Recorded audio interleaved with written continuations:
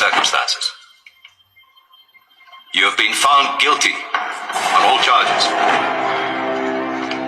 Is there something you could tell the court before pronouncement of your sentence? All we want is freedom. That's all we want. Freedom. Freedom for children to learn. Freedom for men to work. For mothers to love. For a nation to grow. That's all we want. Equality.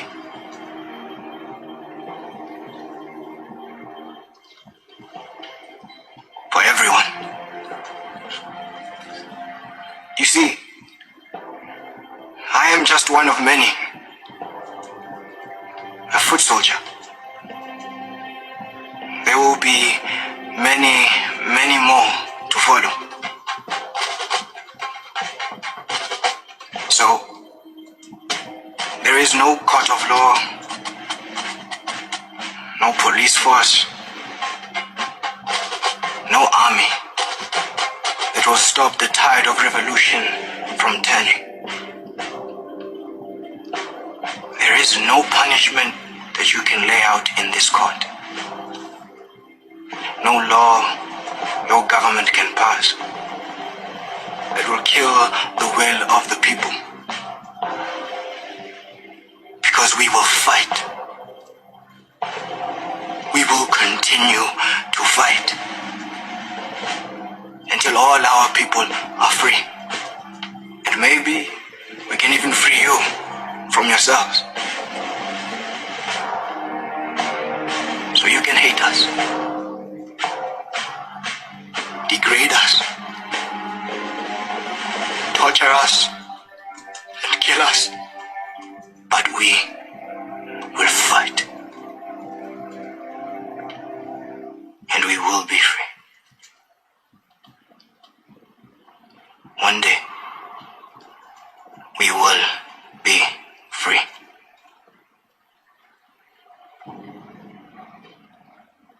Amanda!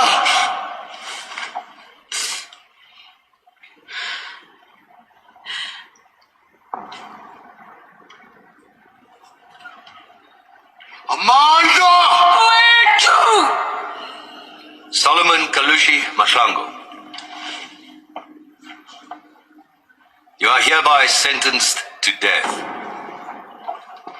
You will be taken to Pretoria Central Prison on a date to be set, and you will be hanged by your neck until you die.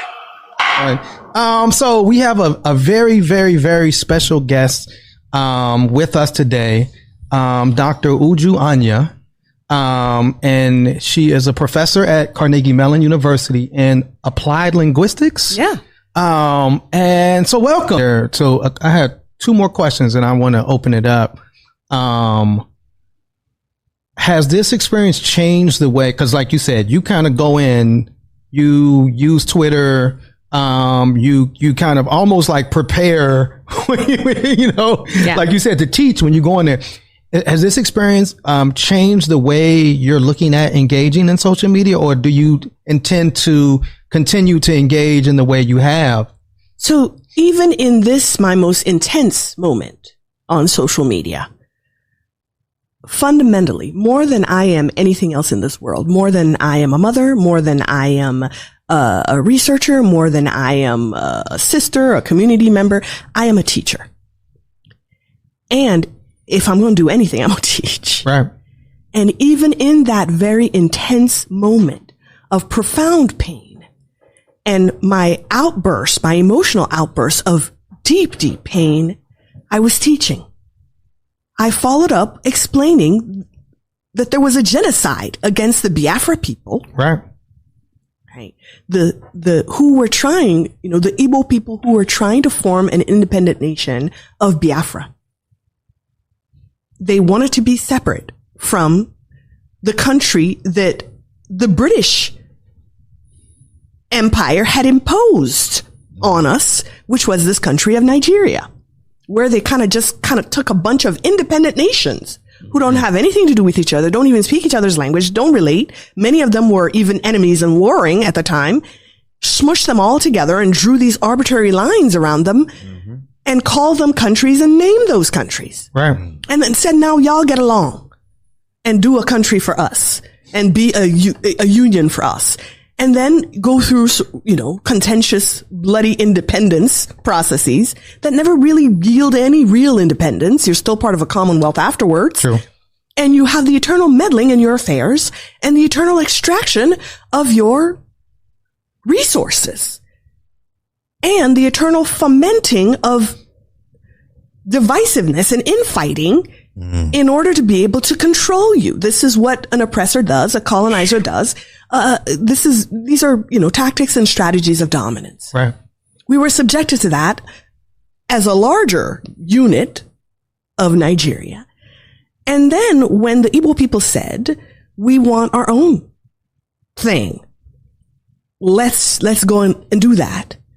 Well, it so happened to be that the territory that this new country of Biafra was going to be in included very, very rich oil reserves. And the British were not going to let go of that. Wow. And the people that they had put in power, their puppet Nigerian governments weren't going to do that either because they needed it for the Nigerian project. Right. And Britain needed it for its own interests and uses. So Great Britain got directly involved in this civil war and in the war for independence and decided that they would do everything to make sure that Biafra did not go. Wow. And this everything meant directly funding genocide of the people of Biafra. This is what happened. This is the historical record. I'm not saying anything that's in doubt or in question, right? Yeah. Even when it was happening during this period of 1967 to 1970, the BBC themselves were producing documentaries decrying it, covering all the protests that were happening in Great Britain. This is recent. Yeah, this is very recent. My sister, for example, is turning 60 this month. And my sister was alive at that time. She was like 5, 6. Right. My other brother was alive at the time, and my second brother was in my mother's belly. She was pregnant during this time, running from village to village to escape the bombs that they were throwing at villagers. So when we tell you that 3 million people, some people have said up to 5 million, 6 million, or some people quote low. So the sort of average agreed upon number that you really cannot contest is about 3 million. When you think of a Holocaust, Right. this is a Holocaust. Absolutely. Now, the Holocaust that we typically 5 million, 6 million, or some people quote low. So the sort of average agreed upon number that you really cannot contest is about 3 million. When you think of a Holocaust, Right. this is a Holocaust. Absolutely. Now, the Holocaust that we typically 5 million, 6 million, or some people quote low. So the sort of average agreed upon number that you really cannot contest is about 3 million. When you think of a Holocaust, Right. this is a Holocaust. Absolutely. Now, the Holocaust that we typically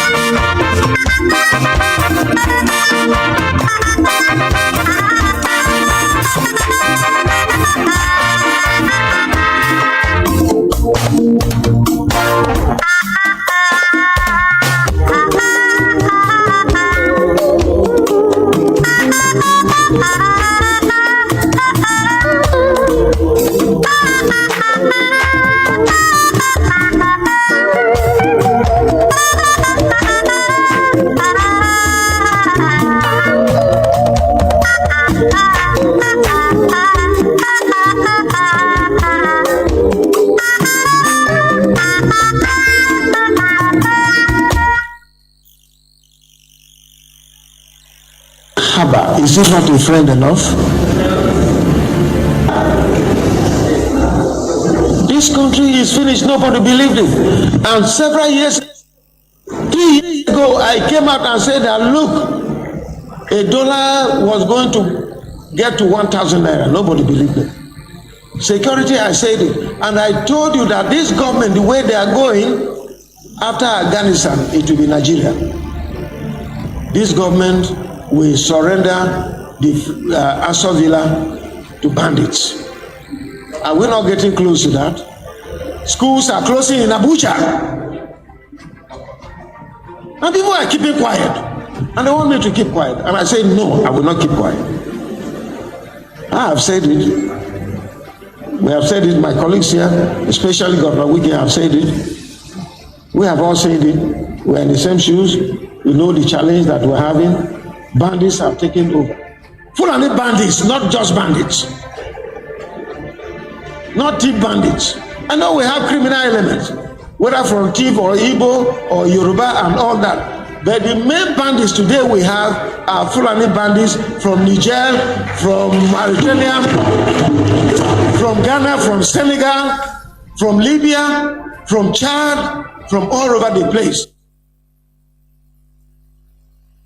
Become a Fulani nation. Period. Buhari have said it. General Danjuma have said it. It's not just Otom that is saying it. So what are we talking about? We here in Tivland, in Benue State, our forefathers in 1804 stood against the invasion and occupation of Benue tribes and said, no, we will not accept it. For those of you who have chosen to walk and accept the invasion and taking over our land, may God bless you. May God help you. Because God said I should not curse you. If God were to allow me to curse you, I will say you are a cursed person. And God will deal with you. Just this week, 18 people were killed from my local government. Innocent people. Farmers. I went to teaching hospital. A young man, barely in his 20 years, his 2 eyes were plucked by Fulani herdsmen. And they sent him a message to tell me that as long as I maintain the prohibition of open grazing, they will continue to do this. Another man's hand was chopped. He's still in the teaching hospital. You can go there and see him. And you want me to be celebrating Fulani men? To hell with Atiku and any other Fulani man who says that. And any man supporting Atiku here and all that is an enemy. I want this to be known. As long as I'm governor, and except my people tell me that, look, withdraw from this. If you want to be slaves to the Fulani men, you can go there and be slaves. I can never be a slave. It's better I die than be a slave to any Fulani. What are we talking about? More than 36 people were massacred about 3 weeks ago in Logo local government. That is where our senator comes from. He was there. 36 people. Others were missing, so we did not know. And in fact, after he visited, a pastor from one of my friend's church went to the farm and he was murdered. His wife ran. We are here to bury him. I had to make money available for him to be buried next week. 36 people were murdered by these Fulanis. Just today, I didn't know, from Logo local government, that is where our senator comes from. 8 people were murdered for no reason. And then you want me to be laughing and to be enjoying and to be appreciating you for what? My tenure ends in May next year. After my tenure, you can do anything. And if you think you have any right over me, you can do whatever you want. I have written my will. I don't care about that. Nobody should threaten me. This is what my 5 colleagues here that decided to visit here stands for, and I'm fighting for. We cannot accept this. Agreement is an agreement.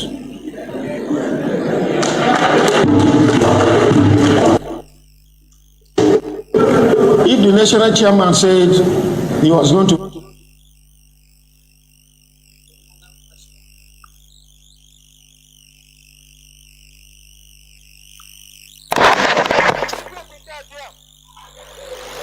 Chukwu nna anyị ochie, Chukwu na-afụ n'ife afụ na nzuzo, Chukwu mara onye obi ya dị ọcha na onye aka ya dị ọcha, ose bụrụ ụwa, ọbasi dị n'eluigwe, ga n'oge o mechi ụzọ osi mpịara na-azụ nwa. Chukwu okike kere ihe niile mana o nwere ihe kere ya. Ọnwụ gị nwoke na-ekwu, nwa eze Chukwu bụ ụzọ mba, aka ji ọfụ Igbo, ọzọ eme nte eme ime. Ọ ya na-ekwu, asị m unu bịa tara ọjị na chi jiri eji efuola. Chukwu okike abịama, onye jiri mmiri siri ike kpụọ aja ma were aja siri ike wee kpọọ mmadụ. Asị m unu bịa tara ọjị na chi jiri eji efuola. Asị m unu dododo bịa ka bịa tara ọjị. Mmụọ nna nna anyị ochie bịa tara ọjị. Mmụọ anyị na ya so bi ụwa bịa tara ọjị. Aja anyị Igbo niile bịa tara ọjị. Ebe Igbo bidoro na ebe Igbo kwụsịrị, asị m unu bịa tara ọjị. Asị m na taa bụ ụbọchị Eke, ya ka m ji akpọrọ mmụọ Eke. Mmụọ niile ọ mụrụ ụbọchị Eke, asị m unu bịa tara ọjị. Mmụọ niile ọ mụrụ ụbọchị Eke, mmụọ niile ọ mụrụ mgbe Eke, mmụọ niile bụ mmụọ ketere oke ha ụbọchị Eke, asị m unu bịa tara ọjị. Ya na bịa tara ọjị na chi jiri eji efuola. Bịa tara ọjị n'isi m onwe mbụ nwa eze Chukwu bụ ụzọ mba, aka ji ọfụ Igbo, ọzọ eme nte eme ime. Bịa tara ọjị n'isi Mazi Nnamdi Kanu, bụ onye ndu na-achị ụmụ Igbo niile, otu mkpụrụ anya ji isi ụgwọ, ọnụ na-ekwuchitere ụmụ Igbo, ọnụ na-ekwuchitere ụmụ Biafra, ọnụ na-ekwuchitere mba niile. Asị m unu bịa tara ọjị n'isi ya. Bịa tara ọjị n'isi ụmụ Igbo niile, ebe Igbo bidoro na ebe Igbo kwụsịrị. Bịa tara ọjị n'isi ha. Nna nna anyị ochie bịa tara ọjị. Oke osimiri agbara na-agbara onye ukwu agbara onye nta, ụkpaka na-agba n'oge nke ya. Asị m unu bịa tara ọjị. Eze nwaanyị niile na-ejere ozi bịa tara ọjị. Eze nwaanyị ala Igbo niile bịa tara ọjị. Eze nwaanyị osimiri nje abịa bịa tara ọjị. Eze nwaanyị ọgba, isi ọgba bịa tara ọjị. Eze nwaanyị Anike Wawa bịa tara ọjị na ojuru nwa na-aga anyị. Asị m na Nwanike anaghị efu na mba. Asị m dododo Anike Wawa, eze nwaanyị dịkarụ, nwaanyị obiọma, asị m gị bịa tara ọjị na chi jiri eji efuola. Asị m eze nwaanyị Idodo bịa tara ọjị, Idodo ikwu Nemo. Eze nwaanyị Nwane Ebo bịa tara ọjị. Eze nwaanyị Ebenyi bịa tara ọjị. Eze nwaanyị Amambara bịa tara ọjị. Eze nwaanyị niile ma ndị chetara ma ndị m echetaghị, asị m unu bịa tara ọjị na chi jiri eji efuola.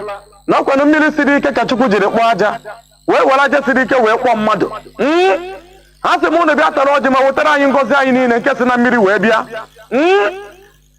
Asị m na ọkwanụ nwa mmiri na-ekwu, bịa tara ọjị. Bịa tara ọjị n'isi Nnamdi Kanu, ma napụtara anyị Nnamdi Kanu na Eke na Olie na Afọ na Nkwọ. Napụtara anyị ụmụ Biafra, ndị nọ n'ime ụlọ mkpọrọ, ndị nọ na mba niile dị iche iche, ndị nọ n'ụlọ ọgwụ, ndị na-enweghị ọnụ na-ekwuru ha.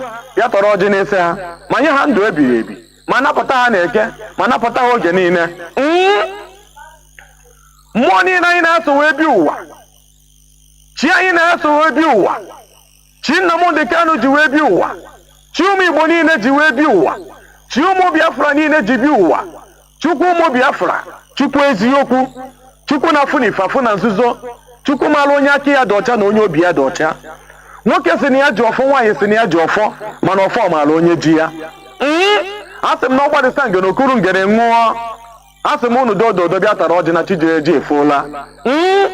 Ngwu ngene ụzọ oke ngwu bi na-agụ bịa tara ọjị. Isi ọgba ọnọgba bịa tara ọjị. Anị ọnọgba bịa tara ọjị. Ugwu ọnọgba bịa tara ọjị. Anị ncheta nche bịa tara ọjị. Asị m biko dododo agbara na-agbara onye ukwu agbara onye nta, ụkpaka na-agba n'oge nke ya. Asị m unu bịa tara ọjị. Amadioha akpọkọ omugo ogo, asị gị bịa tara ọjị n'isi ụmụ Igbo niile, n'isi ụmụ Biafra niile, n'isi ụmụ IPOB niile, bịa tara ọjị n'isi ha, bịa tara ọjị n'isi m onwe m bụ nwa eze Chukwu bụ ụzọ mba, bịa tara ọjị n'isi Nnamdi Kanu, tara ọjị ndị niile n'isi ndị niile ji ezi obi ha na-azọ nwere onwe, bịa tara ọjị n'isi ha n'otu n'otu, nye ha ndụ n'elu ndụ, nye ha ike n'elu ike, nye ha amara, nye ha akụ na ụba, nye ha amamihe, nye ha ndụ, nye ha akọ na uche. Ọkwa ya ka m na-arịọ unu. Mmụọ niile bụ mmụọ Nnamdi Kanu ji wee bi ụwa, mmụọ kama n'ọzụzụ, oke mmụọ na Abia steeti, a sị m unu bịa tara ọjị, bịa tara ọjị n'isi nwa unu nwoke bụ Maazị Nnamdi Kanu, kama na ọzụzụ, oke mmụọ ka mmụọ, a sị m unu bịa tara ọjị, bịa tara ọjị na Eke, tara ọjị na Olie, tara ọjị na Afọ, tara ọjị na Nkwọ. Mmụọ niile na-eme.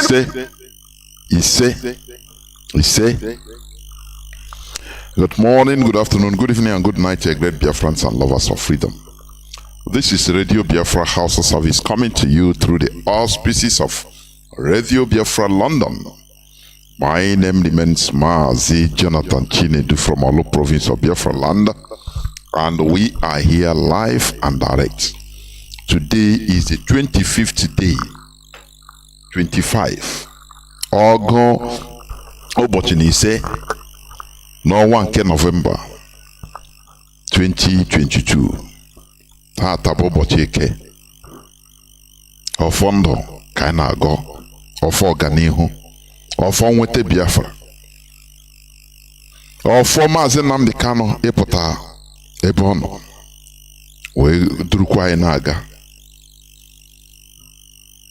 Therefore, I welcome each and every one of you hearing my voice or listening to my voice through this hallowed platform. This is where we preach the gospel of liberation, the gospel of emancipation, the gospel of mental deliverance, mental liberation, both mental and physical. That is what we do. Because you can, let me continue repeating it. You can never restore a sane country without a sane mentality. Do you understand me?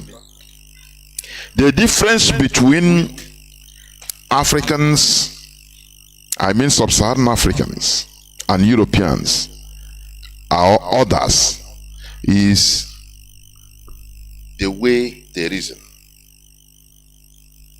That is only the only difference. When you are in a continent or a country where 80% of the land are arable, you can farm them, fertile. But the people are importing food. Don't you know that there is a problem? Do you understand what I mean? A country where a continent with vast arable land or landmass, but they cannot mobilize themselves to farm, to feed themselves. But they depend on other places, that other countries that don't have arable lands like them. Instead, they use technology in order to improve their little arable lands. And also, some of these countries like China, India, they come to Africa, they buy big vast of farmlands, farm it, still sell it to Africa as imported at a high cost.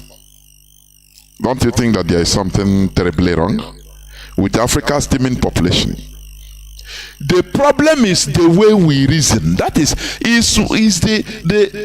the nucleus of our problem. Believe it or not, the way we reason.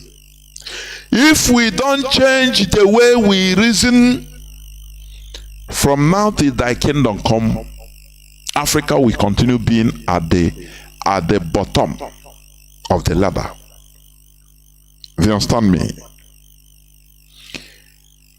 We need to change the way we reason, the way we analyze things. That is why we always preach here. Not only the physical restoration of Biafra. No. It is not only the physical liberation of Biafra. Mental liberation. Mental liberation is number one first. Mental liberation is number one. It precedes the physical liberation. Without, first of all, liberating our minds, our psyche, liberating ourselves mentally, in order to be reasoning like other enlightened people of the world. I'm telling you, even if you have physical liberation, it's rubbish. Didn't Africans have independence? Is it not the same independence that was fought by India? India was colonized and they had independence in 1947. But India has nuclear weapon, for your information. India, they are doing very, very well. They have electricity. If you're sick, you fly to India for medical vacation. But they were colonized also. Don't you ask yourself, what is the problem? Do you know, India, I will continue repeating this so that it will now enter into your skulls. India, first of all, sanitize themselves mentally. They ask pertinent questions before their physical independence, so that they liberate themselves anyhow or everywhere, from everywhere, both mental and physical. Do you understand? They ask, when Mahatma Gandhi was fighting for, he's a great man, fighting for physical independence.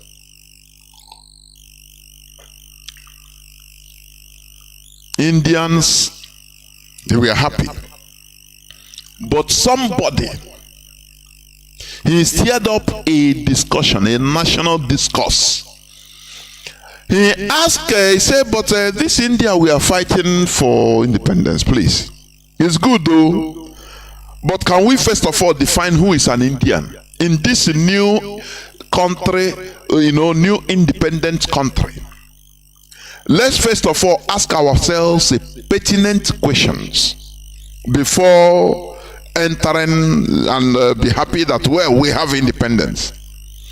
That question, who is an Indian? How do you define an Indian? That is what changed India till today.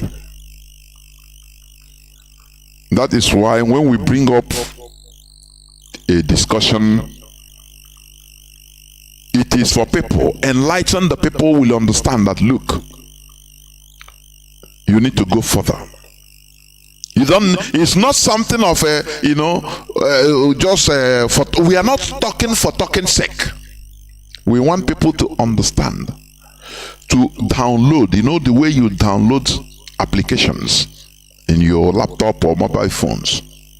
You download whatever we are saying, download it, let it, you analyze it, download it, and make it a discussion anywhere you are. You still try to be once you gather 2 or 3, 4 people, anyhow, stir up a conversation, very intelligent, ask intelligent question, that in order to let people start talking, so that you also listen and you impute. That is why they say, small minds, when they gather, is gossiping. they gossip. Oh, this person said this. Hey,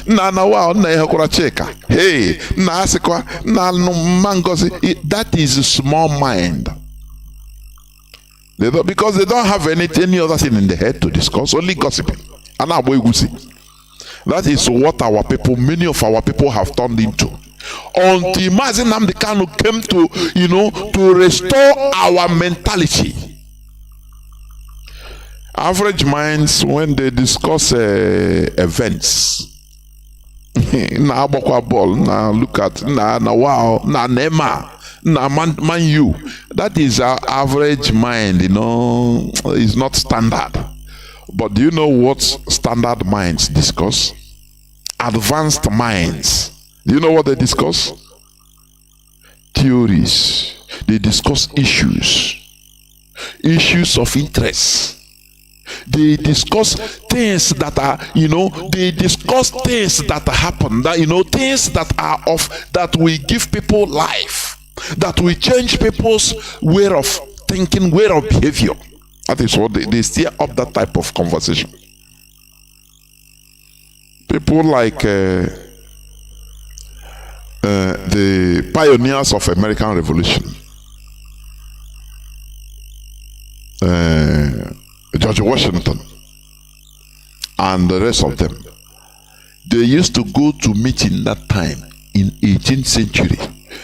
They used to travel, take the risk and the pain of traveling for months on sea to the European continent in order to have listen to enlightenment. Something you are now, you are relaxing in your bedroom, in your sitting room, in your car, listening free of charge.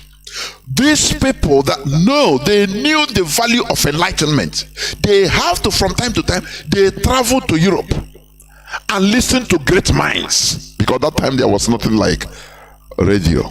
But you take it for granted because it's very common. You just log on and you start listening. Oh, it doesn't matter. So, what am I trying to say?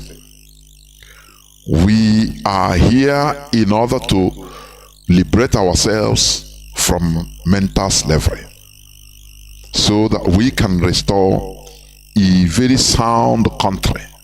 Because when your mentality is sound, when you reason soundly, you can act soundly. You can help contribute your quota in the restoration of a sound country. Do you understand? That is what we do here. Today, I will be talking on a topic: why we reject the Nigeria project. We will not finish talking about it, please. Will not be tired.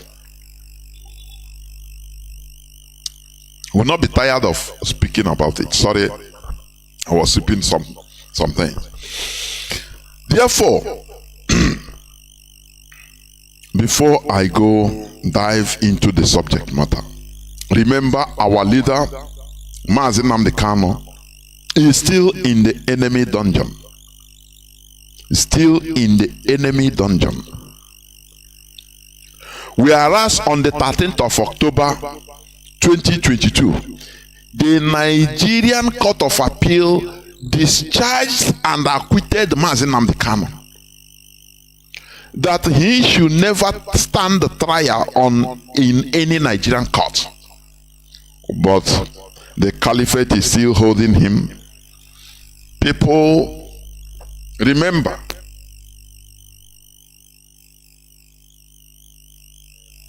the impostor called Buhari. Remember, he said that, that he will live. When he was asked about the release of Mazi Nnamdi Kanu, he said, no, it's in the court, so he don't need to interfere in the ongoing court proceedings. So anything court decides, the court will decide his fate, and the court has decided his fate. And they said no. Do you see how they be? Do you see how they are? Do you see how the Fulani Caliphate acts? But make no mistake about it, our leader must be released. Our leader must be released. Otherwise, there will be no peace in that contraption called Nigeria. Not only in Biafra land, in that contraption called Nigeria. our leader must be released. We are not begging for it, no. We don't beg for our rights because we are not all these Ohanes and Dushin, all these old men and women we call elders. Wrongly. We demand for our rights and we get it. Therefore, our leader is still in the enemy dungeon after more than a month and 2 weeks of being discharged and acquitted of every wrongdoing or every charge, because he didn't do anything wrong. But the Fulani Caliphate, they are still holding him.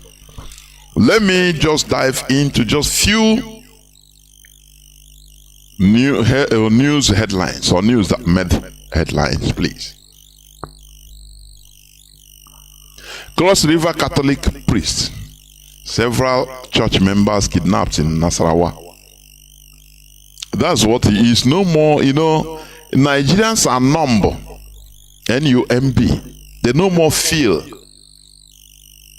about somebody's death. No. This person is dead. The slaughter is, it's nothing. Is no more news in Nigeria. For you to understand how bad it is. Cross River Catholic priest, several church members kidnapped in Nasarawa. That is it. ISWAP attack military bases in Borno, kill soldiers. 8 killed, many injured as suspected Fulani headsmen attack Plateau community.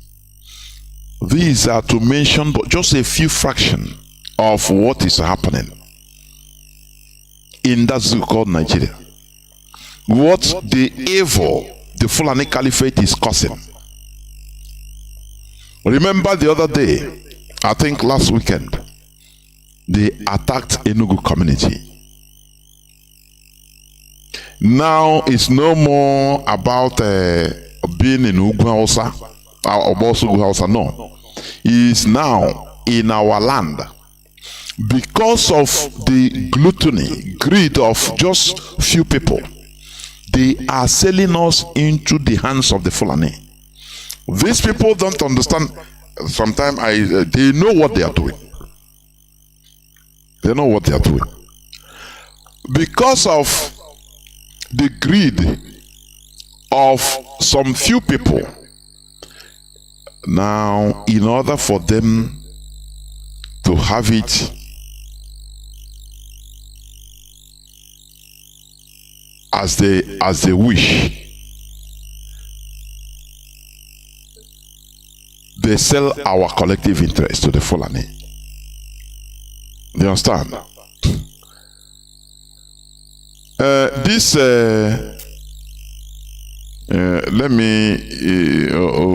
attack in Enugu, for our people to understand, because even I've been going through the comments on social media. They are calling. People are calling. Oh, IPOB, where are you? Come and save us. It's your job. Where is that your ESN? I laugh. When you don't know, onye na amaro ebe liri ozu. That is, Anaboya, you don't go to know the other side because you don't know. You understand?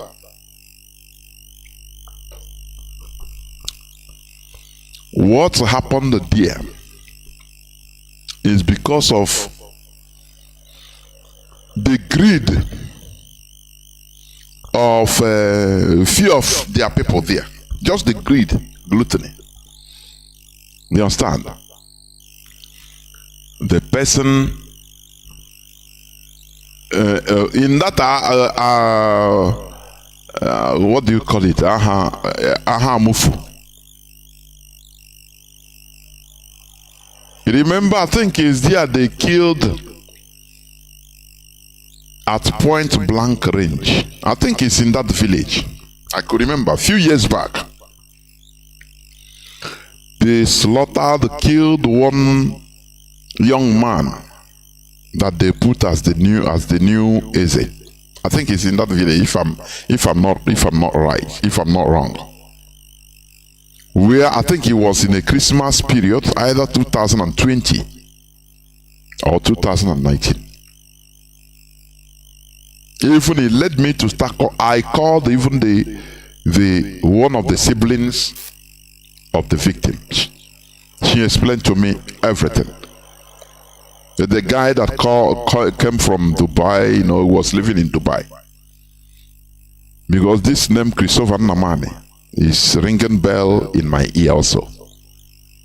Nnamdi. If I am wrong, I stand to be corrected, but I think so. These are the evil people. They will say they are the PG, the Zen, in the community, in the village. But they are the people, the evil we are suffering in our various lands, in our various villages and communities. You see, many of these people who they say they are intellectuals. I fear them. Honestly speaking, they bag PhDs, uncountable PhDs. Anyway, let's continue. So this man sold the land, a part of the land, the village land, to the Fulani or Narego. The worst part of it is that when will our people learn? Our people should learn how to turn their guns to the perpetrators of evil in our land. To those that are supposed to die. You see those people that are using money to buy our youths, and our youths are bowing down to them. The Onyara Buffet like this, you see youths are just peanuts. These are the problems we are having in our land, in Biafra land. These people are murderers. These people are vampires. They drink our blood. You think that being a vampire is only when you kill somebody direct, start drinking the blood? No. Because he has a connection with the caliphate. Now he can do anything. Because that is the way the caliphate, the Fulani, that is the, remember, when they conquer a territory, they come brainwash. As I put, I put our leaders' broadcast yesterday, a repeat broadcast. When the caliphate, they conquer a community, a tribe, they enter there, brainwash them into helping them to conquer their neighbors. Just, they go like that from there, like that. So, when they enter into a community, they make some people that, people that they see that they are greedy in nature, they corner them, make them wealthy, make them influential, become their friends. They use them to subdue the whole village. This man he sold the community land. Nobody knew. And when the villagers, nobody knew now.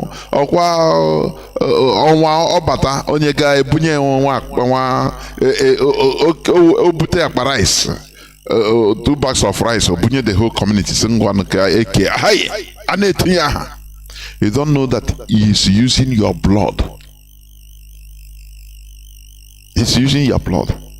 Any person that opposes or toyaka ababuya, because he have his criminal group. His group. If the criminals cannot do the job, he used the Nigerian military. These are people that should be identified in our villages. When we talk about only governors and senators, politicians in our land, I laugh. You see these people in our villages, in our various communities. Narwala. These people. Narwala. These are the people that we first of all, because they are the agents of all these politicians. Do you know that? Before you go to the high to reach to the governor, start with all these people. When you identify that person, that look, this person is bringing our enemies, he's an agent. Now you do the needful, period. Instead of following them in order to get a stipend. Now, this man convinced the youths, the vigilante in that land, the community people there, to pursue ESN. Because, you know, as our leader put it, ESN doesn't work, you know, just by themselves like that. They work with the villagers. They work with the people. You understand me? So, this man, when ESN was in this community, protecting the community, because that is the place where these terrorists, Fulani terrorists, come from Kogi, from Benue. That is where they come. This man convinced the whole village. Now, we don't need them here, because the Fulani, they told him that, look, we don't need disturbance. He have given them their land. Now they don't need any disturbance. They need to take away the ESN, because ESN IPOB is the only movement, the only organization, the only structure being feared by the Fulani terrorists. Do you understand me? That is the reality I'm telling you. This man wrote the Nigerian army, you know, bringing the villagers at his back. That, oh, we have been living peacefully with Fulani for ages, so what are they doing here? I beg, let them go. Do you know that they reported to the military, the army, Nigerian army? They brought them in short.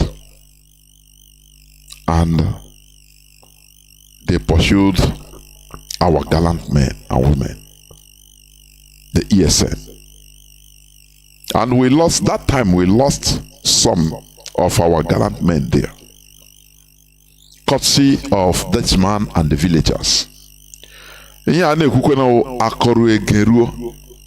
So that people will stop making these mistakes of calling now, they are killing us. Where is ESN? Can now on the ESN and they cook every time. You don't know what is happening behind the scene. That is why I'm just telling you. Onye na amaho ebeli riozu on the sinokwa abo. You understand? Nonetheless, we must continue. After the Fulani understood that they have pursued, they turned against their people, they have pursued the ESN. Now they come on rampage. They come on rampage. You listen to what Ugwani said, that he's giving 10 million naira for people. You know, our people should sometimes be courageous, to have dignity, to have class. I used to say it, I am one of the people, or one of the persons that we are trained to reject food, even if you are hungry, from my family.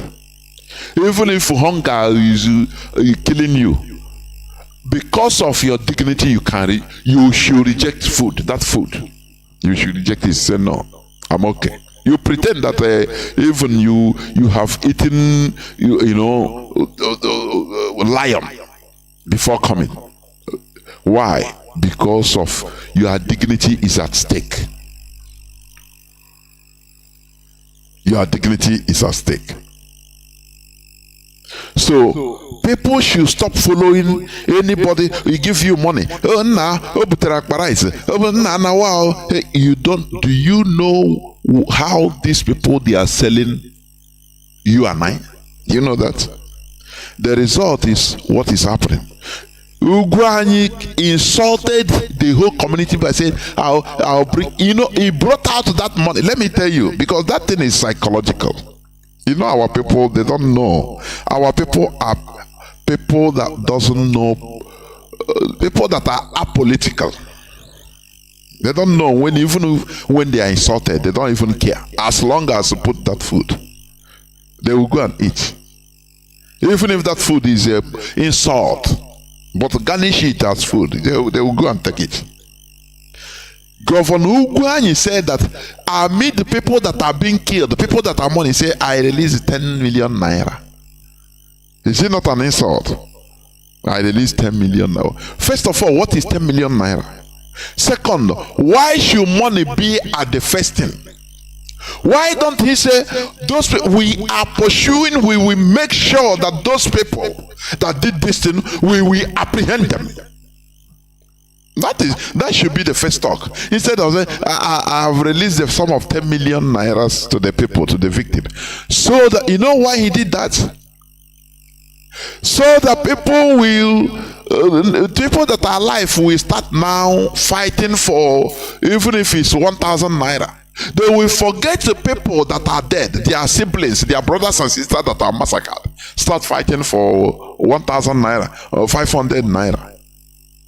Do you see how they play, how low they have taken everybody in our land? Do you see how they insult us daily? But you don't understand. He said he is urging the Nigerian government in order to bring the military to protect the people so that this thing will not happen again. Did it happen before or not? Remember Ozo-1, the massacre of Ozo-1. And these people that are massacring, these terrorists, they go on motorbikes on their thousands, hundreds and thousands, and tell me the Nigerian military, they don't know the movement of these people. Is that what you're telling me? This is a country we are in. They force us to be in, to be part of. No person talks about it. You see their video, the video of these terrorists. They are armed to the teeth, moving from place to place. Now the Nigerian military don't see them. No drones don't see them. The Kanu they don't see them. They will go and commit their terrorist activities, destroy lives and properties in communities. For 2 days they were doing this. No military, no police. But they are there on the roads molesting innocent people. Do you see why we should get out of that zoo? You see that? They finish and they are gone. And the one massacre. The same governor came and declared fasting and prayer. Today he knows that he cannot walk again because people are opening eye on this religion. He cannot walk again. Now he released the sum of 10 million naira. Make sure he pronounce it. I am releasing the sum of 10 million so that miserable people, chickens, they will believe that, oh, nah, this man is good. You know, our people, very small thing you get them, they start changing their tune. Nah, good man. Nah, you are a good person. Oh, you give us 10 million naira. Now, when he left, now everybody, he become the object of war. They forget the people that are killed. No. I wouldn't 1,000 naira. They will be fighting and forget about themselves.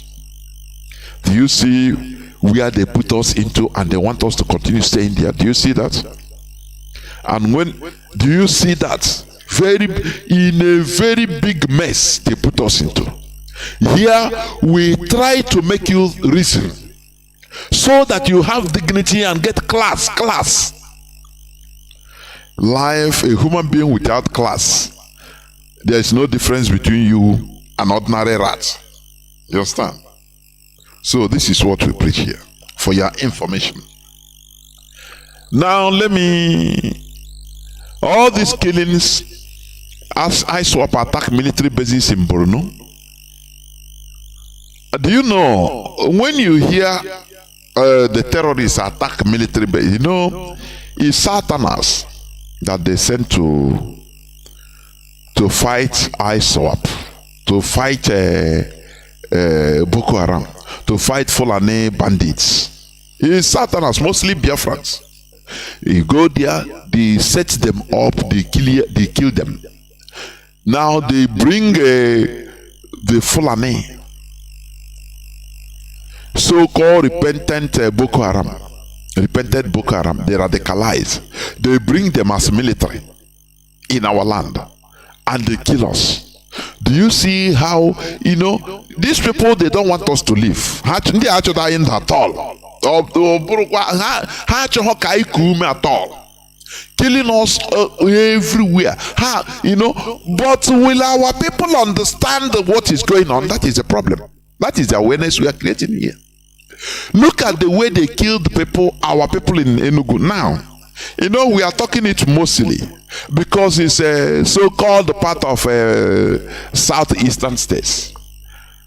Do you know that it is like this? They are wiping away the Igbo communities in Kogi, in Benue. It doesn't make any news, and we don't even care about them because it happened in Kogi. It happened is in Benue. You don't know that it is part of us, Igbo people, that we are being massacred. We sold them. We allowed them to be taken to the wilderness for slaughter. They don't know where they belong to. They are part of the north now. Is it not? Not be so. Igbo people in Kogi. Do we talk about it? If not here on Radio Biafra, does Hanez and Igbo even recognize that there are Igbos in Kogi and Benue? They don't recognize. Because whenever they talk about Igbo, you know, we are representing the 5 eastern states are for Igbo. The 5 southeastern states, they are Igbo only. You see, the highest sins of Hanez and Igbo, they allowed our people, our race, to be shrunk into a very tiny space, and they left our brothers, our blood everywhere. They are killed. People, you know, just no protection. No person talks for them in Kogi. No person talks for them in Benue. Do you see why we are doing what we are doing? In order to restore back who we are, our dignity, restore our mentality, restore our people, our values, everything concerning us. That is what we want to restore. That's it. We continue. Look at list of killings. The list of killings. Only, as you know, when you start continue, is endless. Every blessed day. In Plateau, in Borno, in Nasarawa. But the worst part of it is that, look at how they were grilling when they were asking media, you know, outing of P2B, the person that wants to fix Nigeria, another Azikiwe on the is looming. When I see that man, I see another Azikiwe. I complete another Azikiwe on looming. This man, people don't understand. This man, he is being prepared even to put us more in a pit. People don't understand, because you know they go for one Nigeria. So they bring us to. I listen. I took my time. I listened to all his. I will come to that anyway in the body of my submission today. But you see, this man, if peradventure he enters Aso Rock, let me tell you, he will consecrate all his time trying to, you know, favor the caliphate, to make sure, because they want him to prove everything. Prove that you're a Nigerian. Prove a Nigerian. Prove. But these people will not tell you that, look, even their people northernization agenda, article say that he is another Ahmadu Bello. No, they don't tell you that. No person talks about that. No. This one is prove that you are Nigerian. How will you prove? Are you going to slaughter your people? He will do it. He will do it. I'm telling you, mark my word. He will do it. If they allow him. Because they are preparing many things. You know, the Fulani, they are smart. Oh. Politically, I've been saying this. I knew this right from time. When I started studying them, I say, hey, these people, they are very smart. We are mistaken. Telling them that, oh, Nnamdi Amara, they don't know nothing. I say, no, we are the people that didn't know nothing. We are zero. If not for Mazi Nnamdi Kanu, we were zero. You know, what pains me most is you see somebody, I have PhD. You know, our people too much informing. Because he can speak another man's language, English. Hey, or Kawaragi, he will start telling you how he studied in Cambridge, from Cambridge to Harvard, from Inele, you know, Monkionele. What advantage? What is it to us? Only that he can polish, he speaks polished grammar. Grammar that is not yours. You have your own grammar, your own language. You don't do it. You understand? So, we must continue what we are doing. We must continue. Let me read this. Let me see. It said, Nigeria not yet ripe for BVAS. That is electronic vote transfer and all this thing, voting, electronic voting. Nigeria not yet ripe for BVAS, IREV, APC Chair Adamo. Let me read it before I go into it, just a bit. Ahead of the forthcoming general elections in 2023, the APC has kicked against the deployment of the bimodal voter accreditation system (BVAS) and the INEC results viewing portal (IREV), claiming that Nigeria is not yet ready for such technology. Do you see how they do?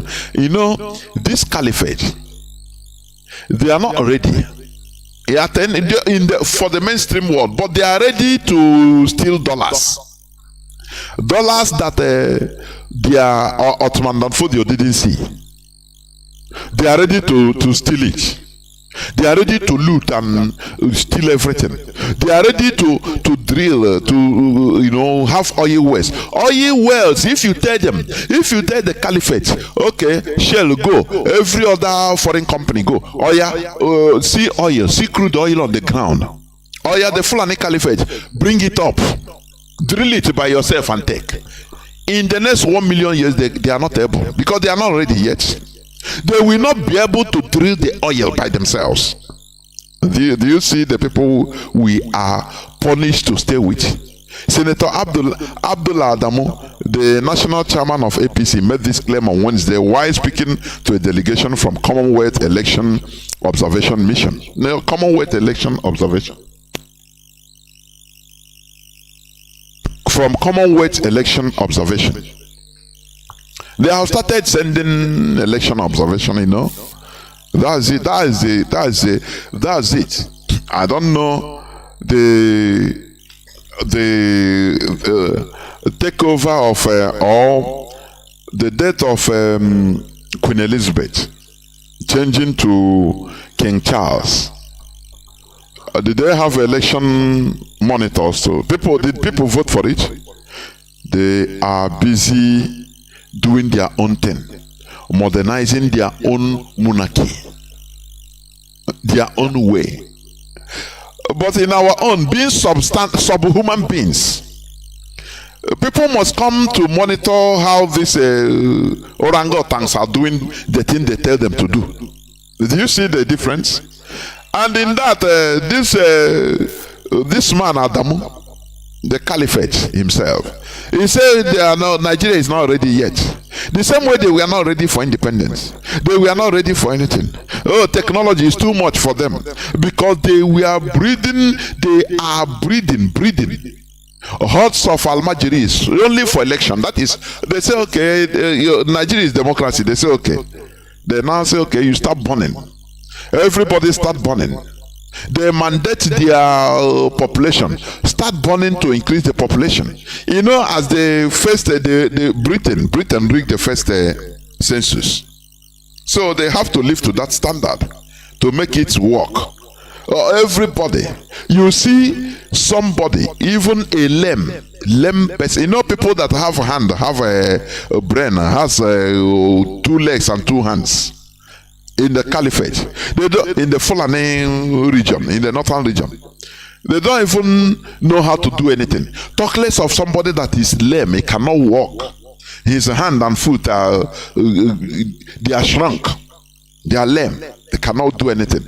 But they encourage them. You ask him, he say he married to 4 or 5 wives, he have 30 children.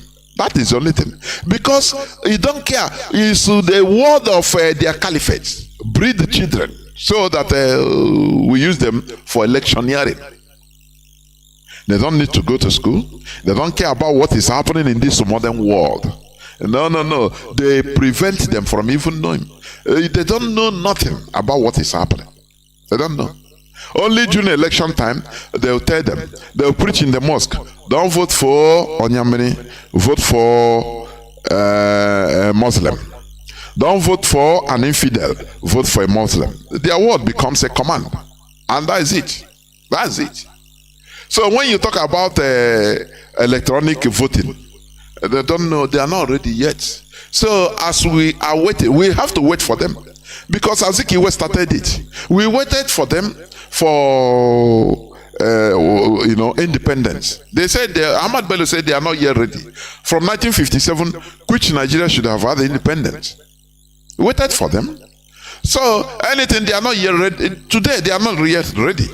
We have to wait for them. To thine kingdom come, we wait for them. Because do you see what we are? Do you see the yoke these people are in our body, in our head, on our head? Do you see it? We must wait for them in everything. We must. They are not yet ready in this modern world. They are not yet ready for electronic voting. Do they know anything about it? So that they can, those people, those imported children and people from every part of Africa to come and vote for them, is okay. They will do that. They have already collected their names. You know, because when you vote electronically, as you are voting, it is coming live result. If you put your hand, it come up at the at the center. It will be seen direct. But they are not ready. And let me tell you, every other indigenous people will wait for them. They will wait for them, say, okay, because they are not ready, let's wait for them. And they will cancel it. They will cancel the electronic voting. That is what Azikiwe started. And these people, when you start something with them, they don't allow you to stop. You must continue. That is why we need to get out from here. Therefore, let me go direct. I will be short anyway. I'll be brief. I'll be brief. Let me go to the topic of this, or my submission today. Why we reject the Nigeria project. We continue saying this so that people will be understanding us. We didn't just start or wake up one day and say no. We have to reject the Nigerian project. No. It is something that is being studied, the effect accumulated and reasoned about, and we say no, there is no way. Mazi Nnamdi Kanu said he weighed everything and know that we have no future in the Nigeria project. It doesn't matter, and that is the truth. As we all know, the Nigeria project is a setup, is a trap, against our interests. It is being set up for our gradual but complete conquest. During the First World War, when America, United States of America, out of their genuine role for freedom in the world, because they fought in the First World War. Remember, America was dragged into the First World War, and they found out, these people, not forget that they are now corrupted. These are people that, America was formed as an experiment of enlightenment. You understand? So, with that mindset, they were viewing this war. The higher you go, the cooler you become. It becomes. That is the adage. So, the higher America is going, America is becoming compromised. Before they were genuine. During the First World War, they saw that they tried to reason. They found out the real cause of that First World War. That people want to be free. That is it one of these Eastern, is it Yugoslavia or Czechoslovakia at that time? He want to get out of the Austro-Hungarian Empire. So in that process, because they were being subjugated to be in Austro-Hungarian Empire, Duke Ferdinand was killed, and they started the First World War. Now, America entered into that war and found out the cause. They studied, because they were the real enlightened people. They found out that, look, the cause of this war, this First World War, is that people want to be free. So why do you bother them? Why do you stop them from being free? Why? You do your own thing and don't disturb me. I do my own thing, I don't disturb you. We become friends. But we do our things in our different ways. What is the problem there? That is what America found out. Now, after that very gruesome war that consumed the lives of millions of people, a war that is avoidable, had it been people were made to be free, that was where America started the charter. Self-determination for the indigenous people. That was the first time it was mentioned. And they started it. That, look, people are supposed to be free to govern themselves. Do not force people. Now, as America finished that war in 1917, now they started telling the Europeans, they say, look, this war you fought, do you see how disastrous it is? Because some people wanted to be free and others say, no, you must be under my control. That is the cause of this war. Therefore, you are holding Africans hostage in their own land. Be ready to pack out of Africa. People think that the Europeans run away from Africa, or out of Africans we are too powerful, either militarily or diplomatically, to pursue them. No. America warned them during the First World War and said, look, what we are fighting here, the reason why we are dying here in Europe, in this First World War, people wanted to be free and others said no. Now, you see how bad it could be. Do you see it? Now, be prepared. America warned the Europeans, be prepared to leave Africa, please. Be prepared to leave Africa. Because this is exactly why you are fighting. This is exactly what you are doing in Africa. So be ready to leave Africa. Take your time and plan your future and leave Africa. That was when the awareness, Europe know that, they should leave Africa. So things started happening. But to some Africans, they thought that, it is because of their ingenuity. No. America warned them. Do you understand?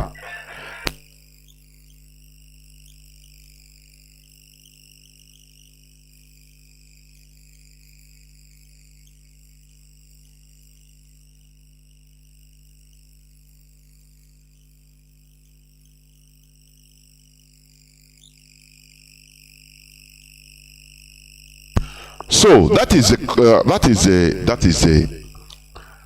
the problem. Now the Europeans, from 1917, they had time.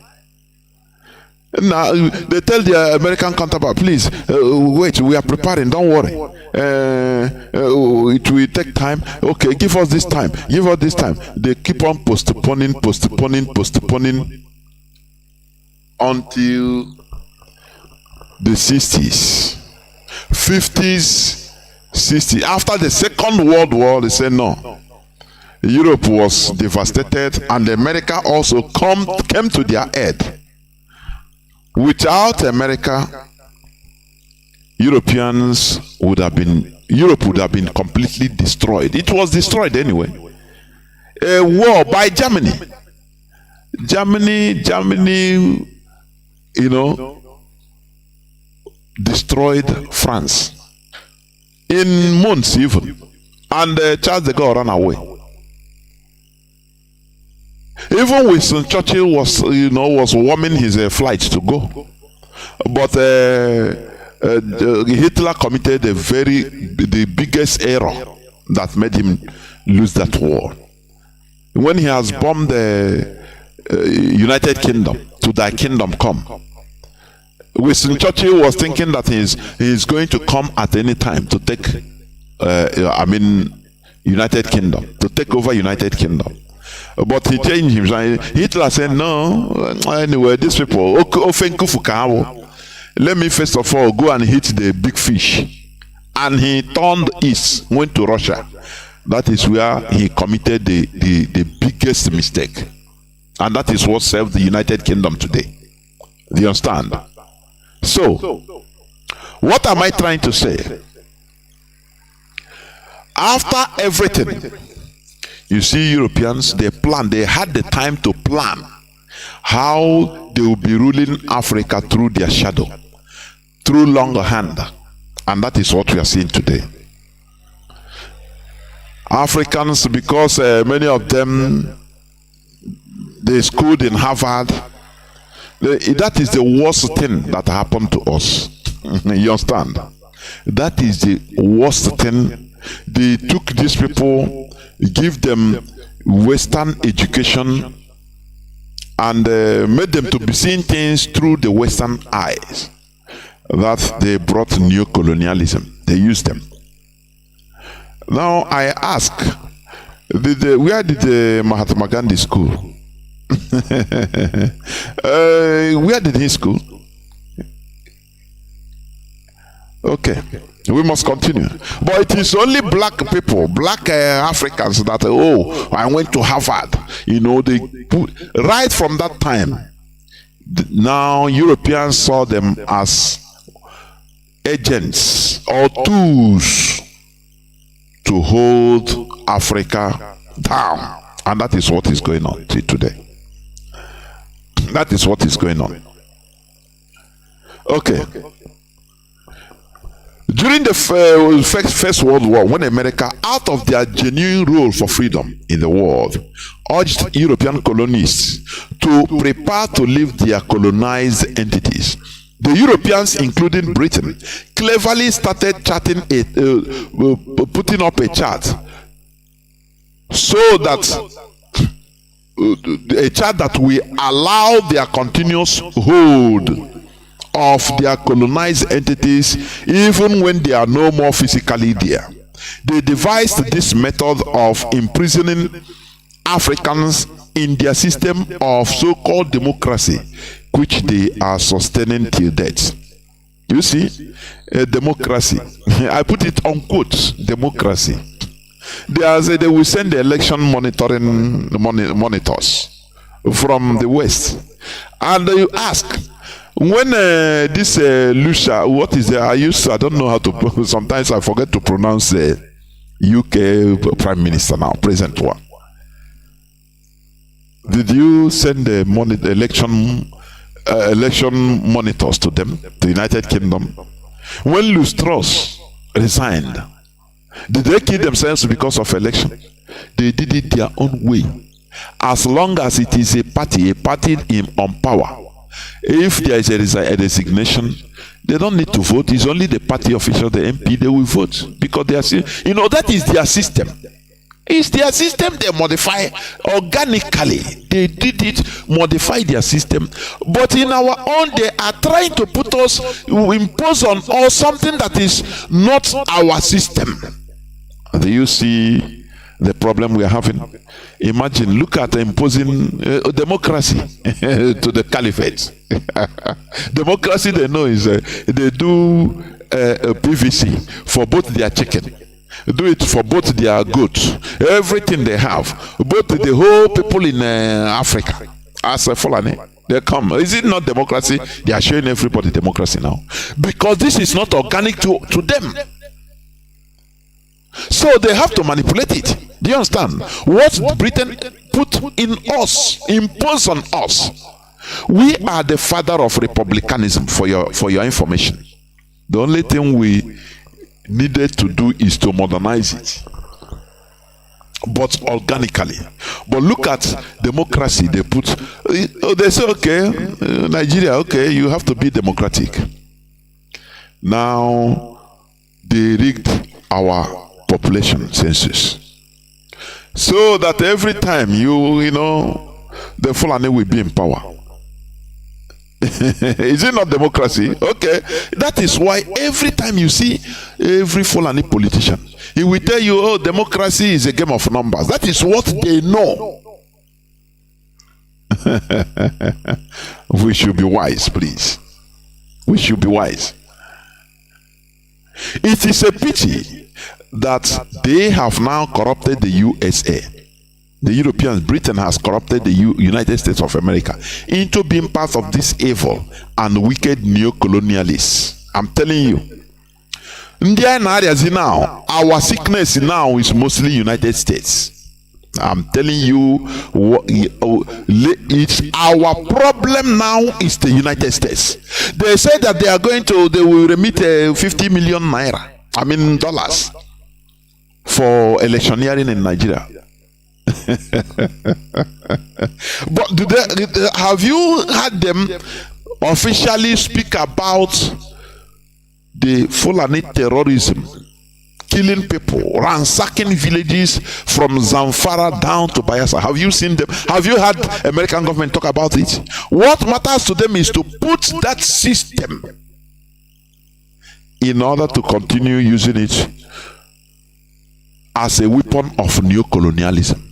Because after all, America have now understood that, okay, now this subjugation of Africa works, so it pays. Now, Britain opened their eyes. Before, they were genuine and say morally, they say no, people need to be free. Let us say, as a world police. But today, they are the ones.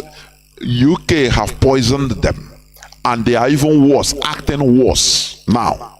America, I'm talking of United States of America, they have no more morality. What is happening to Biafrans is not their problem. What is the killings that are going on everywhere against the indigenous people is not their problem. What matters to them is to put any person they want to put. Any person that is of their choice, of their agent in power, and be collaborating with him against the will of the people. Even if millions of the people are dying every day, that is not America's problem. They have changed, they have been compromised. As I said, the more you go, the cooler it becomes. At the first time, America was very good, pure. That they have to do things, but today they are compromised. America, United States of America. I'm now urging the good people, the good population of Americans to rise up, because your country, those that are running your country, have compromised. There is nothing like American value as it used to be. The moral standard of America. People that hate evil. No. What matters to them now is their interest, even if it's at the detriment of everybody. Now, let me play this clip. Because what they want to do, let me tell you, in this election, you know what America wants to do?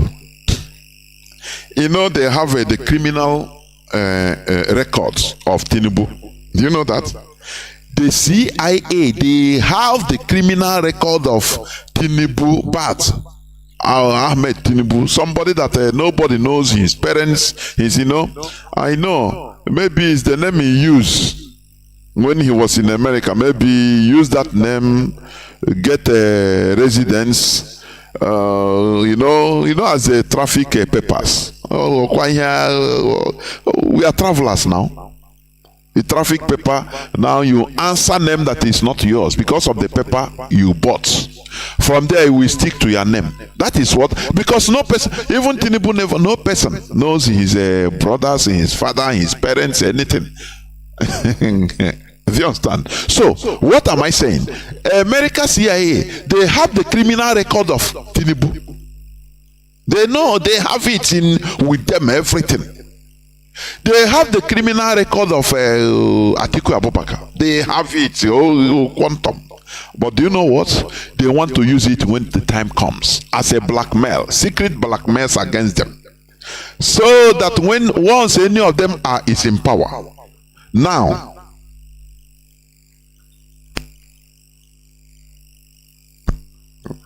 so that whenever any of them is in power, whether Tinubu or Atiku, now the CIA will contact him, meet him and say, you are our boy, you know that? You know what you committed when you are, the criminal is there. So you have to work with us, otherwise we expose you. And if we expose you, you are gone. You are gone, even you can commit suicide. Do you know, it is the same way, the same system. The system with which Britain blackmailed Azikiwe into silence to what they are doing. They gave him an empty drum. They put him there as the empty drum, the president of Nigeria. Because they blackmailed him, they allow him to steal money from bank without payment, bad debt. They cover it, they say, don't worry, go on. But that thing came up, they use it. British intelligence, they use it against him. They say, hey, anything we are doing, don't shut up. We are going to make you the president, but you have no real power. You want to talk, say, what happened now? A president of Nigeria, according to law, they say, hey, shut up. Who wrote the law? Is it not? We are the law. You don't need to, because we have your record. Remember thousands or hundreds of thousands of dollars you borrowed of that bad debt. If we reveal it now to the public, only one writing in the newspaper, you become arrested, and you will die of misery in the jail. So keep quiet, okay? Work with us, and you have no problem. Anything we are doing, we are the mathematicians. Keep quiet and don't talk. Azikiwe did that, but he continued deceiving the public. Him and Nnamdi, we are very gullible. Oh, Zik of Africa, he will come wear big Babariga. And he is a Zik of Africa. Oh, he is the president Zik. Oh, also so Zik. But he knew what he was suffering. Because Britain made him to be a lizard. Open your mouth, he cannot talk. He starts shaking head. Nothing. Everything the caliphate is doing, if you want to challenge, they say, no, shut up. Remember, we know your secrets. We just leak it to the press and you are gone. Do you understand? That is what America wants to use. When you in order to blackmail the Nigerian president of Tinubu and Atiku. Do you understand? Now, people don't understand the game America is playing. That is why all of a sudden, they bring money. Any person that has American election violence, we are going to ban him, visa ban. You know that thing is a very big insult. When you look at the banning, I mean the sanctions they are giving to Iran. It makes you know that these people are people of integrity. Did they tell Iran, we ban you of visa? No. They said we ban the National Guard, we will sanction their economy. We will sanction them. Money will not flow. As there is SWIFT, America controls SWIFT, the West controls SWIFT for banking. So they will not be able to receive transfers of money through their banks. That is, they didn't, threaten them with a ban of visa. Do you see how low they refer you? Low. I said this the other day before yesterday. Threatening you with you cannot come to my country again if you do election violence. If you kill thousands of people on the election violence, I will stop you from coming to my country, because they take you as an animal. You take America as a paradise which you cannot build. You can never build, because they know that you can never build your own. That is why they threaten you. You cannot come to my country, so be careful. Do you see how low it is? It's a very big insult. That thing. It's a very big insult. So we understand the actions of America. They want to blackmail. They want to hold the presidents of Nigeria hostage so that they continue sucking the oil. Let me play this, please. Let me play this thing for you to understand. You might have seen it, but let me, not you might, you have seen it. You have had it. But let me see, play it. It's a little investigation from somebody about the oil thefts in Nigeria. Please, listen.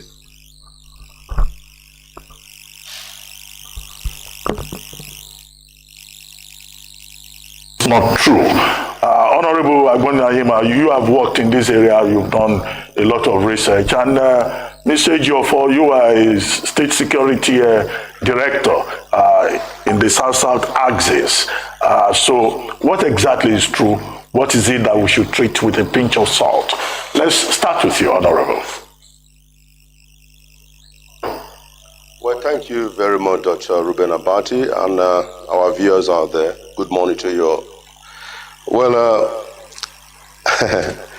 this subject matter is a very serious issue that have to deal with the oil theft in our dear nation that have been ongoing for so many years. Unfortunately, I had the opportunity to go into it when I moved a motion in the House, when I was the chairman, House Committee on U.S.-Nigeria Relations. And to the glory of God, Mr. Speaker, the former Speaker, Dugara, Right Honorable Speaker Dugara then, was very, very active and very cooperative, and he worked so hard. And the members of the 8th session then, we worked diligently to see how we can curb and do the needful to bring to bear this menace of oil theft that has been going on for so many years. As you may know, the motion moved, investigated. I left this country. I went to the United States more than 4 times. I will not fail to mention this name. The current Attorney General of the Federation, who was very supportive. Tom Polo, who was also very supportive in this investigation. What we are seeing today, without fear of favor, Engineer Kessiting, Tom Polo, and a very good friend that worked under President Jonathan, and that is Dr. Leke. They supported me in so many ways because the former President Goodluck Jonathan, wanted to see how we can fight this menace. And I said before on this platform that Tom Polo initiated this drive. We have been blaming the militants for the oil bunkering. The bunkering that is going on in the Niger Delta region, the oil thefts as a result of the militants that do bunkering. And I challenge them that no, apart from the bunkering, there are so many loopholes. There's so much crude oil gone to global destination through dubious means, sold.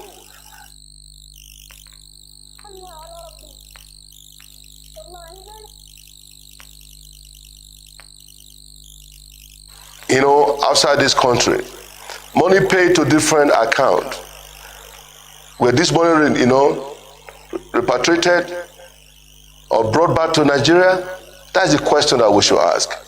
the truth of the matter is that they said the pipe, I've been there for 9 years. My question remains, how do they know that it has been there for 9 years? Are you telling me that nobody, no government official were aware before you can bring rig of that magnitude to the high sea and pipe being laid down on the ground for so many years? Nobody can ascertain if it is 9 years, if it is 15 years or 16 years. Anyone that is saying it is 9 years, that means the person must tell us how he was able to identify to know that it's 9 years. Dr. Ruben Abati, my brother and Nigerian people, it is unfortunate. This is a document here.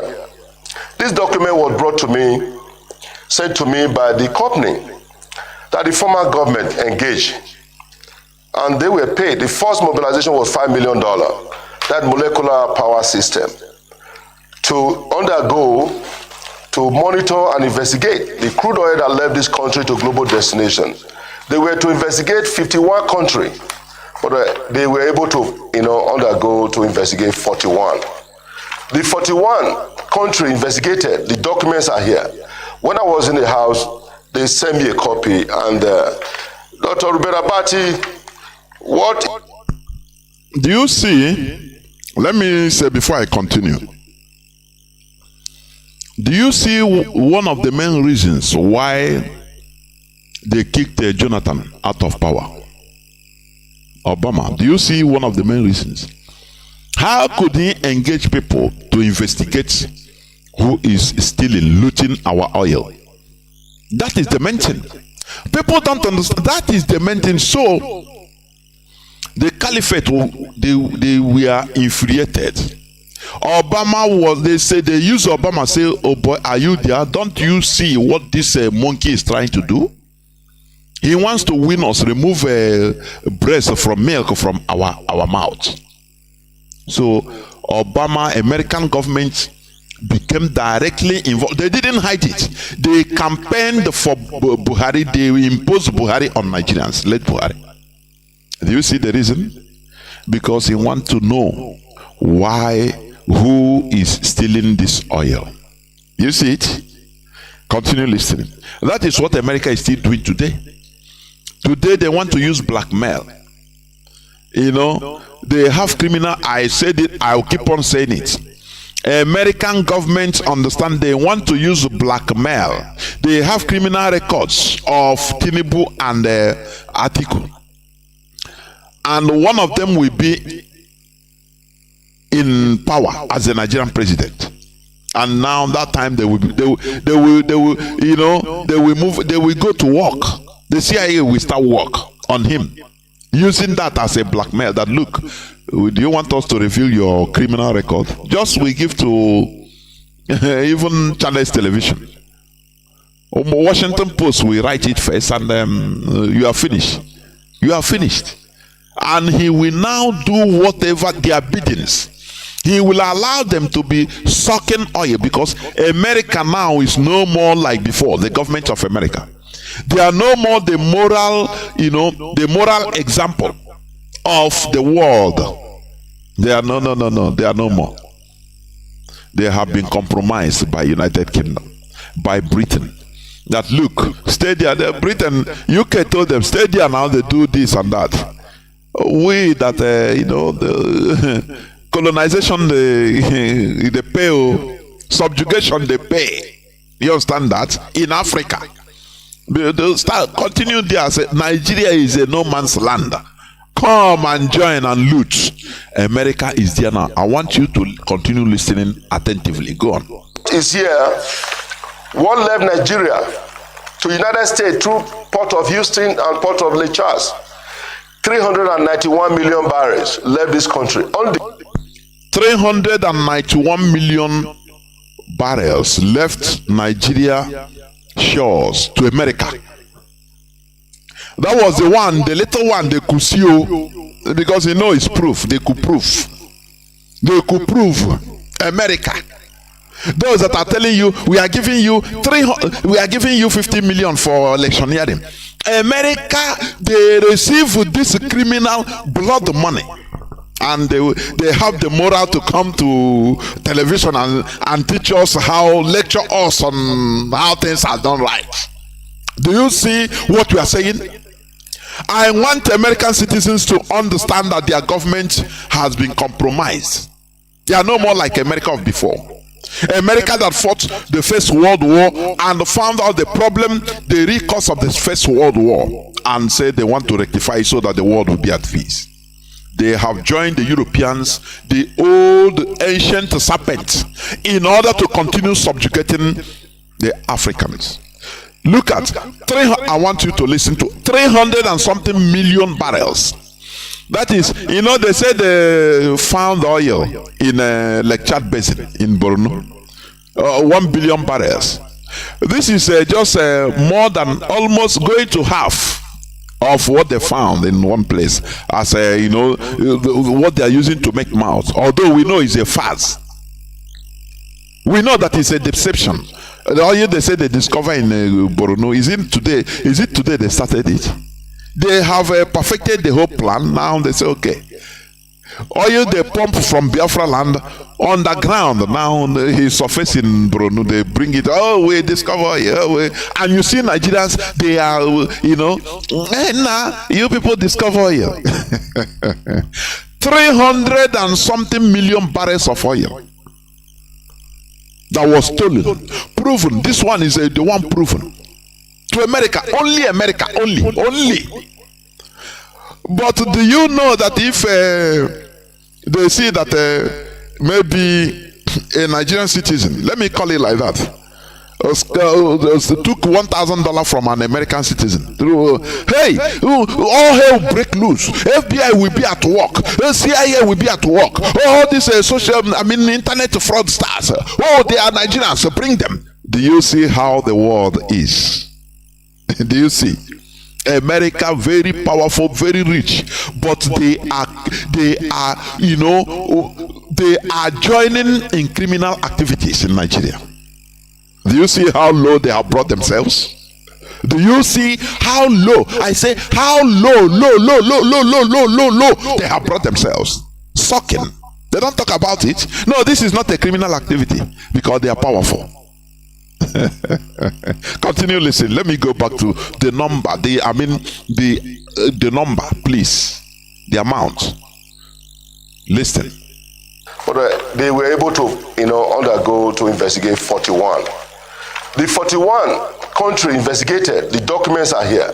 When I was in the house, they sent me a copy. And Dr. Ruben Abati, what is here? What left Nigeria to United States through Port of Houston and Port of Lake Charles? 391 million barrels left this country undeclared for through the help of United States Customs, who gave us comprehensive details. Kudos to Molecular Power System and Lumos, who now went further to conduct a terrific and horrific, alarming that you'll be hearing, the outcome of the investigation. It is mind-boggling.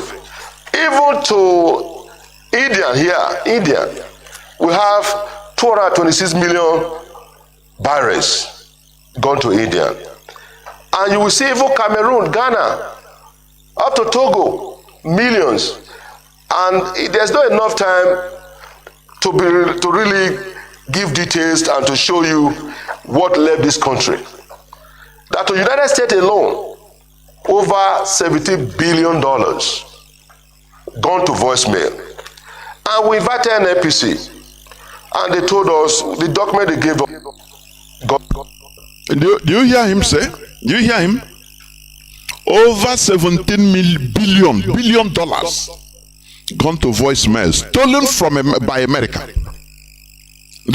I hope you are listening. Over $17 billion.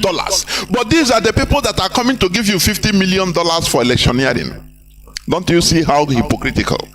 America now is trying to be a laughing stock in the world, I'm telling you. They are stealing from miserable people. People that every time they come on air in order to, we are giving aid to Africa. $17 billion. 17. This is the one that is no. They stole from our land. And now they want to impose somebody as a president who they will hold hostage and steal more. This is the one that the little one that is known. It's very, very bad. Honestly, it's very bad. American people listening to my voice should understand that their government has turned into just like the old prostitutes, which they ran away from. The old prostitute is the European subcontinent. America ran away from them and established their enlightened system of government. They fought for it, for freedom. And today, they are exploiting openly helpless people, Biafrans. These are things that are leading to the slaughtering, massacring of Biafrans in Nigeria. But they are there. Now they are giving 50 million naira, $50 million for good election. I used to say it on the listen again. Gone to India, and you will see even Cameroon, Ghana, up to Togo, millions, and there's not enough time to really give details and to show you what left this country. That the United States alone, over $70 billion gone to voicemail, and we invited an APC. Now let me ask this: this man they call Hush Puppy, he was extradited from Dubai down to America for scamming I don't know how many millions of dollars, and they handed him over after arrangement.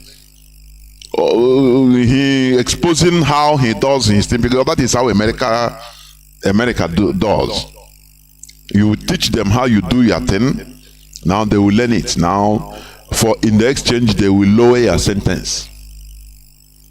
Hush Puppy, that has been in the news, he's a fraudster, he's this and that. How much did he steal? How much? Just millions of dollars, isn't it?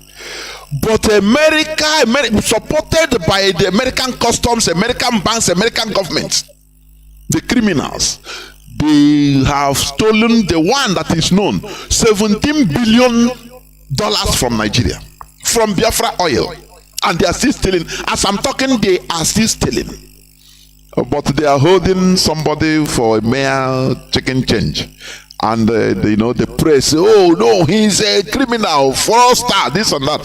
But somebody that stole $17 billion is not a criminal. No, he's a white. Do you see how this world is? Some people are playing God to others. So anything your God does is right. After all, according to the story, God can wipe away a community, no problem. He is God, isn't it? That is what America is trying to do. When you do slightest thing, they will bring you, kill you, this and that, because they have the satellite, through which they have the news media, they have everything, so they'll use it to nail you, and they will turn you into a devil, a demon. But the one they are doing, no, they are white angels. Oh no, they are good. This world is sweet. It's better what we clamor so that we become powerful. You see, we restore our nation and build hard work. We build our nation, become powerful so that we can exploit. Do you understand? We can exploit. Any person that tells you that he doesn't exploit, that is he's nonsense. He's saying lies. America is the ones we know, $17 billion. He went to voicemail in America. Now that one is only in America. If they open, India is different, Netherlands, even Ghana, Togo. That is why we tell you Nigeria is no man's land. So Why? What are we doing in no man's land? If you travel through border, that space, once you pass this border, this country border, there is, before you reach to the other country, but sometimes it can be maybe a few meters. Between them is no man's land. So what are we doing in Nigeria? No man's land. What is a no man's land? Anybody can come and steal. Anybody can come and take. After all, let me tell you, you see in Lagos, you see people there, drivers, gatemen, these I've seen. They are from Benin Republic, but they have more rights than you as an Igbo man. I'm telling you what I witnessed. You ask him, he say, I'm from Benin Republic, but he will intimidate you as an Igbo man, as a citizen of the country. What are we doing there? I'm not talking about Fulani. I'm talking about in Lagos, what I experienced. You ask the person, but Oga, oh, you are speaking your, but where do you come from? He says, I'm from Cotonou, but this is not my country. So this Igbo man, he will yap you as an Igbo man, cajole you. What are we doing there? What are we doing there? Oh, people, what are we doing there? That is the question. Continue listening.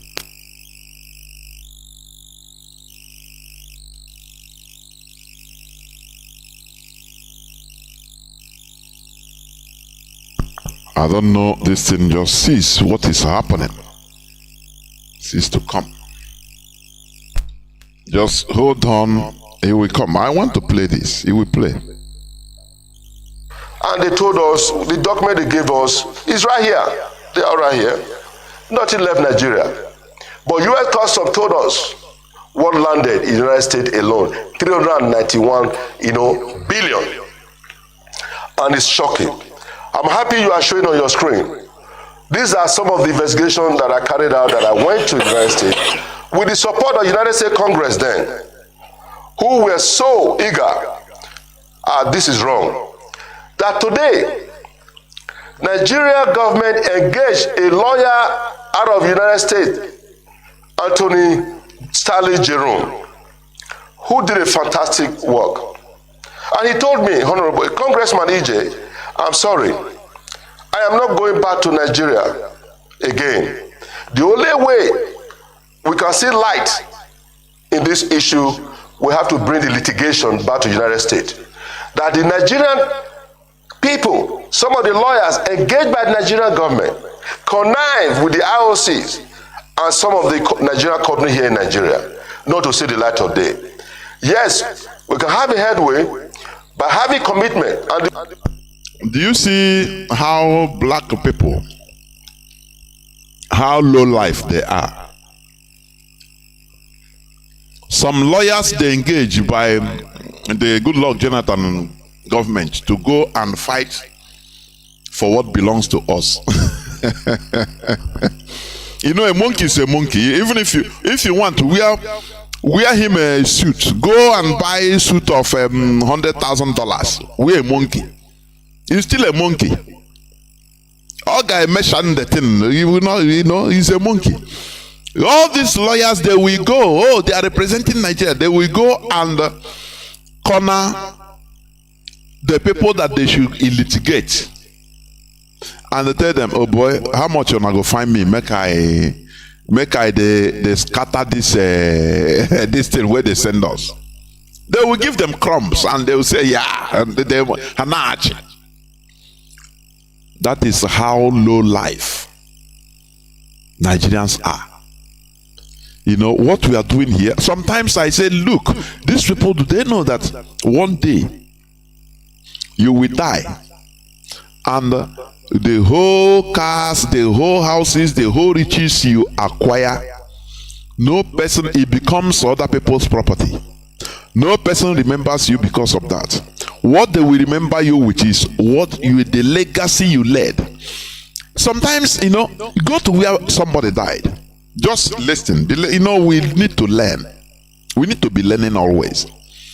What people will be saying, you'll be shocked. I used to do it. I say, you will see people will be, welcome, always laughing. Oh, it makes people laugh. This is what you give out. That small thing you think is nothing, but that is what you'll be remembered for. Do you understand? Maybe the person has a latest SUVs, latest Lamborghini. No. That thing, no person remember you with that. That little energy you give out, that positive energy you give out, no matter how little you think it, anywhere you go, there are people that anywhere they go, they talk story, people makes people laugh. It is what they will remember you with. You understand? That is legacy. It's a legacy. But people fail to understand this. Now Nigerians don't. Now they go, criminally accumulate as they want. That is why when I see some people in IPOB, they think that it's a Nigerian thing. Come and accumulate, come and steal. Enter we are now so that this is the mentality we want to eradicate from our people, from ourselves. They will send people, lawyers, to go and find out, litigate and find out, to get justice, so that this oil bunkering, mostly by America, will stop. They will go there, go to the America and say, boy, I beg, they sent me, so anything I'm doing, is official. So how much wanna go give me? So that they can give him even as low as anything. He will accept, and they lodge him in a nice hotel, and the people, they will be laughing. This is what puts black race Nigerians in a mud to any, because they see them.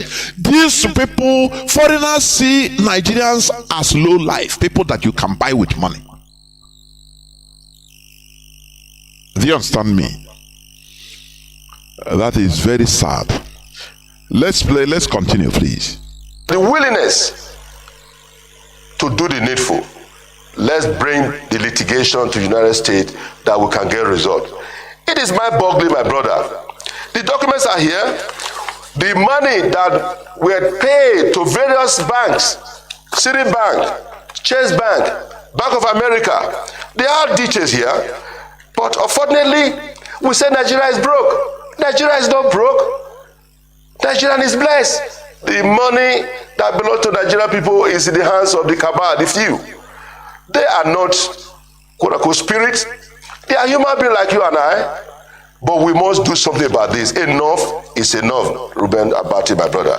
This is sad that today, children, students graduated, they cannot get a job. No road. Look at Abuja, Benin is not motorable. Schools dilapidated. Hospital nowhere. Nothing to write home about.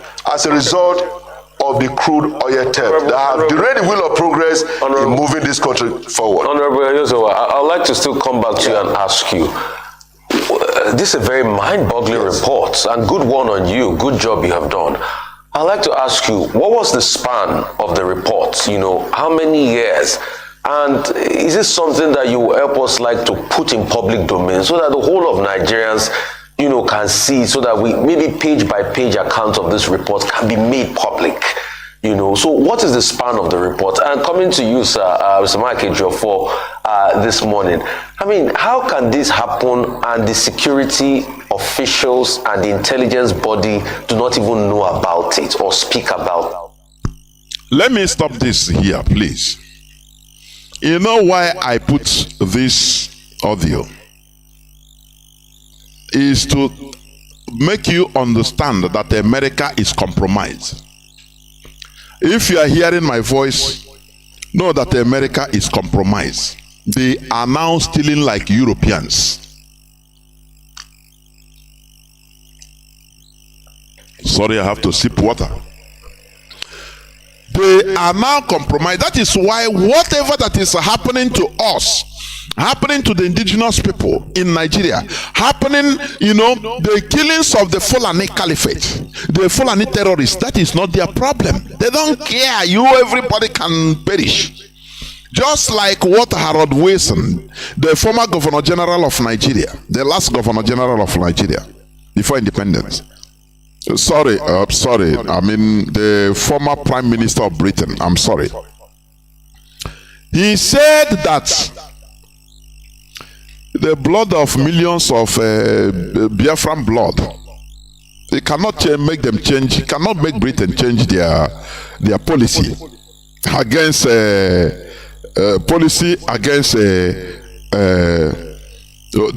British policy. It cannot make them. No, if they want, let them kill every Biafran. That is not their problem. Do you see? America now is engaged, is involved. America is involved.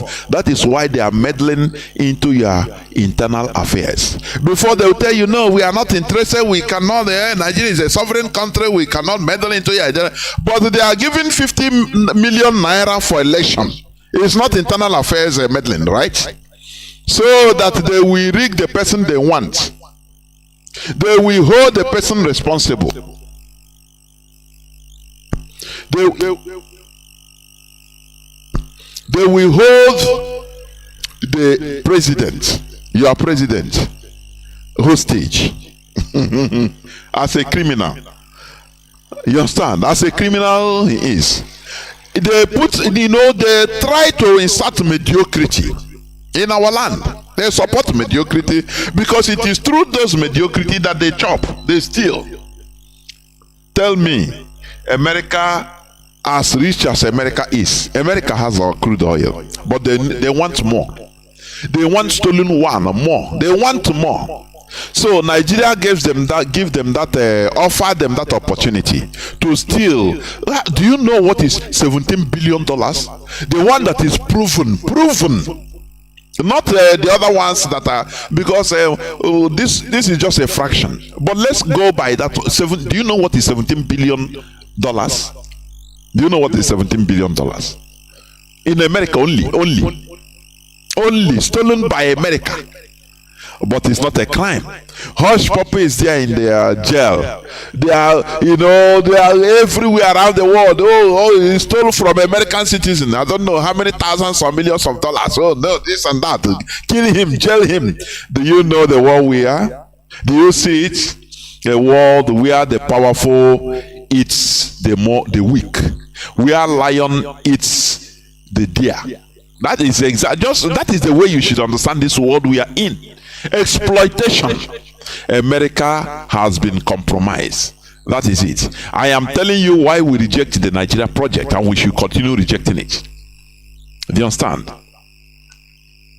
Now, the USA is simply condoning evil by supporting the electioneering scam in Nigeria without doing anything about the Fulani terrorist killings and takeover of the indigenous lands in Nigeria. Have you had the American government White House come and speak about the crime that is going on in Nigeria by the Fulani terrorists? No, only Donald Trump tried in order to say something. Say he will do something about the killing of Christians. This one, do you see demons?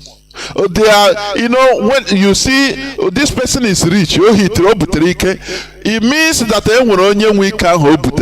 lose go. That is the world we are in. The sharp is from something, an animal's body that was, feeling the pain when that animal was being murdered or slaughtered. That is the world we are in. America they don't care whether monkeys in Nigeria, all of them perish. What matters to them is crude oil. That is why they don't care about the killing of Biafrans. We have spoken in a soft voice. We have cried and fallen down for them. We have begged them. We have done everything. No way. Now we have to look for other alternatives. Anywhere we can see help, we get it. We should get it. We should not be these sentimental animals always we are. Hey, America, they are killing us, for goodness sake. They are killing us. They are complicit in killing us. We should know that. The United States government No, they know that Tinubu and Atiku are criminals, even in the USA. But they want any of them installed so that they can use their crimes to blackmail and control them into submission, so that they do their biddings, so that they continue stealing the crude oil in our land. You understand? Now, why we reject the Nigeria project? Because we are not, they misunderstand mischievously our hard work, our quest for excellence, our competitive spirit. They say it is domineering, that we should remain stagnant. That is why Adamu said that they are not ready. So all of us should start waiting as a cripple until they are ready. So if we want to move, that is why they kill the talents in our land. They kill our talents because they want us to stay stagnant. If you bring out your talent, they say no, you want to dominate. You're domineering as an evil man. Listen, right from the word go, before even or at the early independent date of Nigeria, listen to what Ahmad Bello said. Listen, let me play it again. One thing I've noticed, Premier, while I've been here, is that Northerners seem to have, I might almost call it, obsession about the Igbos. Could you perhaps explain that to me? Well, the Igbos are more or less the type of people whose desire is mainly to dominate everybody. If they go to a village, to a town... Let me say this also at the beginning. This BBC interviewer was interviewing Ahmad Bello, later Ahmad Bello. He said one thing, what is this obsession that you have against the Igbos? Which means the hatred against the Igbos, it didn't start even in the Nigeria setting. No. Before independence, they have been seeing the Igbos as people that blocks them, that people that should be exterminated, that people that we are people that we are domineering. Because if that's not the case, the man wouldn't have been asking him, why were you obsessed against the Igbos? Because they had it there. Ahmad Bello had it. You know, they were obsessed even against us when they came into contact with us in the name of amalgamation of Nigeria. That is when they distasted us. They abhorred us. Because we are competitive in nature. We want positive changes in our lives, in our environment. We want development. So they see us as people that should not be allowed. You understand? Do you see the reason why we should not continue in the Nigeria setting? Do you see the reason why we will always reject the Nigeria project? That is what I'm talking about today. Listen, please. Ahmad Bello, listen. People whose... I've been here, is that Northerners seem to have, I might almost call it, obsession about the Igbos. Could you perhaps explain that to me? Well, the Igbos are more or less the type of people whose desire is mainly to dominate everybody. If they go to a village, to a town, they want to monopolize everything in that area. If you put them in a labor camp as a laborer, within a year they will try to emerge as headman of that camp. Now, let us take this, literally. If, for example, I am being employed as a laborer in a company, and I am aspiring to be the head of the manager. Is it a bad thing? Do I need to steal it? Is it not through hard work? Is it not through the way I do things? Is it not through the way I serve that the chief will see me and say, notice and say, no, you are outstanding? Is it not the same way, according to biblical stories, that Joseph was made to be the head, the second to Pharaoh, because he did something others cannot do. Do you understand? That is it. That is it. So, when you see the Fulani, that is why they keep their people stagnant. Because that is what they want us to be, stagnant. They keep you there, you don't have no ambition, now you stay stagnant, they love you. That is why they kept the Hausas stagnant. A very, progressive tribe. Hausa kingdom, they were part of Songhai Empire before the Fulani came to their life. Hausa kingdom. Go and make your researches. They were progressing. They had a very good civilization as of that time. People that were trying to manufacture muskets, they were manufacturing guns that time. Do you understand me? Now they had the touch of the Fulani and they stagnate them. Because they don't want any of their subjects to progress, to stagnate. They want you to be where they put you. Anytime they want to use you, they come to you, you stay there. Don't progress. That is why they touch the Hausas and turn them into Almajiris. Because they don't want them to progress, they don't want them to grow. For them, growing of their subjects is domineering. Because when you grow, when you mature, when you try to, achieve something higher, they see you as a threat. That is the Fulani Caliphate for you. That is why anywhere they touch, listen, any indigenous population they go and touch, they has a control over them. Those people, they stagnate. They will remain in that 10th century mentality. But they saw that they cannot stagnate us. So they now poisoned everybody's minds against the Igbos. Oh, Igbos are domineering. Look at how the Fulani are attacking, killing everybody. In Nigeria, little pieces, let me call them pieces of Fulani. They are killing everybody. The people that are not up to 2% of Nigeria population, but they are on the rampage. Do you see how sometimes I reason, I say, but is it not God that is even allowing these indigenous people that are very stupid to be, to be slaughtered by these few people? Everybody is suffering the same thing. But instead of people to gather and say the indigenous people form coalition of indigenous people against these invaders, they will not do it. All Fulani poison their minds against the Igbos. Do you see how they work? They will identify their main opposition. Now they will rally everybody around and poison their mind against their, so that they will channel everybody to fight their main person, their main opposition, their main enemy, their main person, people they call their enemies, so that once everybody helps them to kill that their main enemy. Now other people now attack Gary.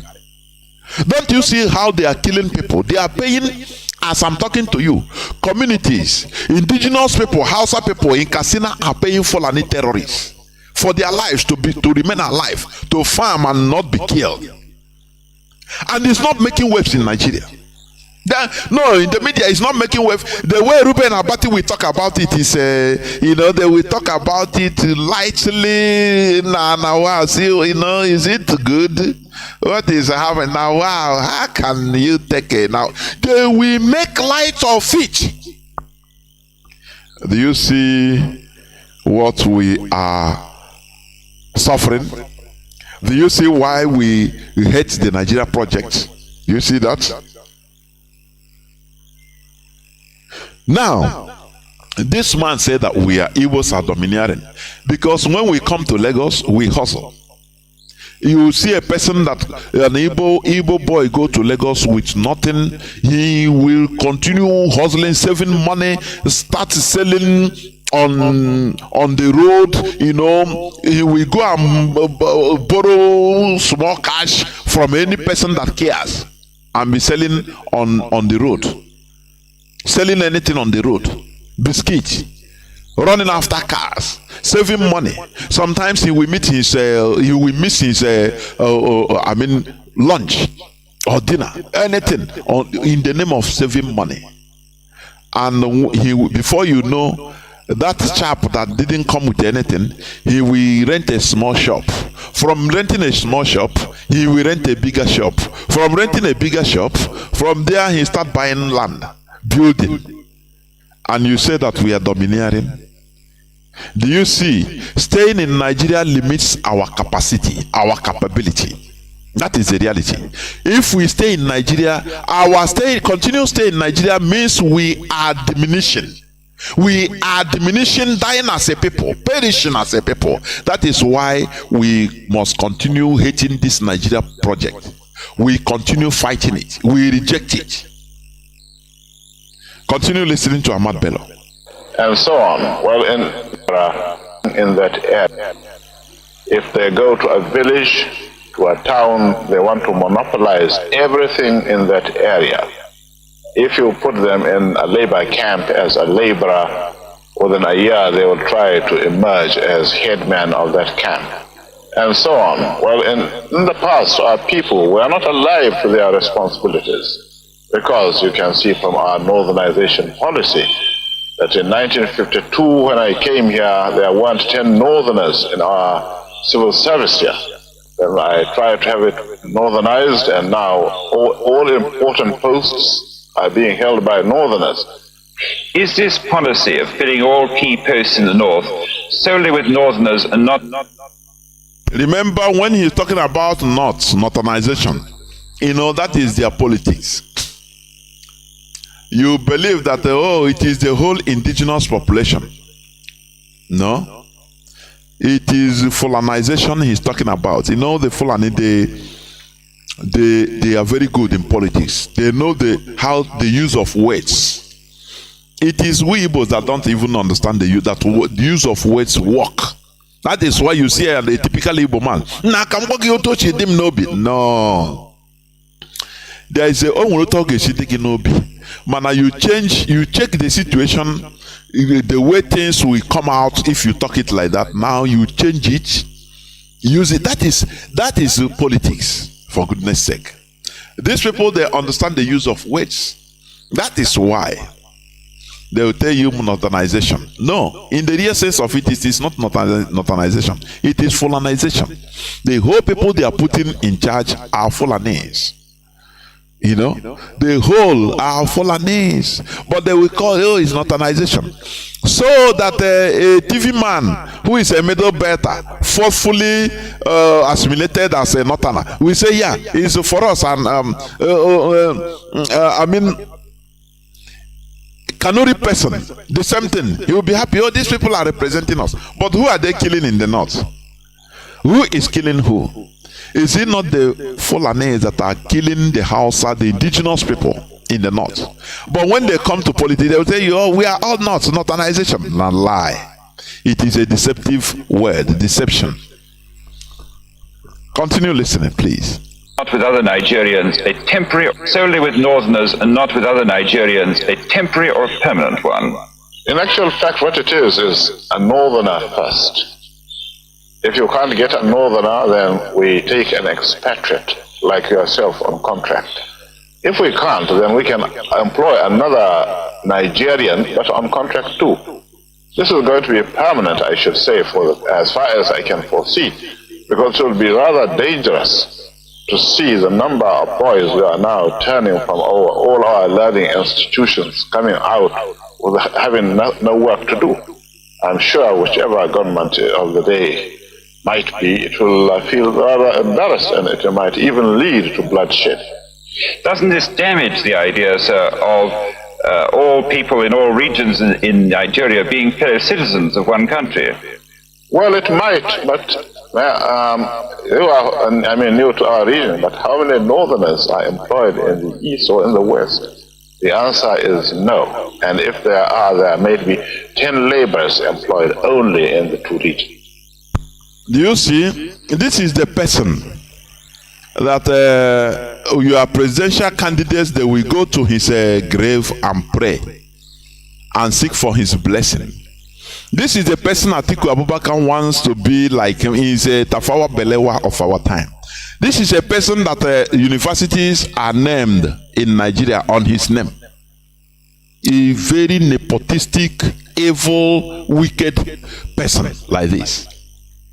This is the person that when you see that, look, in the whole security heads, chiefs in Nigeria, the 11 security, parastatals, no single Igbo man is there.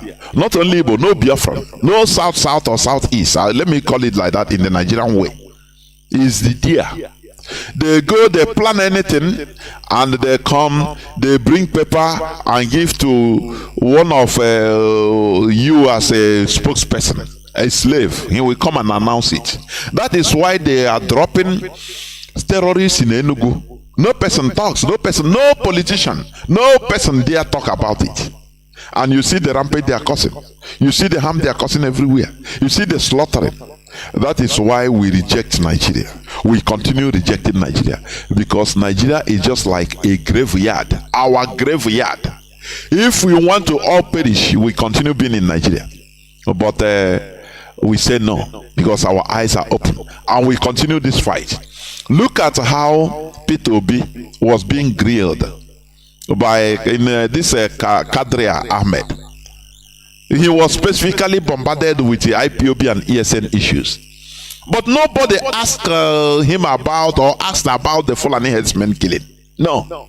Oh, they asked, is it Biafra? You say yes or no? Are you for Biafra? Do you see how the intimidation, what the caliphate have put in the mindset of Nigerians? That Biafra is bad. Anything but Biafra. Even if the Fulani, they are killing you, all of you, no problem. But don't allow Biafra to have even a referendum. Do you see that human being can recreate human being? Nigerians are being recreated and programmed to be behaving the way they are behaving by the British Empire through the Fulani Caliphate. I'm telling you honestly. Because he's a character that is unnatural. No person is talking about the Fulani headsmen that is on rampage everywhere. They are paying communities, tribes, people are paying terrorists, non-terrorists. They are taking money to him. They know where he stays, him and his people. No problem about it. It is not causing an uproar in Nigeria. It baffles me. What type of people are living? What type of people? But when you talk about Biafra, hey, everybody will come against you. To the extent even they are programming Biafrans to turn against Biafrans. Do you see what we are doing? If we don't get out from Nigeria, in the next few years we become zombie perished. We perish as zombies, honestly. Any Nigerian, they program the person to hate anything Igbo, Biafra. But the real terrorists are on the rampage, occupying and taking their family, taking over their land. They don't care. Let them take, let them kill us, even if as long as it is not Biafra. My goodness me. You see that there is something terribly wrong. There is no way Nigeria could be fixed or developed due to opposing values. Because I used to pain me how somebody like as intelligent as Peter Obi, he will be talking. Oh, now why I will do this, I will do. How can you fix people? How can you fix something in a place where people has opposing values? How? Something that you say is good for everybody, the other people say no, because you is coming from an infidel. That infidelity tag has them. Any good thing you are doing, they don't care. It's not good. It comes from Satan. That is their belief. How can't you understand it in this man that is another Ezekiel? Why can't you understand it? Didn't you see Goodluck Jonathan? What he did? He built schools. How are you going to educate the Northerners? How? For goodness sake. How? You see Qatar. Qatar is developed. Kuwait, Saudi Arabia, Dubai. They are developed, aren't they? But in their own system. Fridays, everybody will stop and stop work. Is their day. They build mosque every day, maybe during their fasting period, no selling of food on the road during the daytime. Because that is their value, but they are developed. How can you match Saudi Arabia and United States or Kuwait and match them with Spain and say they can develop? No. All you'll be having is clash of civilizations, clash of values. They will not talk about development. This one we want to be higher than this one. This one we want to be higher than this one. There will be clashes. So there will be no development. The only development comes only when people rule themselves according to their values. Don't you understand? It is simple. Because even if Peter be if we go there and try to please the northerners, build everything, railway station, they will still go to the mosque and say, remember, he's an infidel. So what he's doing, is not allowed to do it. So resist him. What can you do, for goodness sake? I don't know how Igbo politicians reason, for goodness sake. This thing started right from Azikiwe. It started from right from Azikiwe. It started from there. The only way is for everybody to go his separate ways. Now we can be good neighbors, develop as Dubai. Follow the route of Saudi Arabia, no problem. We will develop in our own local way. Because when we are doing it inside one Nigeria, they say we are domineering. Do you see why we reject the Nigeria project? Do you see that? There is no way Nigeria could be fixed or developed due to opposing values. Dubai, Kuwait, Saudi Arabia are all developed the same way as the same as Italy, Spain, Denmark, etc. All through their different values and systems. But if you, peradventure, join Dubai and Norway as one country, they will never develop, because they will be locked and tied into perpetual clash and skirmishes and slaughtering of themselves, clash of values. This is what is happening in Nigeria. This is why we reject the Nigeria project. I don't know what is difficult to understand in this. Peter Obi will say, you want to put electricity. They will tell you, no, if you put electricity, the Quran say that infidels should not enjoy. So the infidels should be under subjugation. Now they will erase whatever good you want to do or you have done. What are you going to do? Because it's not done by a Muslim. It's not done by a Fulani. So what are you going to do? They know what you are doing is good, but they say it's the Lord of God. It's their system. So as long as you are not a Muslim, anything you are doing, they should attack it, whether it's good or bad, because you're a pig. So how are you going to rectify this mentality, for goodness sake? I cannot understand. These people that call themselves politicians, they don't care. They don't sit down and sedimentally reason how things should be. They don't think. All that matters to them is that television ovation. Oh, they are talking very good. Oh, Zik tried it. Is it not the same thing that Zik did? Oh, Zika, Sola, I could remember when we are small. Oh, Zika, useless things. We continue pursuing shadows, praising idiots, and we continue suffering. Let us continue this rejection of Nigeria, because Nigeria is our cemetery. Nigeria is Biafra cemetery. Let me tell you, if we continue being in Nigeria, it's just like we are perishing. Until we get ourselves, now we find our way of development by ourselves, where we not have people that we call out that we are domineering. They will limit us, because you want to progress, you want good thing, and you work hard. When they say you are domineering, it struck you. Oh no, let me not do, so that they will say I'm domineering. Let me limit myself. That your talent, you hide it. That natural talent that God have given to you, you destroy it, because if you do it, oh, we are domineering. Do you see the danger we are facing? Danger of extinction as a people. Do you see it? This is where I'm going to stop. I'm going to go into a few minutes break, so that when I come back, I will open the lines so that people will call if people are listening, because I know the football World Cup is going on, so maybe people might be watching, but it doesn't stop you from listening. That is the reality. I will go into a few minutes break. Please don't go away.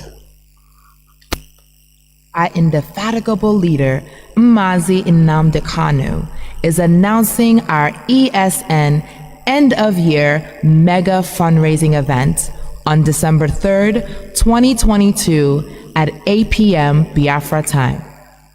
We are inviting all IPOB families, all lovers of freedom all over the world to come and support this Zoom event in support of the life-saving work of ESN. ESN, the people's security is here to stay. Please donate at Chase Bank, account name Indigenous People of Biafra CA, account number 511121730. Again, 511121730. Routing number 322271627. Again, 322271627. Zelle info IPOBCA2019@yahoo.com. IPOBCA2019@yahoo.com. Zoom meeting ID 885532571104. Again, that's 885532571104. Passcode 147330. 147330. For more information, call these numbers: +1 818 201 8884. That's +1 818 201 8884, or +1 872 242 0417, +1 872 242 0417. In Biafra, we trust. Nigerians, they talk, say they want restructure.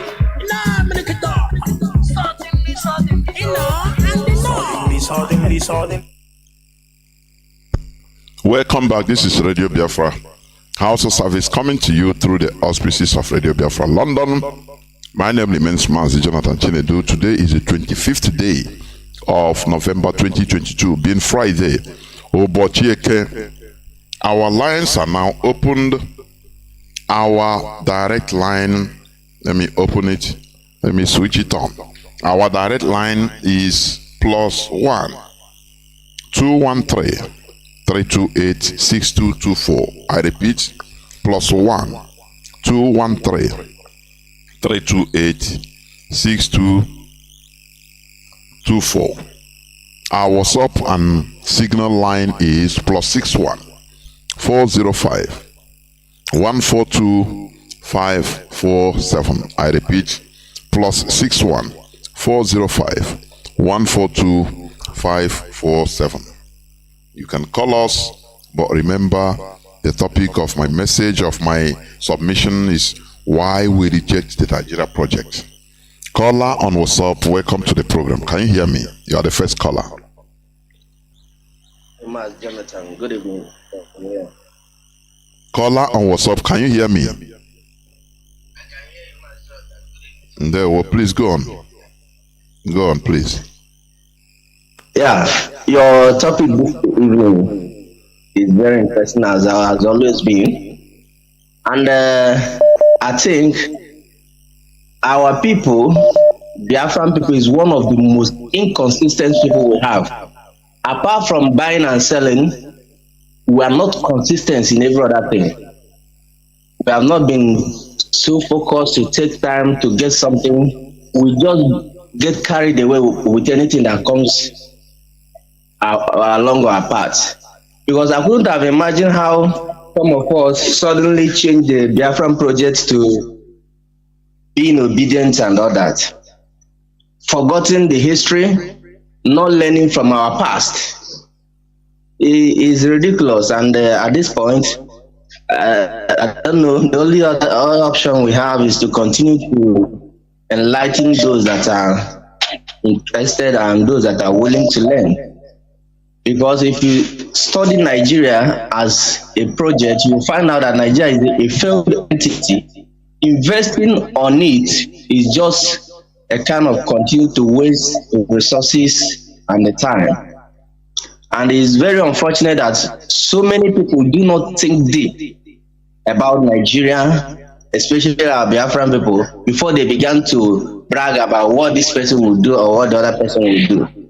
Because I keep on asking myself, what will make somebody like me to think that if I continue to apply the same method on one particular thing, that I will not continue to have the same results? I don't know why our people suddenly change their mind that if they begin to elect one person from our place, and Nigeria will change automatically. It's a precarious situation. But what we have to do is to continue to enlighten our people and also to look from history, those who have gone through the path we are going through now, and learn from them. Because history never lies. If we as a people can stand firm, define ourselves with some certain things, people will not tolerate. And even Nigeria as a country as it is, will not take us a ride. But they have already know that when they push on this side, so many people will fall in and begin to sing on another tune. And it's very unfortunate. Honestly, that's one of the things that pisses me about Igbo people and Biafra in general. Because if you look at these Fulanis that we are talking about today, there has been very consistent in what they want to achieve. Right from Osman Danfodio, their forefathers, they have maintained that path. And that is why, despite that they are very minority in Nigeria, they are striving very well. You can't take that away from them because they know what they want. They put every other things aside.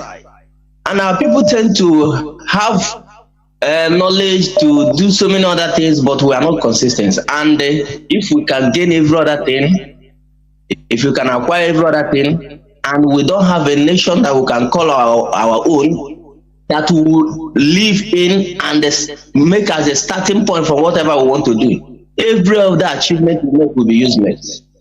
If you look at, I was at Alaba the other day, all of a sudden they started shooting, all of us ran from the market. All the Igbos dominated Alaba, everybody ran for their life. As a matter of fact, some people was killed later. I was inside market on that Wednesday. Because you cannot find someone in his own land. If we don't have a front line that will say this is our own place, it will be difficult for us to achieve something. And if our people did not grow their mentality to that level, that is not all about, it's no longer about personal achievement, individual achievement, what you are going to have, you have mansions or you have industries and all that. If you don't have where you can come from, we must exist from somewhere. So that if we have problem, that place will stand for us. If we did not begin to reason like that, I tell you, my brother, it will be difficult even in 1,000,000 years for us to become something in Nigeria. Because when we grow, they will find a way of pulling us down. When we grow, they will find a way of pulling us down. And the worst of it is this ethnic domination that the Fulanis are doing. I've been in it. And their activities within Four Corners and some part of Nkana and other places in Enugu State. I don't know whether you have seen the video. No, it is terrible. Very terrible. All of a sudden, our people has begun to run from their villages, looking for where to go and hide. It's heartaching. In fact, when I went to some places, I may not necessarily begin to talk some things open here. You find out that our people is gone, and some people will be somewhere talking about container. They have they want to do this, they want to do that, and while some other people are busy taking over things from this side of the world, if we did not change our attitude, 10 years will be too much for the kind of negative change we will encounter in our land if we did not rise up and change our orientation. It's no longer all about business, making money, and individual gains. We need to work collectively for the interest of our people, and I pray also that the leadership of IPOB, the DOS, that God will continue to strengthen them with wisdom and the know-how, what they need to do to handle this kind of sophisticated people that we call Igbo people, because we are one of the most difficult people to deal with. Of course. Give them that knowledge. Of course, thank you. Help them in every other thing they are thinking in how to better our land. Of course. And also, please, I will plead that you people should come to the aid of our people in Enugu State.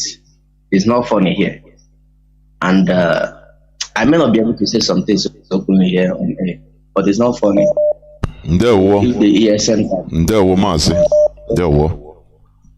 Of course. We must continue. You know, just as our brother, the caller, said, callers, please hold on, I'll come to you.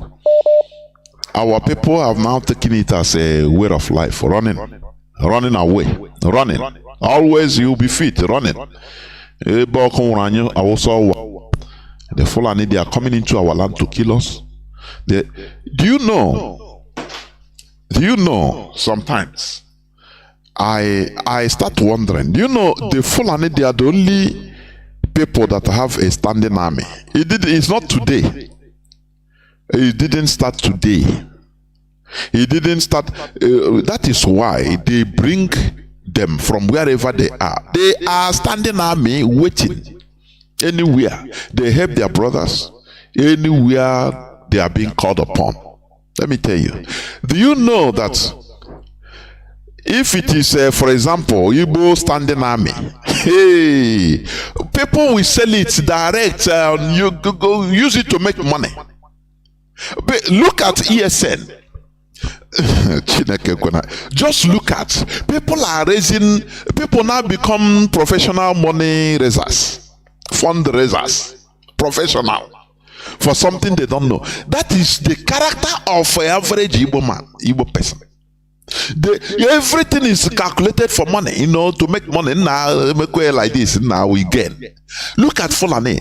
Can you penetrate them? Their army, their military standing, not government. It's not attached to any government. It's a Fulani army standing anytime they roam from one place to another. You know that. Can Igbo people, can Biafrans do that? Look at ESN. I don't call it ordinary anyway because it's not ordinary. That is formed by the Son of Man. People now, they use greed, use gluttony, or buy everything in order to destroy. Criminality. They form we can form our own now. We are in charge. I am in charge. Now, do you know what? They rose up criminality. When they gather gangs, criminals, armed robbers, they tell them, kill people, That is why we are shouting always that this is not ESN, please. Now, today, the politicians have seen it down, they engage, they put their hand. Because all they want to do is to destroy IPOB. Let me tell you this secret. Do you know that it is criminality that destroyed the Masob? Do you know that? Let me tell you how. You know, here we say it as it is. It doesn't matter how you feel. It is the truth we are telling you. When Masob was booming, Owazirike genuinely want Biafra. Genuinely. Do you know that? But when he was arrested, let me tell you, Masob now turns, this one is in charge, the other person is in charge. He turns now into kidnapping. They form kidnapping rings. Owazirike was still inside the SSS dungeon, the Nigerian prison. And they use Kabbalism. Criminality destroy Masob. All that matters to them now is sharing of kidnapped money. This gang, they now have different gangs. What Paul was what you see that now is coming out to nothing. Where there is nothing, he come out and his Masob is no more standing as I put it. So what happened? He tried to now say, oh boy, instead of me losing it all, he negotiated for his own personal business in prison there. And that is why, Wazirike have compromised. Because of the character of our people. It's what they want to use to destroy IPOB now. I am telling you what is playing out. Oh my Adaka, this and that, they will come. We are in charge. This and that. The same thing they used in Masob, they did in Masob. That is why Wazirike look, instead of him to be killed as a church rat, he now stayed there. So boy, government, now I'm ready to do it in your way. Do Biafra in your way. But you guarantee my peace, you guarantee my life, and they have to have something. They give him money. They say, don't worry, now you are talking. So that you come, because he come out, if he didn't do it, he will come out into a zero Masob. This person is looking, he has his own gang of kidnappers. The other person, they are looking for money. That is the same thing they want to use to destroy IPOB. But, you know, I work now, you know, why I thank Chukwokeke, because this struggle is sustained by people in the diaspora. If not, I carry another thing now. I carry another thing. I'm telling you honestly. But this struggle is sustained by people people that are unbribable. Money means nothing to us. They understand that. So that is the reason. So that when you are doing something, you think the consequence of what you are doing. We must continue. I have callers waiting. Caller on signal. Welcome to the program. Can you hear me? Call on signal. Caller on signal. Are you there, please? Caller on signal. Please go on. Mazi Kinsley, are you there, please? It seems you are not ready to talk. You are not ready to talk. Caller on direct line, can you hear me? Welcome to the program. Caller on direct line, can you hear me? And there we'll go on, please.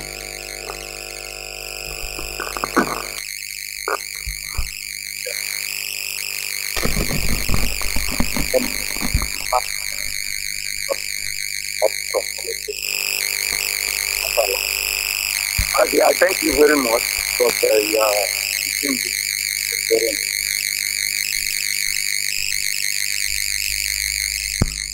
Mazi, I don't know.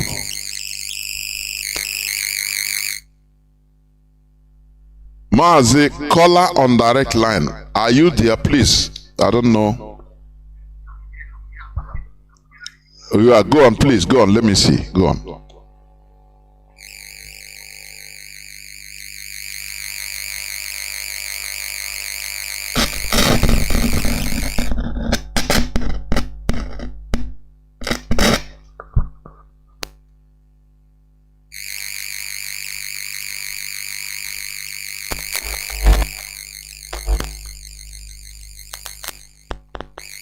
American, they go on taking money even in order to make sure that Biafra did not stand.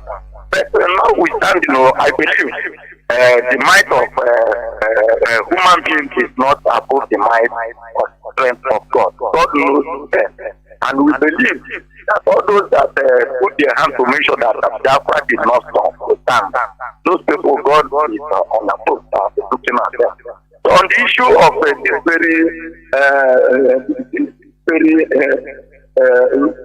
that is going on our land, I know it's a plan here.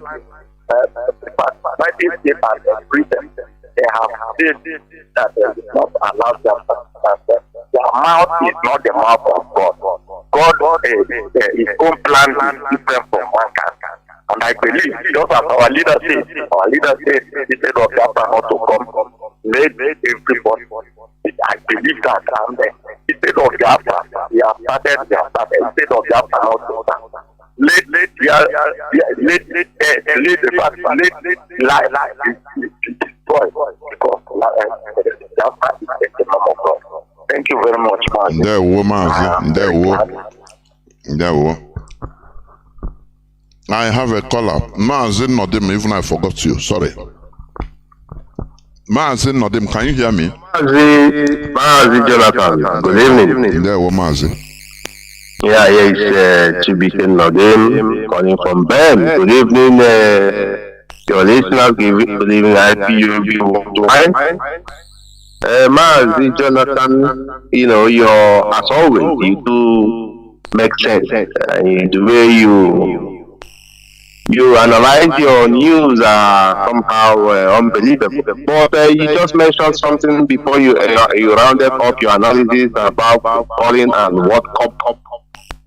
As having a could be a robber, all those days we all die, dreaming of Maradona, Pele, and all the rest, Abedi Pele. We never understand what life we do. We didn't know what is the spare that they fall. We can't choose our priority. That whatever they showcase on our front, we accept. So this period is different. Most people, like our generation, has come to reality that there is time for everything. And our time now is the time to restore humanity, the dignity of blackness. And it's an awareness time, a self-awareness time, a self-conscious time, that because without being self-conscious and aware, you can never achieve anything. Everything will lead to failure, just like what our brother Elias said, that every little gunshot you see people running. It's because they are not aware of themselves and they are not aware of their environment. They do not know that if all those people who we are running comes together, they can dismantle those people with those guns. That is the problem, because they are not conscious. They don't know anything within their environment. Mazi,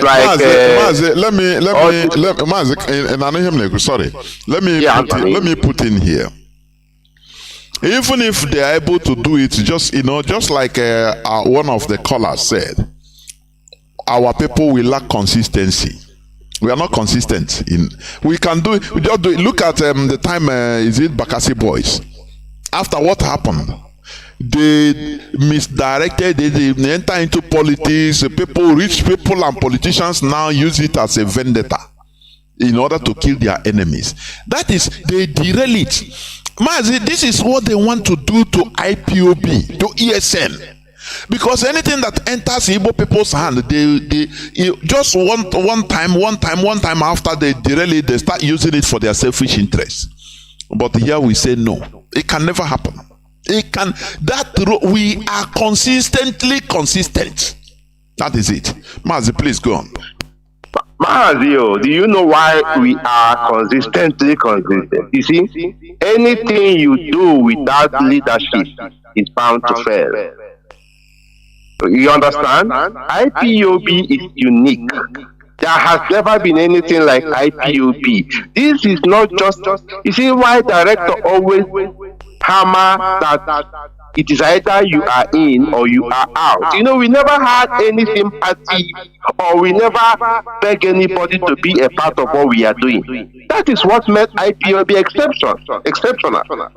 Because it is either you come with all your heart and be a part of us and also pay your dues. It is not like an organization where you just sit down the look. No, you must as well be active.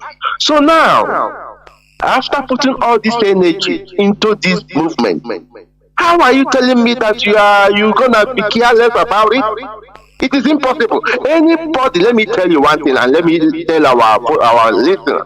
Anybody who left IPOB and start speaking ill about IPOB has never contributed a dime in what we are doing. Because if you have contributed time and energy trying to push this movement forward, there is no way you will love see the movement crumble. I'm telling you honestly speaking. So, Mazi, this is just what I want to say at the beginning, but there is one comment you really heated up, and I can see it also in the article, in some of your articles, or it's like some article. You see this America, you said that they have lost their path, or that they have compromised. Mazi, you are giving them a soft landing. I must be honest to you. Listen, America became arrogant after the Second World War when they succeeded with the Soviet Union. Do you know Soviet Union were actually the people who won the war because they lost almost 27 million people. And remember, now, they entered Berlin. Soviet Union entered Berlin before the Allied forces. People should know that. Even they entered France, Paris. You understand? They entered even Paris. Now, America, the deception has been here. I tell you honestly. So that's why I said you are just giving them a soft landing. So after the Second World War defeat of the Nazis, they became arrogant, very, very arrogant. And because they have economic capital, the Europeans were down, and they used that opportunity to cage everybody here in the Western world and also everybody. Let me tell you, what is happening in Africa is also happening in South America, their close neighbors. The same hatred, the same humiliation they are giving to Africa is the same humiliation they are giving also to South America. Go and ask anybody from Ecuador. You are right. You are completely right, Mazi. You are completely right. You know, so and look at Haiti. You know, we've been deceived, Mazi. We have been deceived for centuries and centuries. Look at Haiti. Do you know what these people wanted to achieve? They want to make it be like the black man town whatness is our skin color. That wherever a black man is, there must be poverty and degradation. This is what they want to achieve. So you're telling us that Americans no. This has been their policy, a foreign affairs policy. It does not matter which party is ruling. They have a separate policy and they maintain the foreign policy permanently. It doesn't change whether Republican or Democrat. It does not change. That foreign policy of America being the hegemony remains, and they will do anything possible to keep it so. So the bridge we are talking was weakened after the Second World War, and that weakness continued up until today. They can't do much. They are just talking. They are struggling to survive. This is why they hooked with America like darling, so that America will not leave them. But sadly to all of them, America is using all of them for their own, for American own interest. This is exactly what is happening. But we are very, very lucky, Mazi. I'm telling you, we are, and the rest of the world are very, very lucky that we see Russia standing strong, trying to show them that this cannot continue. Without Russia standing, there is no way we can survive and succeed towards what we are doing, because these people have really caged the world. Mazi, this is where we leave it for now. Thank you so much and good evening. There were Mazi. There were. You're absolutely right. I agree with you. Because even when a country can invade countries like Nicaragua, like South Americans and the Americas, Central Americas, which is, everything must be their own, it's them that control it. What people should know is kingdom come and kingdom they fell. They fade away. Babylon, you are hearing, great kingdom of Babylon is relegated to one space as a museum now in Iraq. The great Babylon, Nebuchadnezzar, a great Babylon that conquered the then world at that time. You understand? Roman Empire that did wonders for millennium, for many thousands of years, that conquered everywhere. Where are they today? They are relegated to whether 2 kilometers square in the Vatican. That is it. That is the world. When you are on time, you think that it's just like what they say, as temporal as power. Is very temporal. When you are in power, you think that it cannot. Everything is you are the god of this world. But as time goes on, one thing is arrogance kills a nation. When they believe that they can kill people, they make laws, they implement death and life of a whole population. That is where slowly they start falling. Because when people start resenting, when population start hating that place, hating it, human beings are the voice of the people is the voice of God. When human beings start hating the character, the person, the people, hating the kingdom, that was how England liberated herself from Roman Empire. When the Roman Empire was very proud, they believed that we have gotten these people, so they don't know that there was hatred everywhere. At the slightest opportunity, when Roman Empire say, you people are no more important, I beg, defend yourself. If there is any, we cannot be calling Roman military always. Sponsor and defend yourself.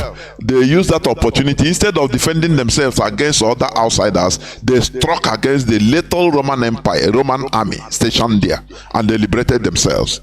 So, what am I trying to say? When hatred continues, Biafrans are crying for how many decades? America being the world superpower, they don't care. What they will look into our face and tell us is that we give you 50 million for good election. Oh, what an insult. That any person that causes violence, we will ban him from coming to America. We will give him visa ban. And they are there, they are killing us. They never make official statement and say, look, what is happening? Just like, that's why no matter what, Donald Trump was bold. What is happening there is unacceptable. No, they are playing politics, sucking our oil. $19 billion of oil entered into voicemail in America. And they are keeping people that scam the American citizens of Americans of $5,000. They are in jail, lavishing. $1,000, $5,000. Oh, they are great criminals. But the people that they are sucking our blood, causing pollution, the highest pollutions in the world. They don't care.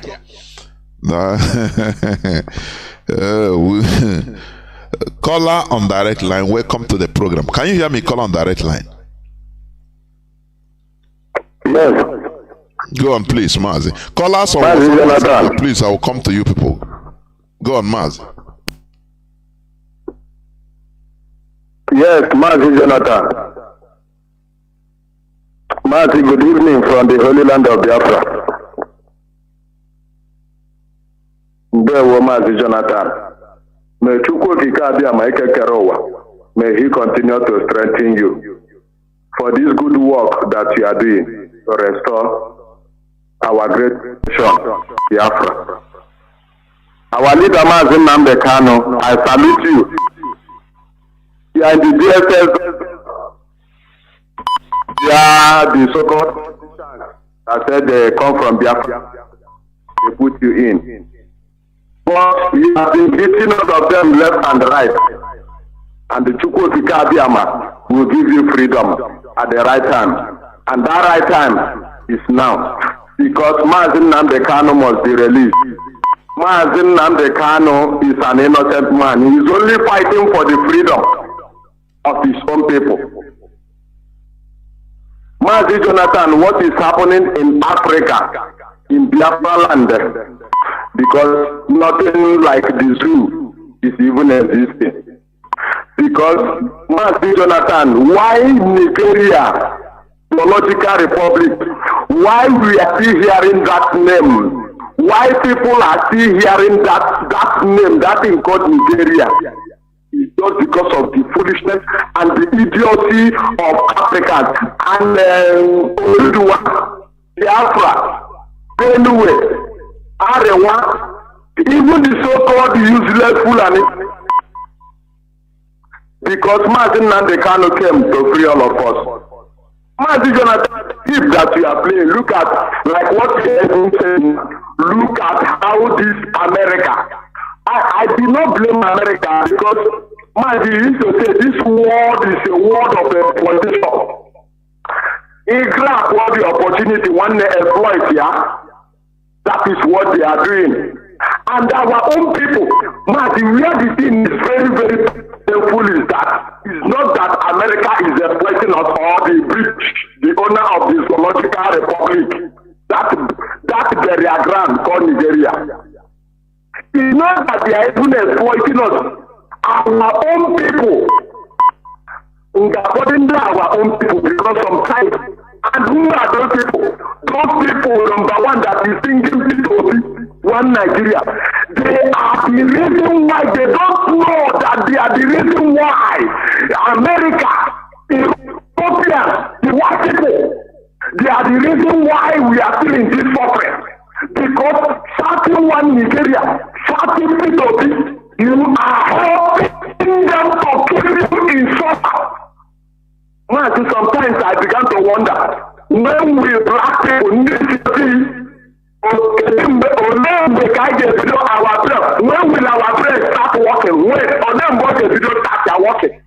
Now when the brain will start working, for us to know all these things, even now with a simple mathematics, but just because of the wickedness and foolishness of people, especially Biafra, that is why we are still in this mess.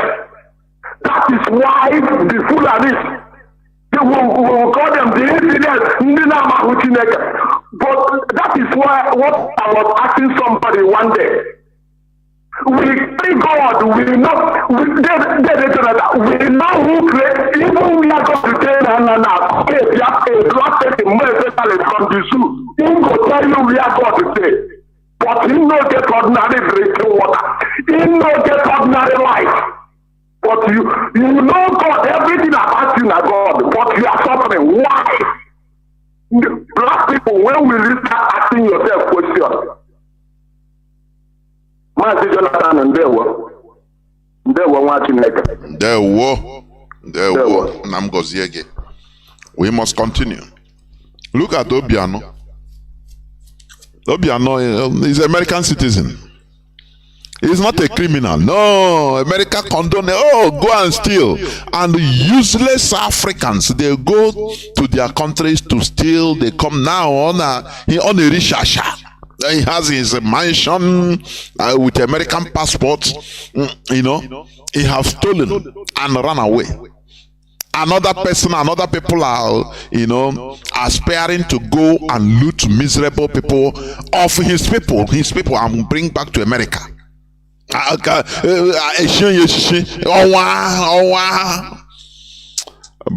Black race, Nigerians. Oh, Chineke kuna yojo.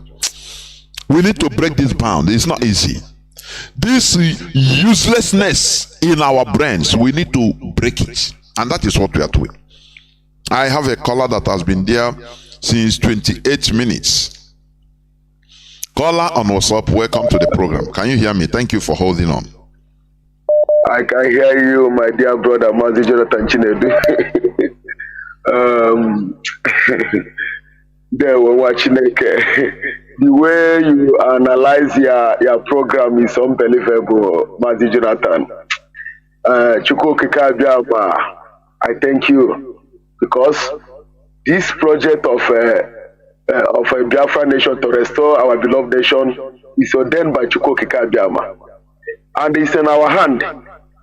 Chukwuokike Abiama have made this day to be the time that Biafra nation will be restored, and the Biafra nation will be eye-opener of all Africa at large. Mazi Jonathan Chinedu, you talk about World Cup. You know the two monsters now is in the football playing now. The two monsters, the two monsters now, and I will tell you that as far as Biafra restoration is concerned, it will not deviate me from listening to the program that we make my eye to open. Understand? Because I will gain nothing from World Cup. I will gain nothing. And I want to use this opportunity to tell my fellow Biafrans, never you put your mind for rubbish, for what will not benefit you anything. Never put your mind on a Nollywood movie that will not benefit you nothing, on a comedy, on all this rubbish that will not benefit you something. But put your mind on Biafra restoration, which is your future, the future of your children yet unborn. Understand? Sometimes I pity some of our people that always put their mind on football. You see, these people have programmed the world. They will put Premier League. People will be shouting, we are Man, we are Chelsea, we are this, we are that. And then these people that you are shouting, killing yourself for, they don't know you. They are in their business. Sometimes I don't know what is wrong with the Black African. My fellow Biafrans, I remember Mazi Malugo from United Arab Emirates. You know, this United States of America, United Kingdom, these world powers, they are playing a dangerous game on black race. They are playing dangerous game on a black race, but I don't blame them much. I blame the gullibility of our people. I blame the gullibility of black race, because black race no reason. Understand? Because this world is a survivor of the fittest. This world now is a survivor of the fittest. Understand? If you have brain enough, if you are wise enough, you will rule the world. The creator of this earth have created this earth, and they give a human being to be in charge of this earth. Simple as ABCD. The creator of this earth is not in charge. He's a human. That is why we must do everything possible to liberate ourselves from this mess. After our people, that very time that Trump win United States of America election, our people was jubilating in Ugbocha, and then the Nigeria soldiers them are now still in prison. Did the United States of America say anything? They did not say anything. Understand? They did not say anything.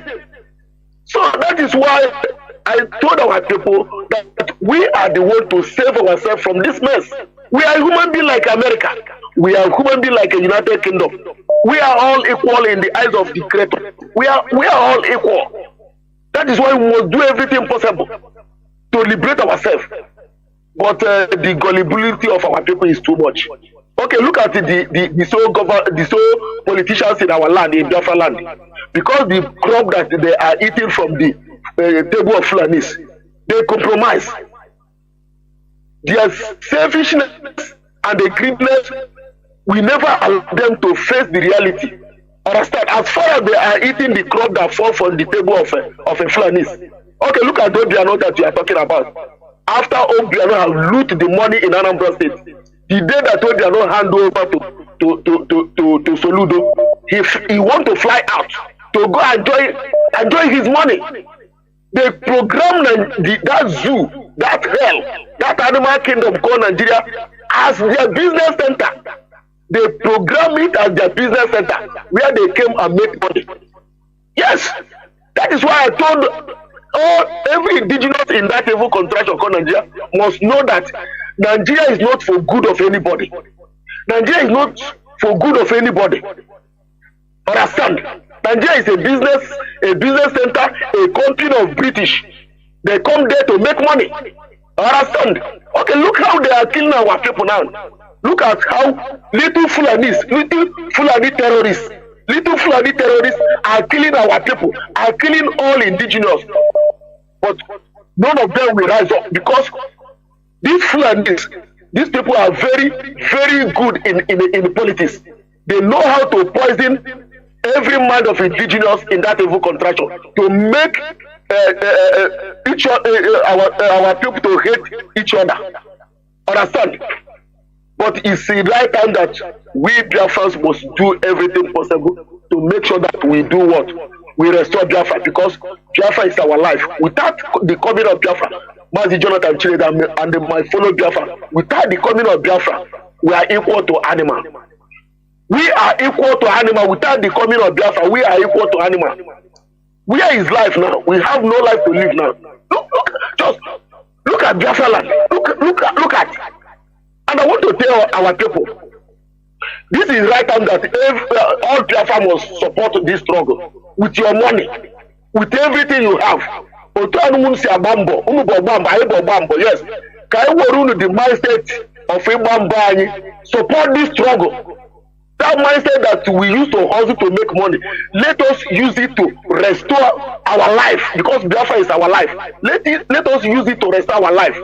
Not after you will take your money to go and give the Roman Catholic, then we take it to Rome, and the Pope of Rome will use it to build their place. You will take your money and they give the Anglican Church. They will take it to England, and the England will take it to build England. Then you will take your money to all these criminals that call themselves pastors in Nigeria, and they will take it and reach themselves. This is the right time that you will support this struggle, because Biafra is your life. Without the coming of Biafra, we are equal to animal. Mazi, Jonathan, I must thank you very much for your good work. I must thank you. Thank you, my dear brother. There were. Caller on signal. Can you hear me? Caller on signal. Caller on signal. Can you hear me? Caller on signal. Can you hear me?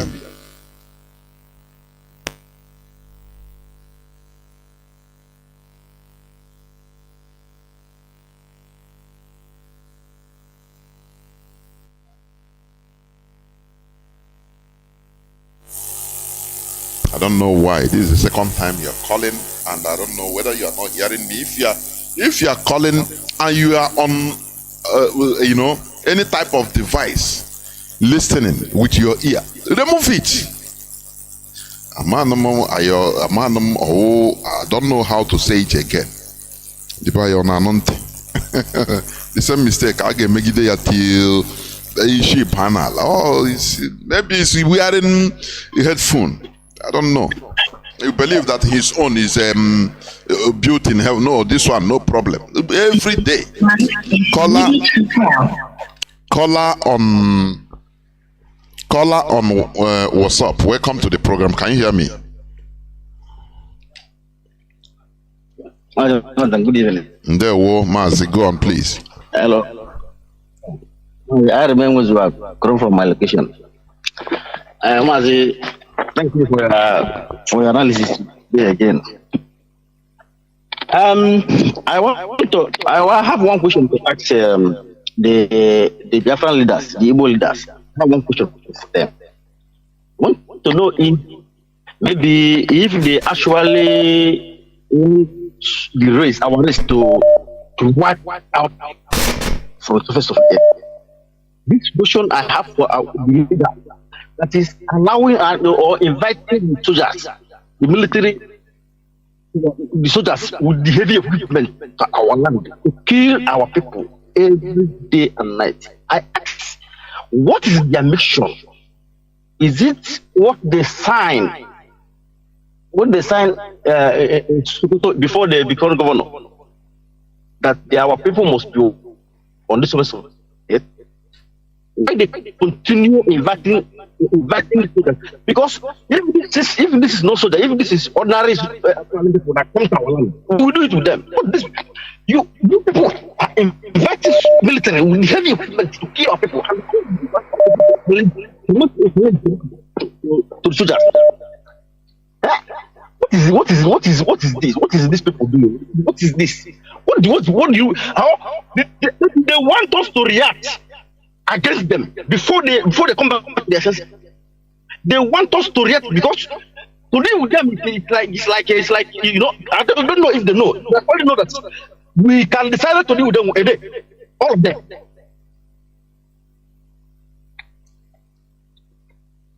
On the issue of American, if you're talking about people, the American is not what people think about them. They are not what people think about them. These people don't care about. They don't care about America because of this.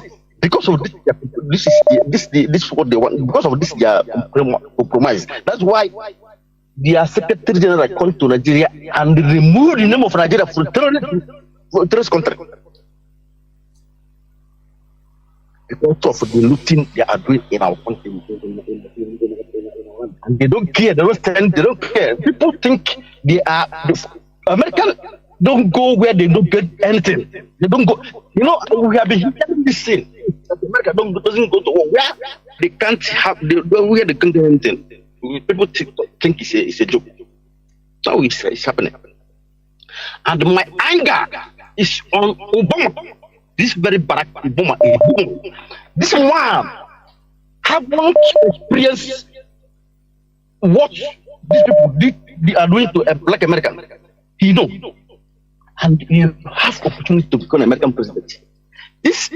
You have opportunity to become a man as American president.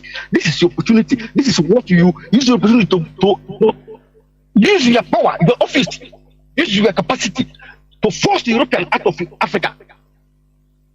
Use your office to force Europeans, the West, out of Africa. But what do? You even add this to he is the one that the man that reject the West, reject every European influence. Obama fight the man. As an African blood, you are. You have opportunity to liberate Africa. You know what black has happened in the whole wide world. You become president. You don't do. You even help. God, Mazi, God bless you. There were Mazi. There were.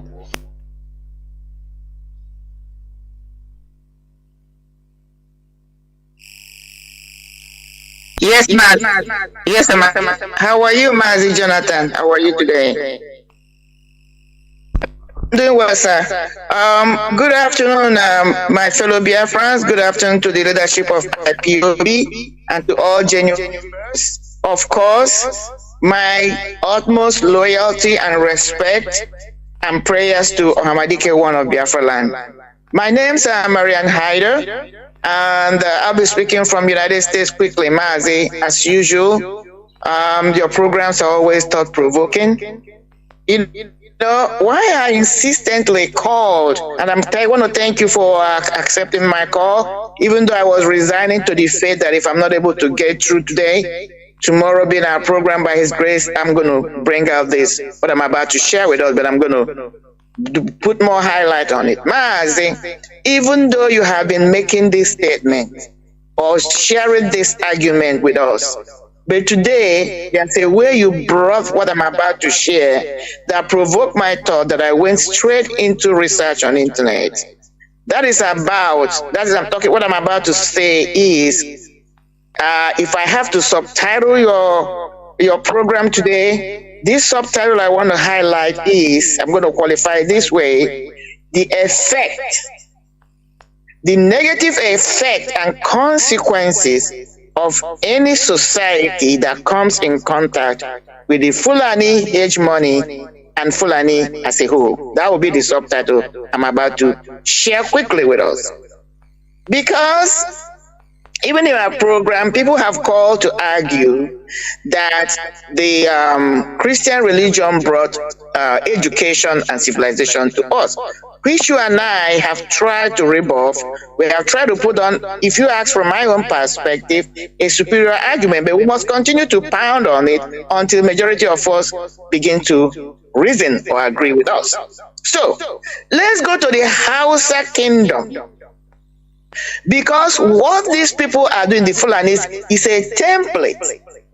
It's a pattern of behavior they have been carrying on and have been successful.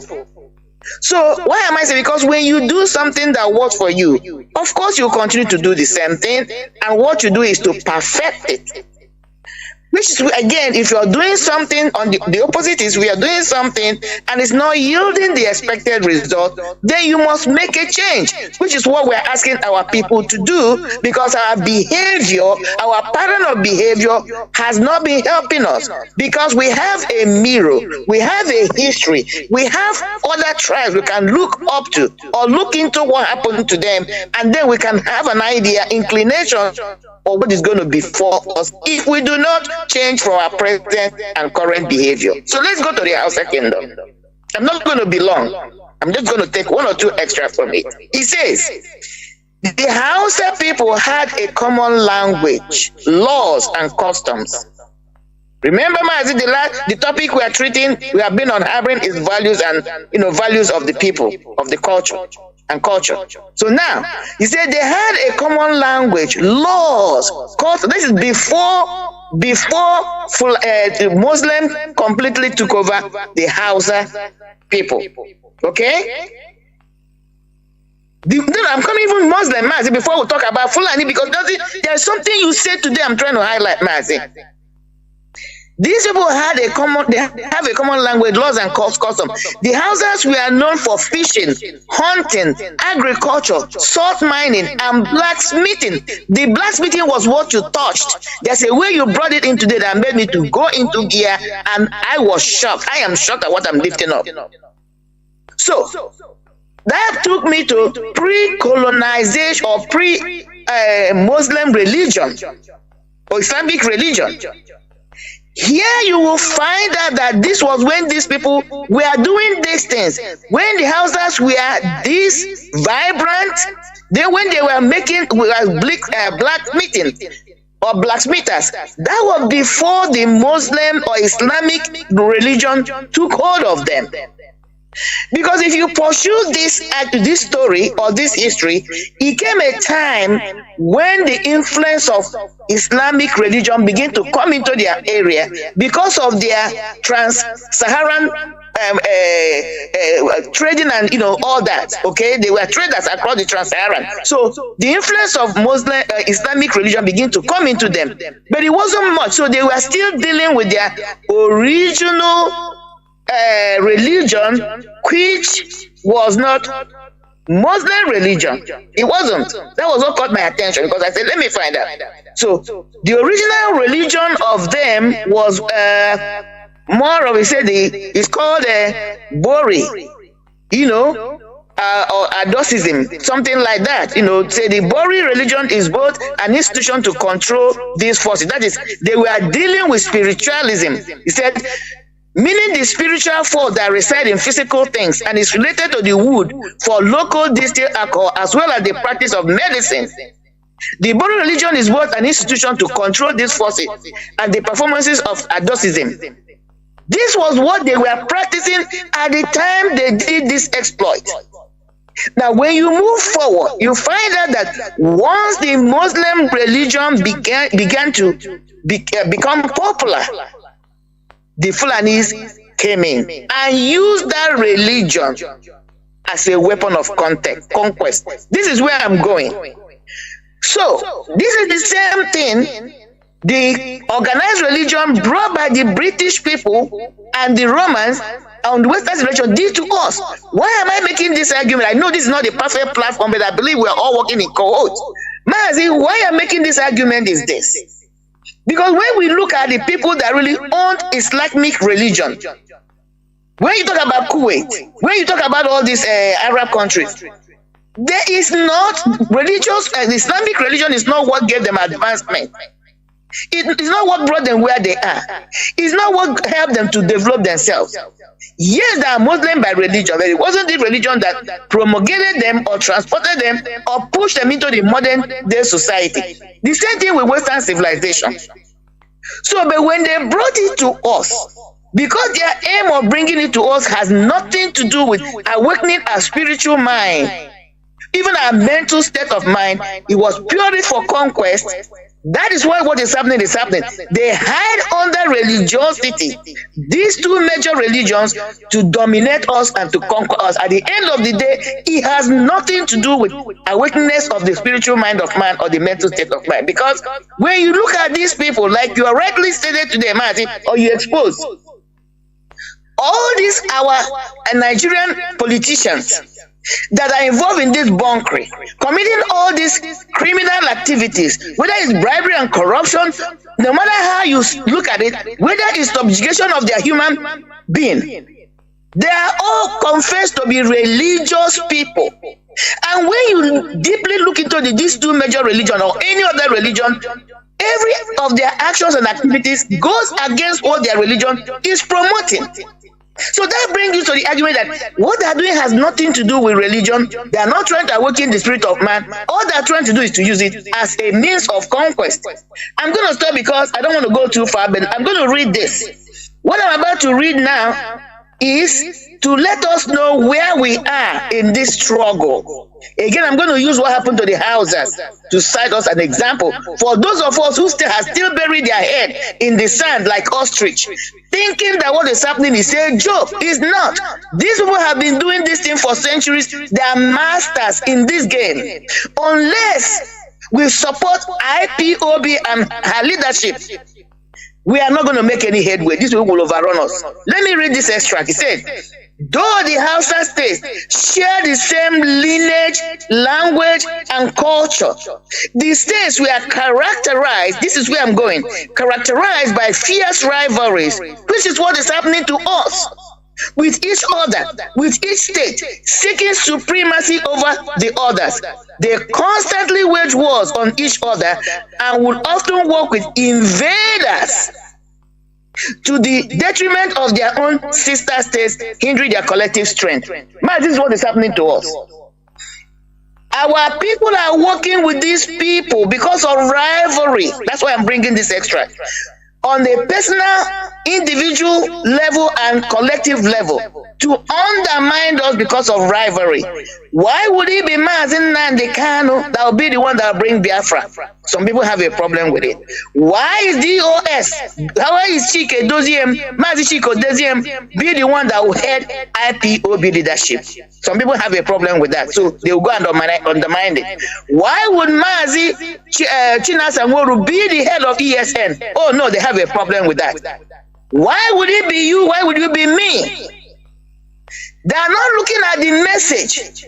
They are concentrating on the messengers. Because of their simply rivalry tendencies destroying us. This is what is happening to us. And until we make a U-turn 180 degrees and begin to understand that united we must stand, divided we must fall. Mazi, we are going nowhere.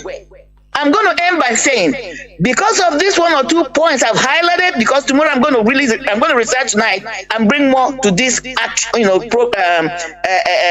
argument tomorrow. Mazi, because of that, I am strongly making a statement. This is me. Anybody that is not working with, or a group of people not working with IPOB leadership that Mazi or Hamadike one instituted and for now left for us, is working against the restoration of Biafra, against any Biafran as an individual, as a whole, collectively. And we must see those individuals that way, or group of people that way. And anybody who has left IPOB, doesn't matter what the excuses are, since Mazi has been incarcerated, has no place, should have no place in coming back to this fold. If Mazi comes back and wants to bring them back, that's Mazi's prerogative as our leader. We will look into it. If we want, then we can continue.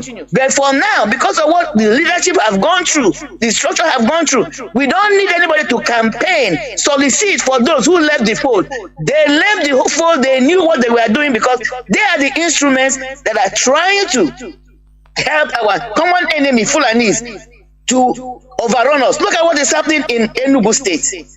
It's the same indigenous of Enugu State that are letting themselves because of rivalry, community rivalry.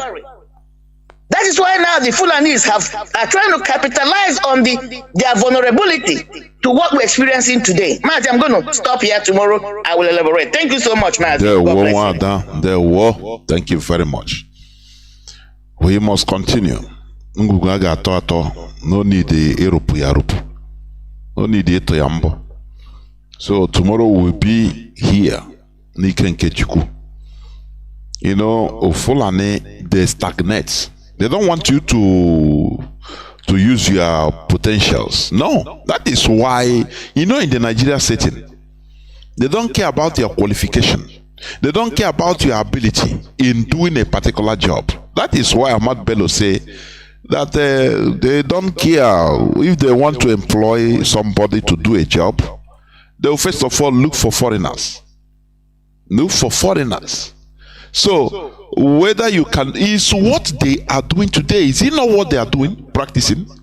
That is why we reject the Nigeria project, because it undermines our capability. Fulani, once they subjugate you, once you are under them, they will stagnate you. The Hausas are stagnated, you know, full stop. They remain there. Early in the morning, they give them plate, or you go and beg. Yes, you become a shoe shiner. You are man, a shoe shiner. It is the work of the Fulani, what they did to you. You were not like that. You were a progressive set of people. People, before even some European countries know how to do blacksmith or know how to mold gun. Fulani, I mean, the Hausas were doing it. Producing guns. Gunpowders. Do you know what development, what type of civilization? Very advanced civilization that time. You understand? Sewing clothes and exporting of clothes, something even they cannot do today. But the touch of Fulani stagnated them till today. Caller on direct line. Can you hear me? Welcome to the program. Caller on direct line. Uncle, good evening, sir. The war, Mazi. Yeah. Uncle, sorry, I have to be brief. However, I think a lot of people are tuning. I want to start by saying that I appreciate the first caller who called in today. And he picked out a word about consistency. You know, looking into today's context of your presentation, I think, yes, he is right. But somehow, too, I want to, paraphrase it this way. Why would we be inconsistent when we have been consistent into a religion that we are known with, but all of a sudden now we can call it a foreign religion? Now, check out when they begin to tell you that Christ loves you so much, and that you need to hold on, that he's going up there, he'll come back and he will do this and do this for you. Then all of a sudden, you have an enemy within your back house and also in your room who is killing you, bringing you down, and you are holding on for that Jesus to come down. Imagine a society whereby their Jesus cannot save them from another human flesh called Buhari that has died, yet is, replicating the government of what they do not understand, as in ruling them back in the same seat that he has gone past from this earth.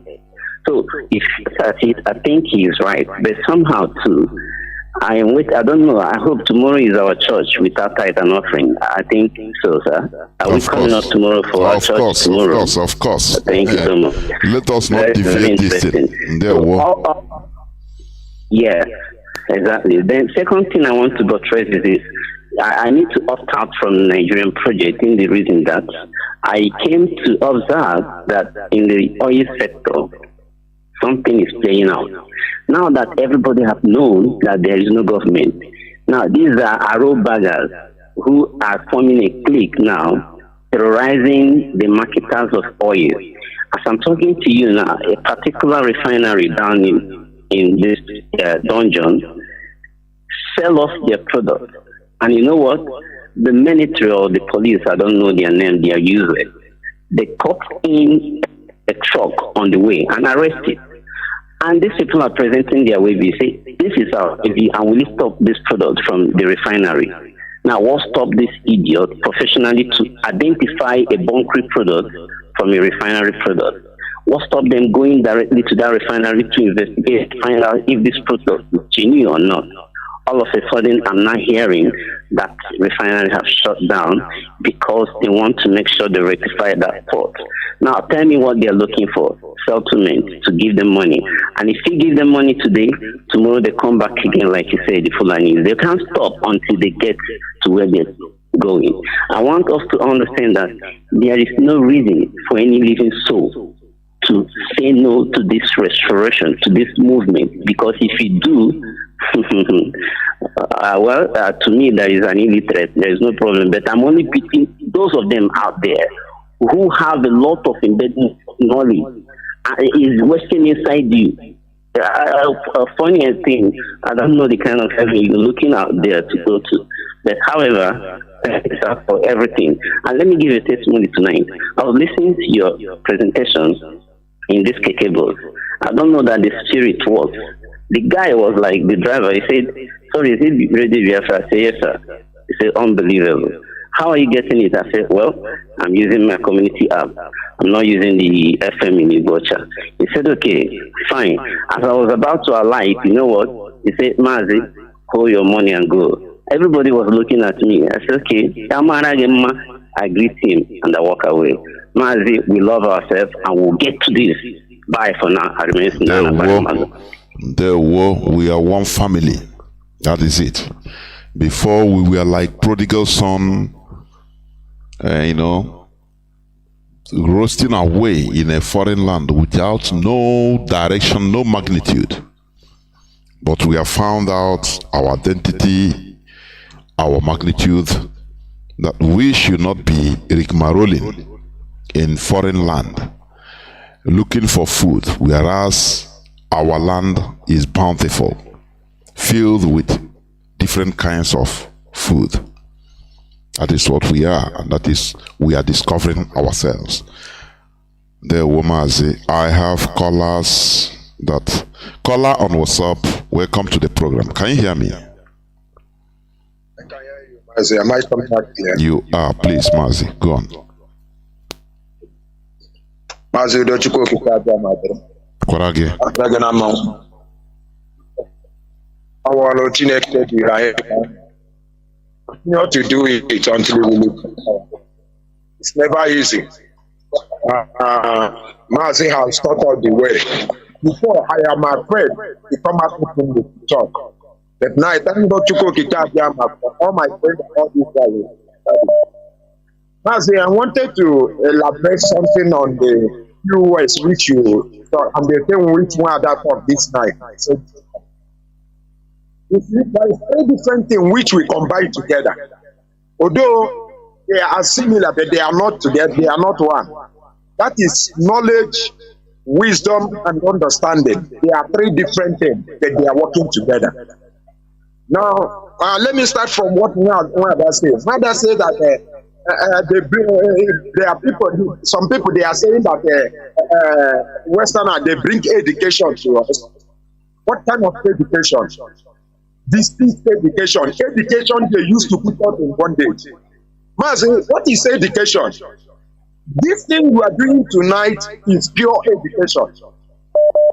that people spend their hard-earned money and time in the university to seek for, but they cannot get it.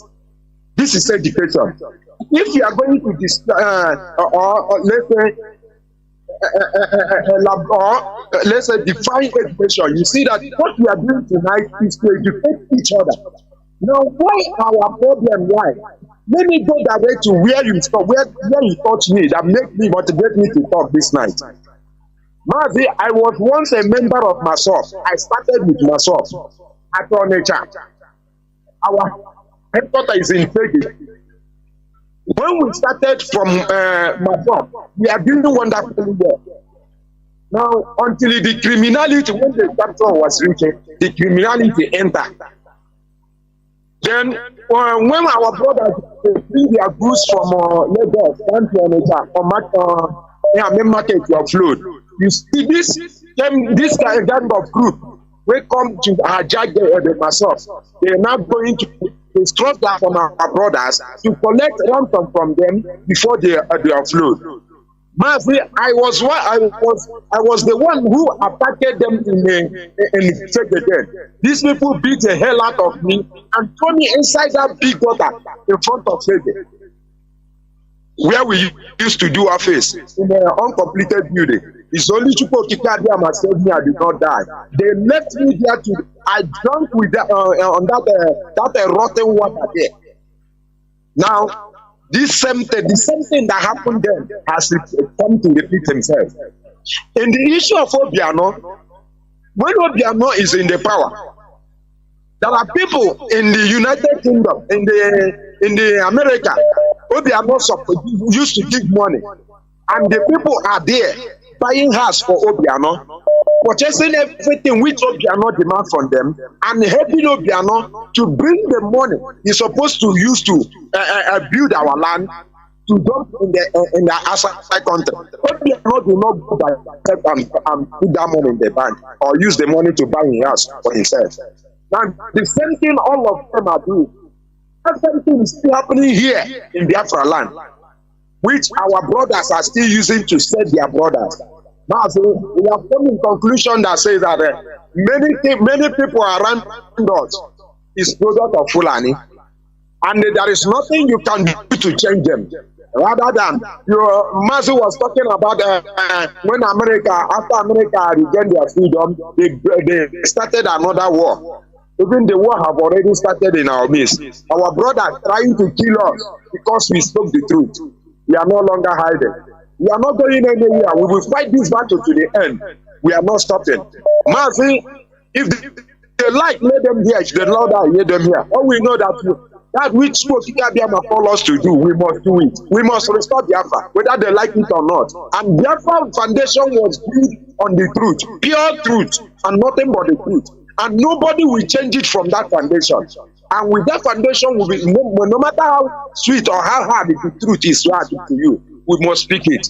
Mazi, keep on keeping on. I will drop here. There will. And you too. CK, there will. Caller on signal. Can you hear me? Call on signal. Caller on signal. Can you hear me? Go on, please.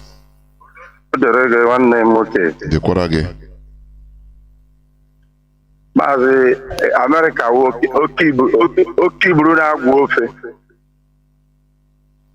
You know, this late, the way they just dump into the zoo matter. Instead of going into the details of what has been transpiring, the death and all the wickedness of the Fulani, they are talking about election. But we are not deterred because we are determined. I want to ask this question. The Biafrans think that all these infiltrators and all these politicians and evil governors, do you think that they don't want Biafra? They want Biafra. They want in their mind, you know that laziness of the black man. Angaga Goron Kemo, let me now that I'm in a position, you know. The IPOB is there, Nnamdi Kanu is there. Let me now, they will now stop themselves. That is that kind of thinking that is in the black man that have kept us down. And I want to even ask, all these black nations, even the blacks in the Western world, have they not heard our voice? Look at a rally on themselves. You know that when all the black nations in Africa stand up on the white people that was blacks in South Africa, that's not what we are standing with their brother. But look at how what we have been saying. God himself have heard it. Even in hell, they have heard it. Nobody in this earth have not heard what you're saying. No matter how they pretend as in to be, that they have not heard it, they are hearing it. But look at the visibility in all these black nations. They see that it doesn't concern them.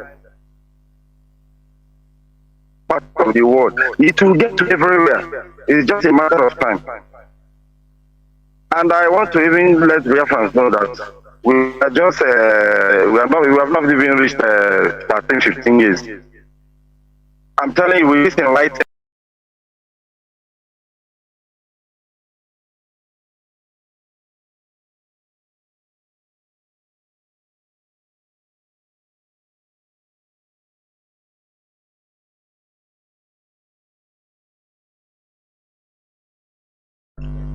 Mazi, don't you go there again? Ikorage Mazi, there wo. We must continue. I think I will take the last caller. Caller on WhatsApp. Can you hear me? You be the last caller. Welcome to the program. Thank you, Mazi. Am I coming out clear? Mazi, go on. You are coming out. Thank you very much. I greet Biafrans worldwide. I greet Ohamadike. I say, be Udo Chukwu Kabia Madre Nnamdi Kanu anywhere he is. May Zume Zafalu Ibe guide and protect Ohamadike. May Zume Zumpagano Ohamadike guide him and protect him. May Zume Onoko Ohamadike guide him and protect him. May Zume Ebu Ohamadike, Ogbe Ohamadike guide him and protect him. May Umunna Ohamadike guide and protect him. May Obi Puke Ohamadike guide and protect him. May Zinu Nnamdi Kanu, Izmezu Ndichie Umokwadora, Dombundegede. Don't ezume uno benya. Ndị agwụ, ezumezu agwụ Nnamdi Kanu, ezumezu mmụọ n'ụwa ya. Ezumezu ọgbanjụ ụwa ya, ezumezu ihe ụwa ya. Asị ha bịa duwie ma chebie na eke n'orie n'afọ na nkwụ na ha na-anọdụ n'igwe. Si na mma ga-ahụrị ọmụmụ mmejọ nja ahụrị ọgwụ na njọ ga na njọ ga na-akwa n'eziri na-asị na-egwu nnọfụ na ogwe nwere gbogbo ehi. Ise. There is what you said here that made me to come up. You know, this is our line. I don't know if we can make it. Thousands of people can be at the same time.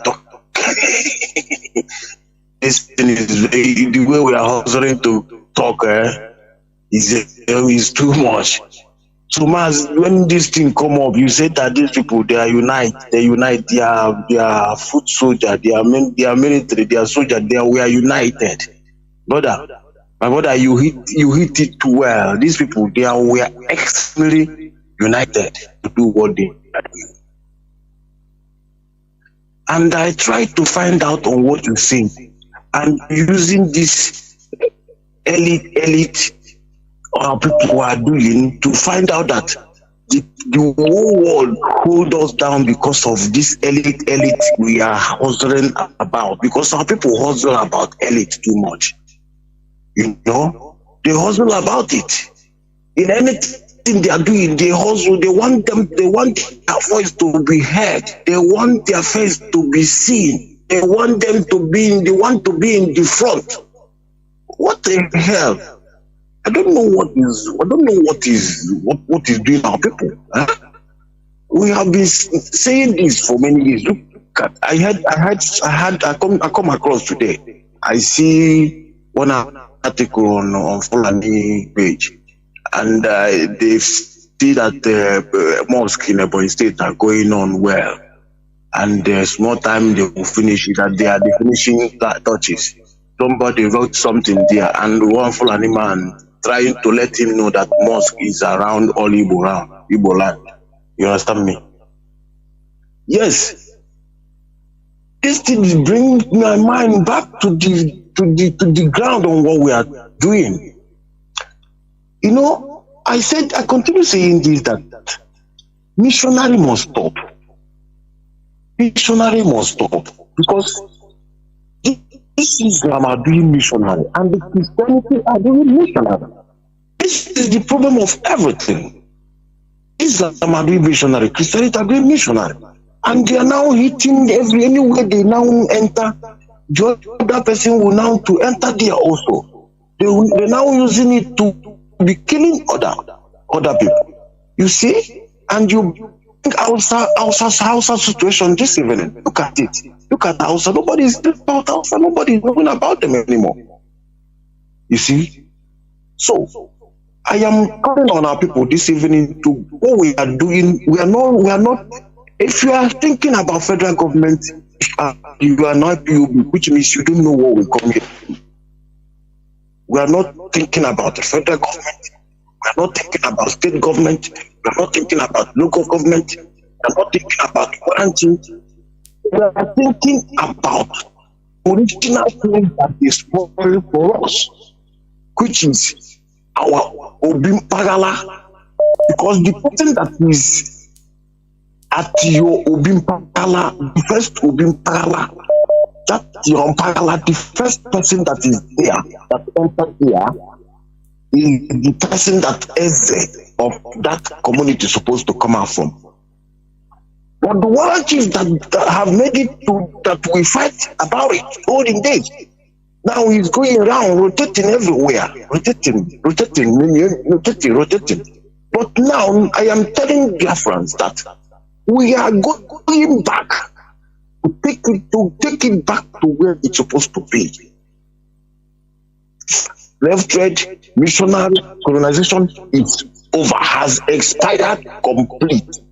After restoration of Biafra, we now calculate and know where they kept our people to make sure that we recognize them and they recognized us. Run back home.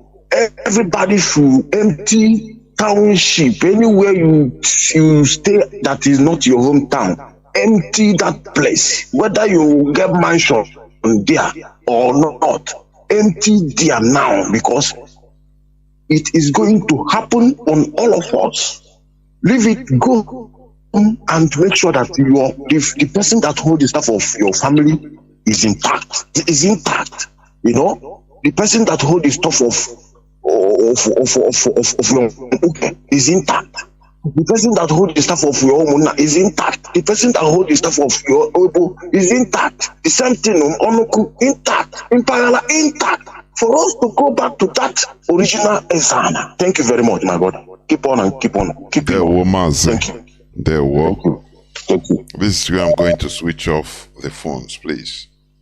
Do not call again. I'm not going to pick any call any longer. We are friends and lovers of freedom. We continue reiterating. The problem, we thank Chukwueke that we have been able to identify our problems. You know, why we are doing what we are doing is educating ourselves, as one of the callers rightly say, is education here. Education. The process of receiving or giving systematic instruction. That is education. Educating ourselves to understand the cause of our problems so that we can be able to rectify it. And we can see that we can never rectify our problem in Nigeria because the people we are staying with is the Talibans Afghanistan Taliban, people that don't even believe in woman education. How do you think that we can succeed in the same country with this type of people? People that don't have value for life. Human life doesn't mean anything to them. Whereas we have the beauty of life. We cherish life. How do you think that we can succeed or we can make it in the hands of these people? Britain committed, war crime. Or is it a peace crime? I cannot understand how to put it. They committed atrocity against us by amalgamating, putting us together in this type of evil union with people we don't know. That with people that we look at, they want us to stagnated. If we want to use our capability to develop it, they say we are domineering. No. Checkmate Igbo man, so that it will be stagnant. Do you see what we are saying? It is high time we join hands together. Stop allowing your selfishness, your ego, your selfish interest to overrule our collective interests. It is primitive. It is a primitive character. That is why I always say, people think that a primitive person is somebody that dresses like a mad person. No. You can be a PhD holder, living in mansions in hoopy places in America, but you are still primitive. You think primitively. You understand? So, the better we change our way of reasoning, the earlier we change it, the better. We see that it is not going well. In Nigeria, we are on the ground. I used to give example with the Jewish people, the Israelis today that has nuclear bomb. In Europe, they were being slaughtered. They were nothing. They were being killed. They were being accused of everything in Europe. But now they have their country. What is happening? They are developing. They are advanced. No person checkmates them. They are no more domineering. They are no more stagnant. They continue developing. And they are in the forefront, at the forefront of the world development. That is what we want to be. But America, through their evil greed and subjugative character, don't want us. They don't want us be. They don't want us to develop our capability. All that matters to them is, do election. Okay, election. Oh, they love us, But they don't talk about human lives that are being lost every blessed day due to Fulani terrorists. They don't care about it. What matters to them is election. How can you change maybe a goat to turn it to a cat? It's impossible. A pig will always be a pig. A cat will remain a cat. There is no way you can turn the Fulani Caliphate into Democrats, because that is not their system. Now they told you that, they are not ready for electronic voting. So the same way they are insisting that modern form of animal husbandry is not their. They don't care about it. They insist on that 7th century primitive nomadic way of animal farming or cattle rearing. Do you see the people that we are forced to live together with? Do you see? Now, they are killing. Imagine, just let me give you this example. Imagine in your life that they say some Igbo people group themselves and go and kill some Fulani or some any other tribe in Sokoto. Chineke kwena ihe ọjọọ. That day, they will release the whole arsenal in Nigeria. Channels Television will broadcast it 247. Arise Television, all the radio stations, even in Biafra land. Oh, Igbo man, oh, why they are killing everybody, the whole crimes, they are kill all of them, burn them. You will see hatred. But Fulanis are killing people everywhere around Nigeria. They are destroying lives. It has been taken as a normal thing. It's a normal thing in the Nigeria setting that it's Fulani, now go save yourself or run na Fulani. It's normal thing. Fulani, they kidnap how many people in Yaka? Oh boy, we were 5. They kidnapped 3.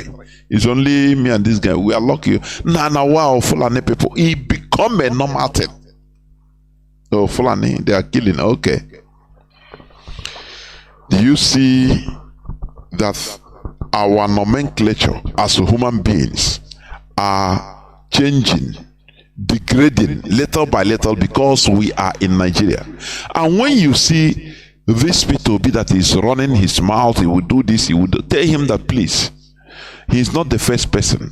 Azikiwe has done that. He is okay, he did very well as a governor in Anambra. Okay, let's assume he did very well. Right? But what is the position of all those things he did today? Another person will enter there and smash everything to ground zero. People should tell him that, oh God, if you leave Nigeria, they don't know continuity because it is the caliphate. Anything you do, even if it is good, 4 years or 8 years, okay, after you, what happened? They will come and erase everything and insult you, join it. That look, Onyamri want to come infidel. He want to show us that he's sabi. They will drive back every good thing that you have achieved, drive it back. The same way they destroyed the schools built by good luck Jonathan in the north. Do people ask? I don't know. Does it mean that our people, they don't reason any longer? Our leader asked one day, is it because what is harming our brains? Is it fluorine? Is it fluoride that you are using in brushing our teeth that is acting on our brain, distorting it? Otherwise, how can't we think and reason and say, look, this is not the solution to our problem. We have no future in Nigeria. Nigeria is created for us to perish. That is the reality. Here we say it as it is.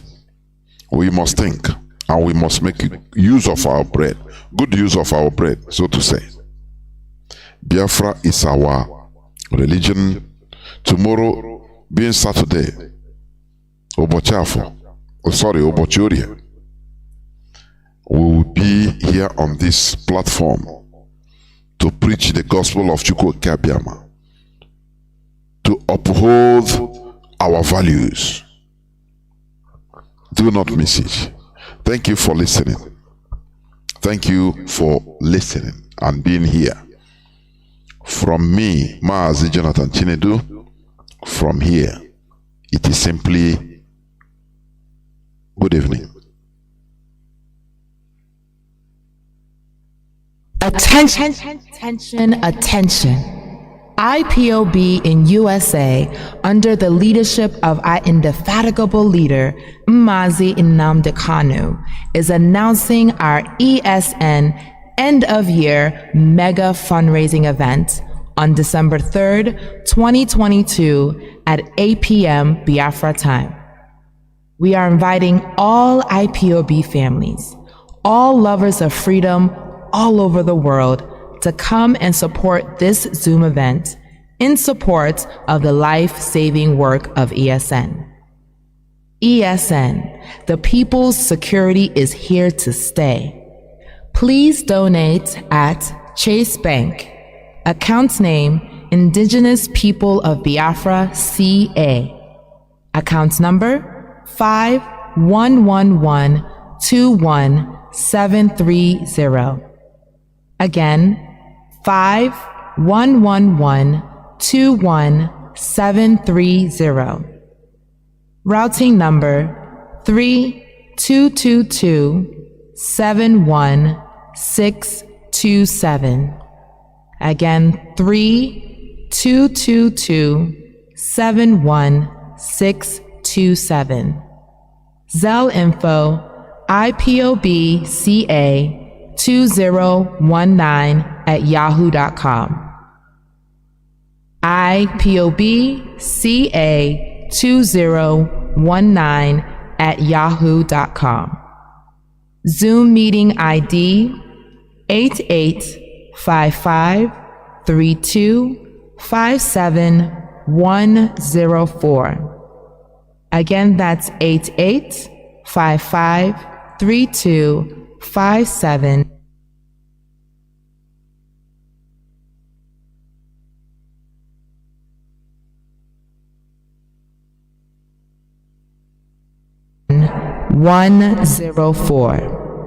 Passcode 147330. 147330. For more information, call these numbers: +1 818 201 8884. That's +1 818 201 8884, or +1 872 242 0417, +1 872 242 0417. In Biafra, we trust.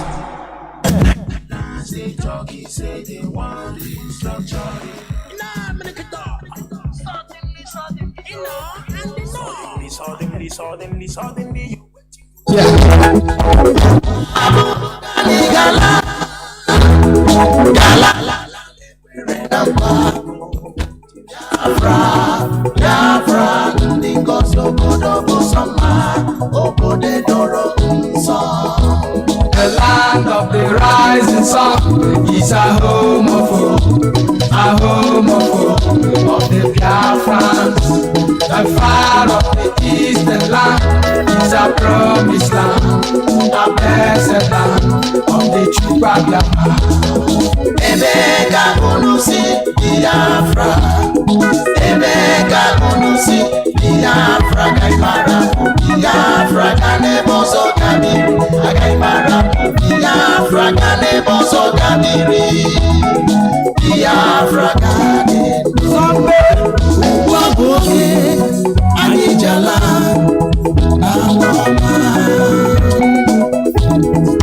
Wana lemo kana na lombo wana jumo wasina Biafra na tago. Chukwu okike bịama onye anyị nọ n'aka bịa mere anyị ihe mara mma. Zọmbe ugbu a bụ oge anyị ji ala n'ala nna m. Biafra bụ ala ọma, ala Chukwu gọziri, ala mma na ahụ, ala Chukwu gọziri, the rising sun. Mgbe mbuka kwuru okwu wesi n'oji ihe nwatakịrị, o were aka ya elu aka fụwa ya ụfụ wetuo ya, maka na ọnọdụ ugo ga-adịrọ n'igwe mma. Zọmbe lee ndị ala adịghị mma, ndị zuru, ndị na-aṅụ ọbara mmadụ, ndị okwu ha abịakwala n'ọzọ ka ha kwatusu Biafra. Mana Chukwu okike abịa ma gị ka ị nọ n'aka, mana Chukwu okike abịa ma gị ka ị nọ n'aka, na anyị ga-ala ụgbọ abụghị anyị je nwere onwe anyị, ụgbọ abụghị anyị ji ala. Biafra na-atago. The land of the rising sun is a home of hope, a a homophobe of the Biafrans. The fire of the eastern land is a promised land, a blessed land of the Chukwa Biafra. Ebeka unusi Biafra, Ebeka unusi Biafra, Gaimara, Biafra, Kaneboso Kamiri, Gaimara, Biafra, Kaneboso Kamiri, Biafra, Kaneboso. IPOB, one big family, one big family. Honorable one Nabaloso, Anabo, Onere, Abo Kalesia, Ore Kalesia,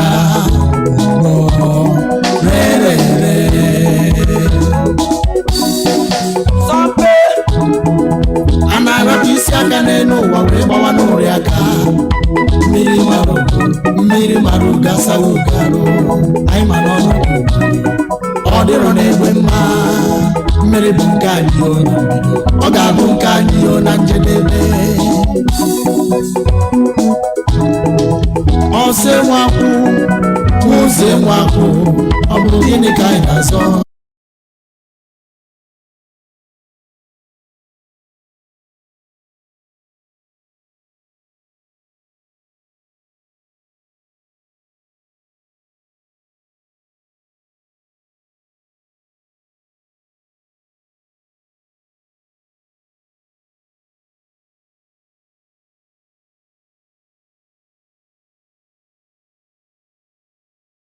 Because what I am saying on Abumanyamini, our people are lame.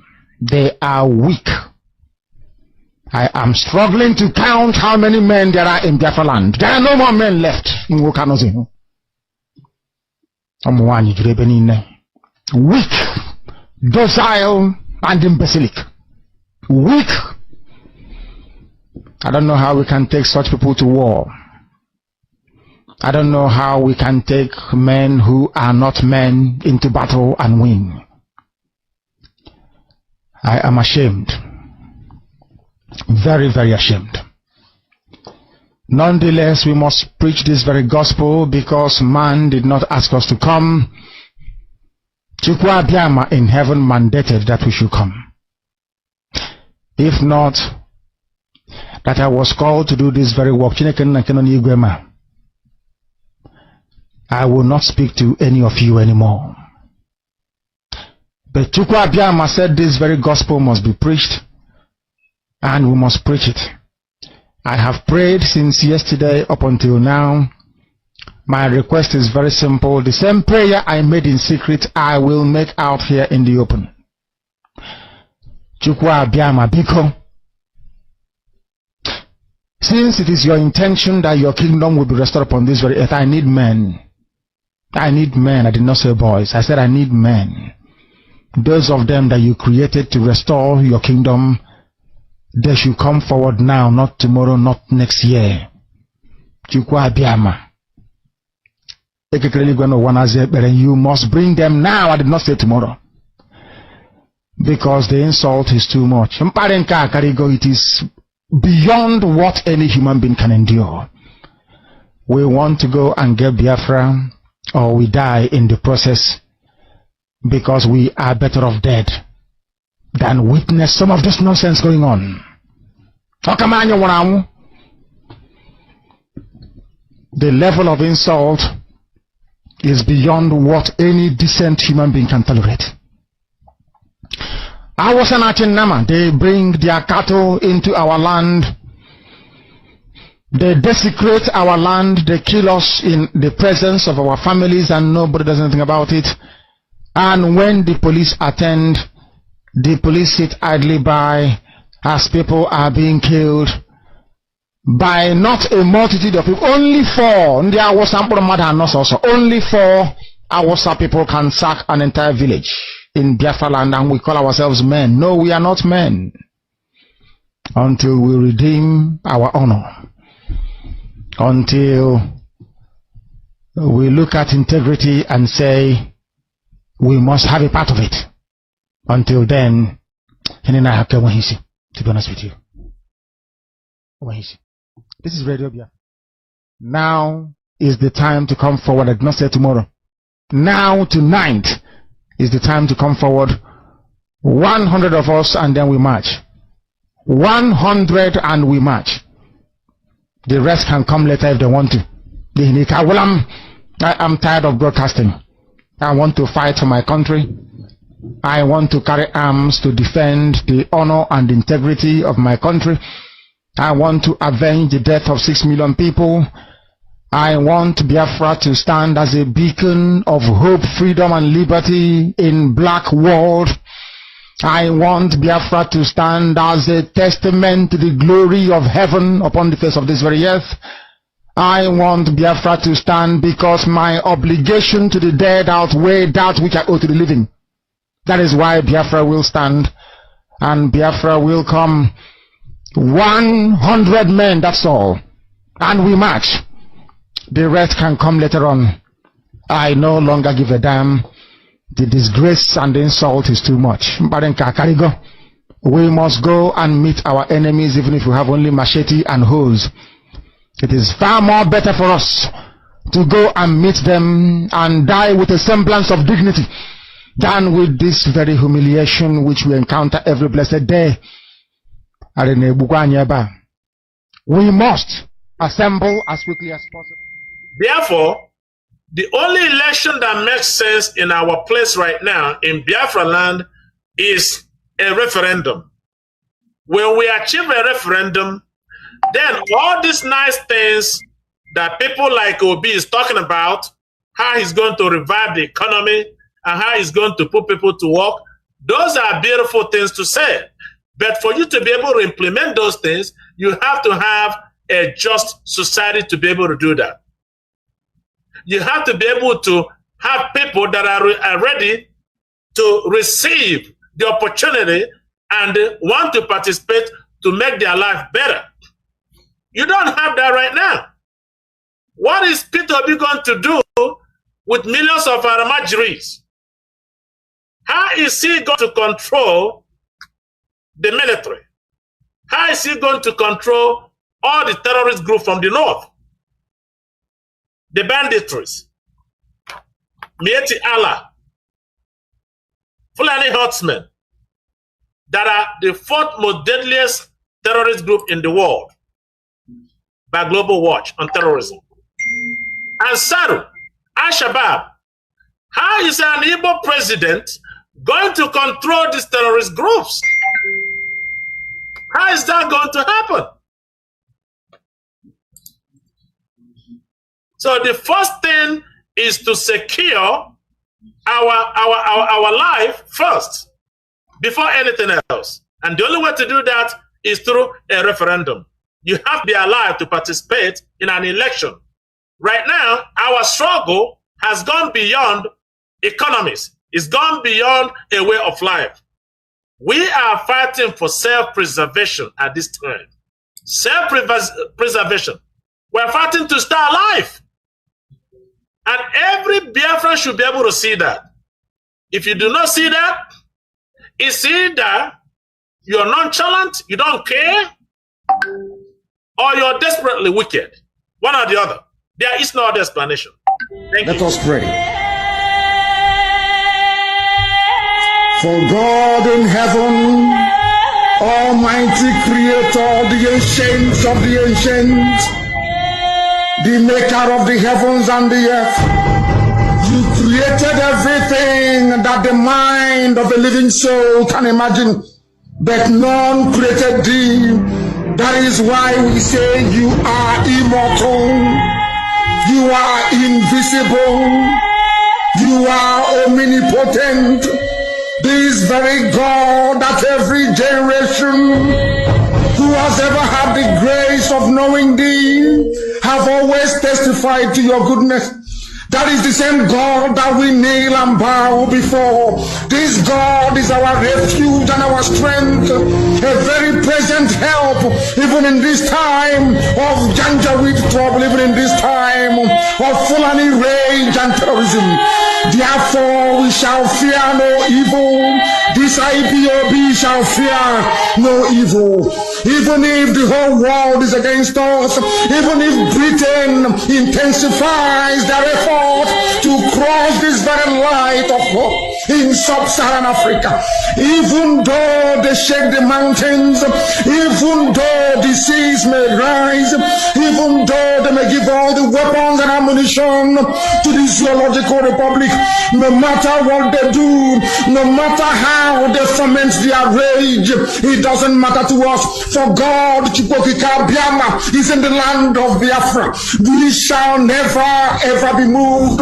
This God of the ancients will help us now and forevermore. For Biafra shall come, and this Lord of hosts is with us. Chukwokika Biama, the same God of Jacob, this same God of Shadrach and Meshach and Abednego, this God that never abandons his people, this same God is our refuge, and we proclaim it unashamedly that this God that we kneel and bow before, we shall worship thee, for Biafra is your promise. Your word is yea and amen. Instead of your word not to come to pass, heaven and earth will cease to exist. Upon this very hope we anchor all our belief that Biafra shall come in our time, and we pray that it comes this very year, that your glory may be made manifest in the lives of men, that we may kneel and bow before thee.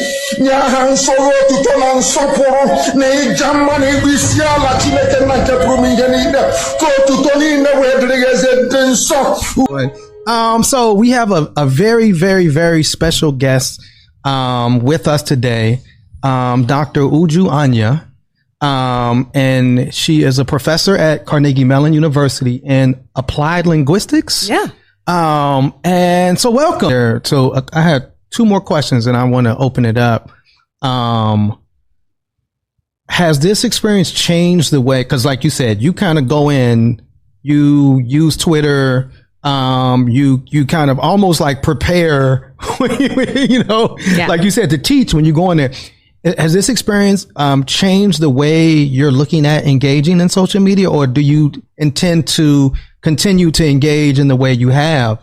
So even in this, my most intense moment on social media, fundamentally, more than I am anything else in this world, more than I am a mother, more than I am a researcher, more than I am a sister, a community member, I am a teacher. And if I'm going to do anything, I'm going to teach. Right. And even in that very intense moment of profound pain and my outburst, my emotional outburst of deep, deep pain, I was teaching. I followed up explaining that there was a genocide against the Biafra people. Right. Right. Who were trying, the Igbo people who were trying to form an independent nation of Biafra. They wanted to be separate from the country that the British Empire had imposed on us, which was this country of Nigeria, where they kind of took a bunch of independent nations who don't have anything to do with each other, don't even speak each other's language, don't relate. Many of them were even enemies and warring at the time, smushed them all together and drew these arbitrary lines around them and called them countries and named those countries. Right. And then said, now y'all get along and do a country for us and be a union for us. And then go through, contentious, bloody independence processes that never really yield any real independence. You're still part of a commonwealth afterwards. True.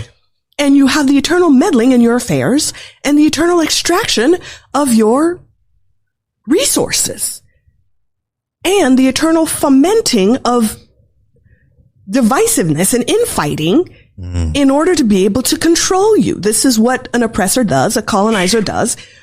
These are tactics and strategies of dominance. Right. We were subjected to that as a larger unit of Nigeria. And then when the Igbo people said, we want our own thing, let's go and do that. Well, it so happened to be that the territory that this new country of Biafra was going to be in included very, very rich oil reserves. And the British were not going to let go of that. Wow. And the people that they had put in power, their puppet Nigerian governments weren't going to do that either because they needed it for the Nigerian project. Right. And Britain needed it for its own interests and uses. So Great Britain got directly involved in this civil war and in the war for independence, and decided that they would do everything to make sure that Biafra did not go. Wow. And this everything meant directly funding genocide of the people of Biafra. This is what happened. This is the historical record. I'm not saying anything that's in doubt or in question, right? Yeah. Even when it was happening during this period of 1967 to 1970, the BBC themselves were producing documentaries decrying it, covering all the protests that were happening in Great Britain. This is recent. Yeah, this is very recent. My sister, for example, is turning 60 this month. And my sister was alive at that time. She was like 5, 6. Right. My other brother was alive at the time, and my second brother was in my mother's belly. She was pregnant during this time, running from village to village to escape the bombs that they were throwing at villagers. So when we tell you that 3 million people, some people have said up to 5 million, 6 million, or some people quote low. So the sort of average agreed upon number that you really cannot contest is about 3 million. When you think of a Holocaust, right, this is a Holocaust. Absolutely. Now, the Holocaust that we typically were most familiar with is the most famous one against the Jewish people. Yes. Where they, 6 million of them were massacred. Absolutely. So at the most sort of conservative estimation, they did half of us. Right. Half that number. Civilians. These are non-combatants. And more than 1 million children alone starved. Wow. The British paid for that. And Queen Elizabeth II was ruler. She was monarch at that time. This was the government that she was supervising. Now, I don't buy this notion that she was just a statue, if you will. I was going to ask you that question. Or a decorative plant. Right. Or, some kind of, I don't know, tchotchke sitting on the shelf. Right. This was a ruler. This was someone, the very crown that she had on her head, signifying the fact that she's a monarch, was made from plunder. Right. Diamonds, blood diamonds. Absolutely. So the throne that she's sitting on is a throne of blood. So you cannot say that she was just this little old lady or this figurehead that really had nothing to do with anything, and it was just the British government that were making their deals and, governing however they would, without relating it directly to her, because she directly benefited her very position as a monarch, the palace that she lived in, the opulence, the obscene levels of wealth that she enjoyed. Absolutely. Were all paid for by our blood. And I don't say this figuratively. Right. And I don't say this as something that, this long remote past, let's say, of human enslavement, which on my mother's side, she's from Trinidad, my ancestors over there were enslaved by the British. I'm talking about recent living memory of people still alive today. Her money, her government funded our slaughter. And people expected me to be calm or to be, I don't know what they expected. Right. When the person who literally paid money for bombs and guns and military supplies to come and massacre your people is dying. Right. You're not supposed to dance. What's the reaction to that? I remember when we found out that Osama bin Laden was killed, and Americans celebrated, right? Because they held him responsible for 9/11, which just passed, and that terror that occurred, and those 3,000 or so people that died. Yeah. And it's like, but when it's our terror, when it's our pain, when it's our loss, as Black and brown people, and we, particularly when we express it in a way that challenges, white supremacy, the white supremacy dominant narrative, and this, kind of almost like Disneying idea that people had of a queen, then all of a sudden it's like we're always told to be civil, to be calm, to be peaceful as Black and brown people. And so, but when it's somebody that you feel harmed America, you can dance, you can celebrate, you can take out your flags, and that's held up. You can have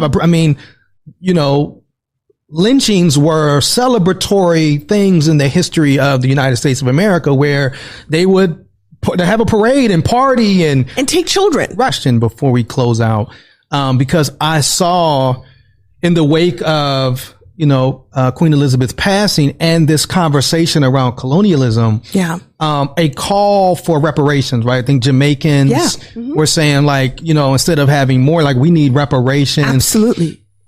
You spoke, you taught us about this very recent history around Biafra. Is there a movement or calls for some type of reparation? Because, we've seen reparations happen with the Holocaust of Jewish people, deservedly so. You mentioned, I'm part of the National African Americans Reparation Commission that was started by Dr. Ron Daniels. Absolutely.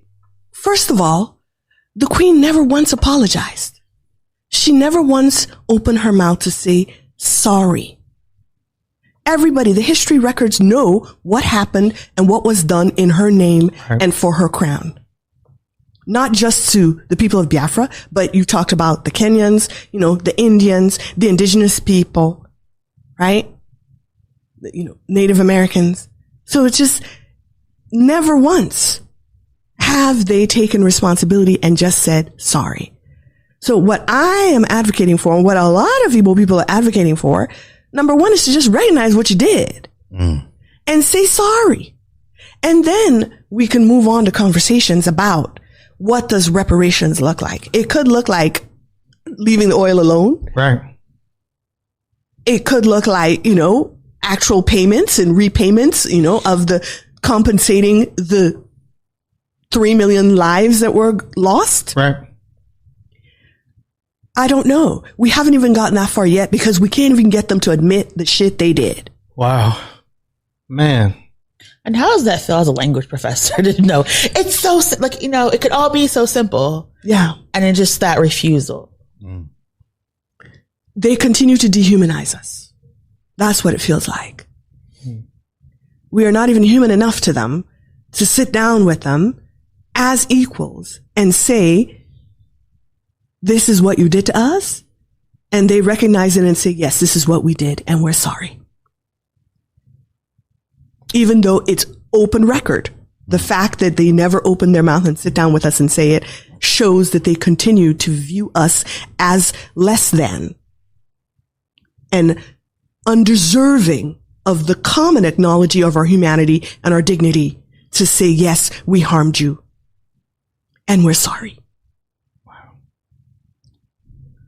Powerful way to end, and that's why we call it This Week in White Supremacy. Absolutely, yes. This is a perfect synopsis of the theme of this show. And the article we're going to share as our white pages is a recent article.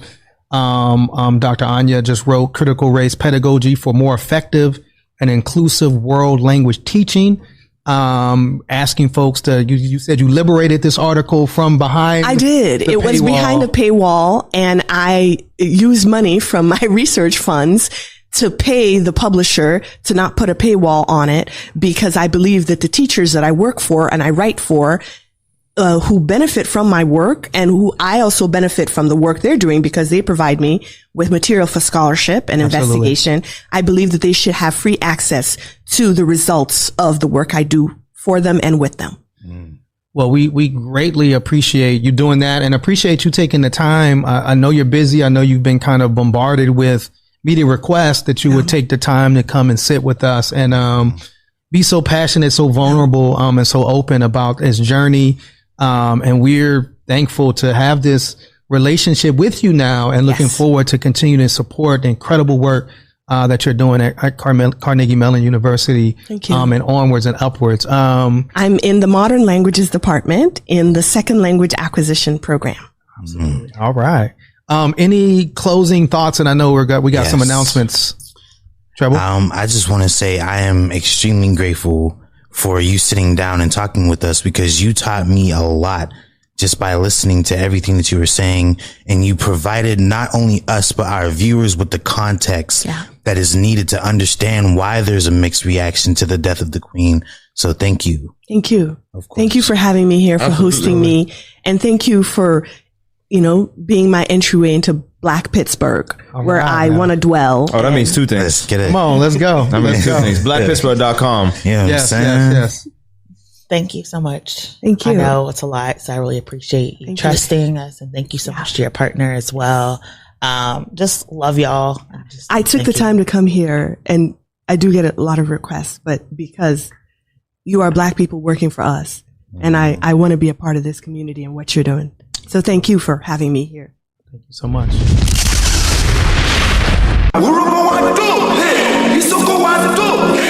Hashtag we are one family, indivisible. Under Chukwu Okike Abiyama, we are the people of the East.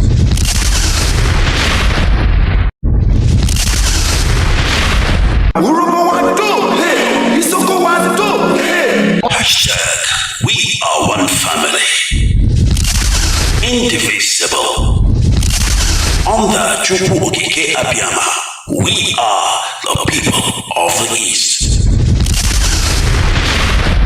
The type of Biafra I want is the Biafra of my ancestors, the land of the free, where people are allowed to pursue their daily endeavors without interference from any higher authority, where individual and collective autonomy of every component, ethnic, nationality within Biafra will be guaranteed, not just by law, but by virtue of our existence as dignified human beings.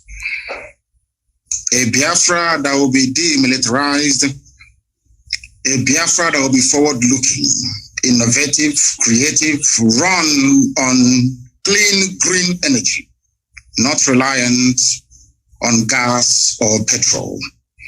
A Biafra where the police will not bear any arms. A Biafra where people can live and die and you will not see an armed soldier anywhere around you. A genuine republic, a land belonging to the people.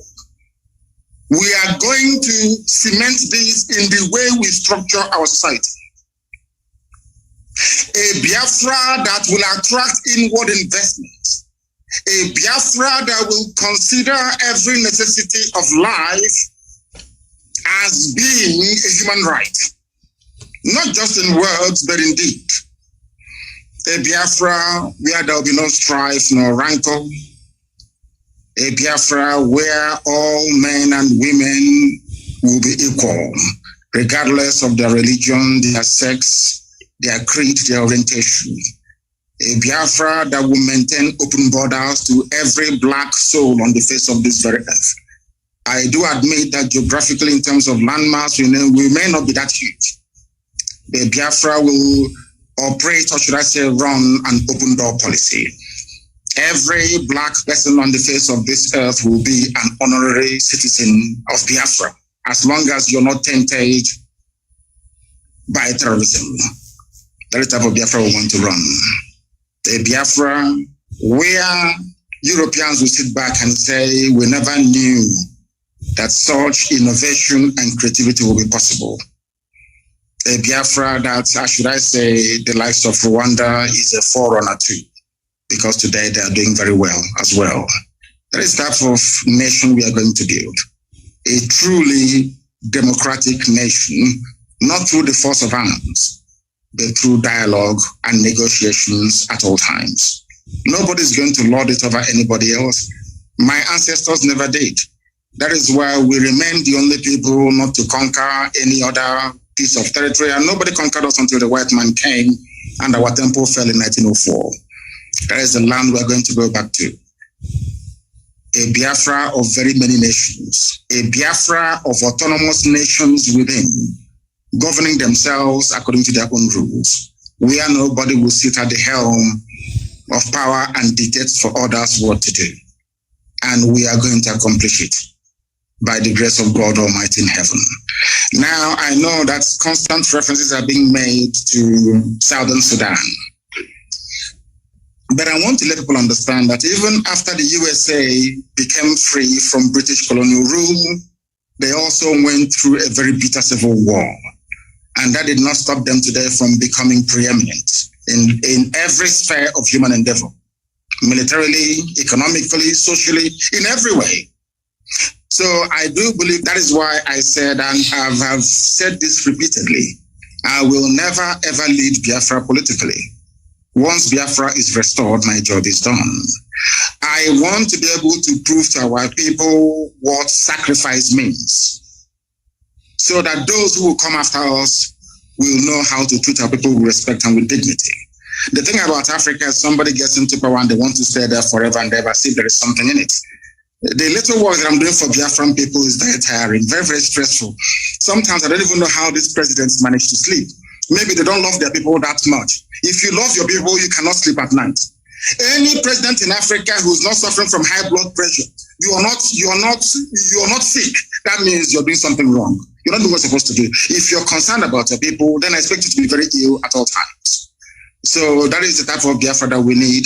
That's the type of Biafra we're going to have. A type of Biafra where the wealth, well-being of Sub-Saharan Africa flows from. And I can assure you we are going to deliver it. We will deliver it. The Pan-Africanism that we talk about is going to start from Biafra, because mind you, I did not say that we're just going to have Biafra and then we shut up all the borders. No. What we want to do is to return to our organic political cultural arrangement. Should Biafrans wake up the next day to say, oh, we want to be the same country with Oduduwa, all well and good. Should Biafrans wake up and say, oh, we want to expand into Amazonia, all well and good. As long as you take the consent of the people with you, this nonsense that the Europeans did in Africa, we want to reverse it. That God Almighty heaven may look down and be very proud to say that at last, I have people who are after my heart. And that's what we intend to do with Biafra. Thank you very much.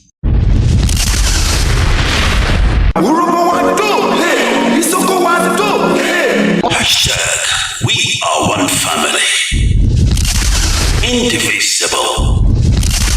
Under Chukwu Okike Abiyama, we are the people of the East.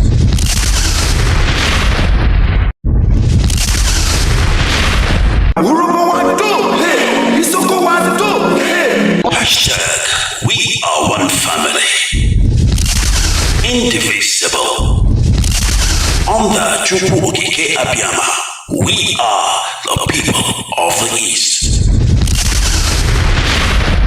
The type of Biafra I want is the Biafra of my ancestors, the land of the free, where people are allowed to pursue their daily endeavors without interference from any higher authority, where individual and collective autonomy of every component, ethnic, nationality within Biafra will be guaranteed, not just by law, but by virtue of our existence as dignified human beings.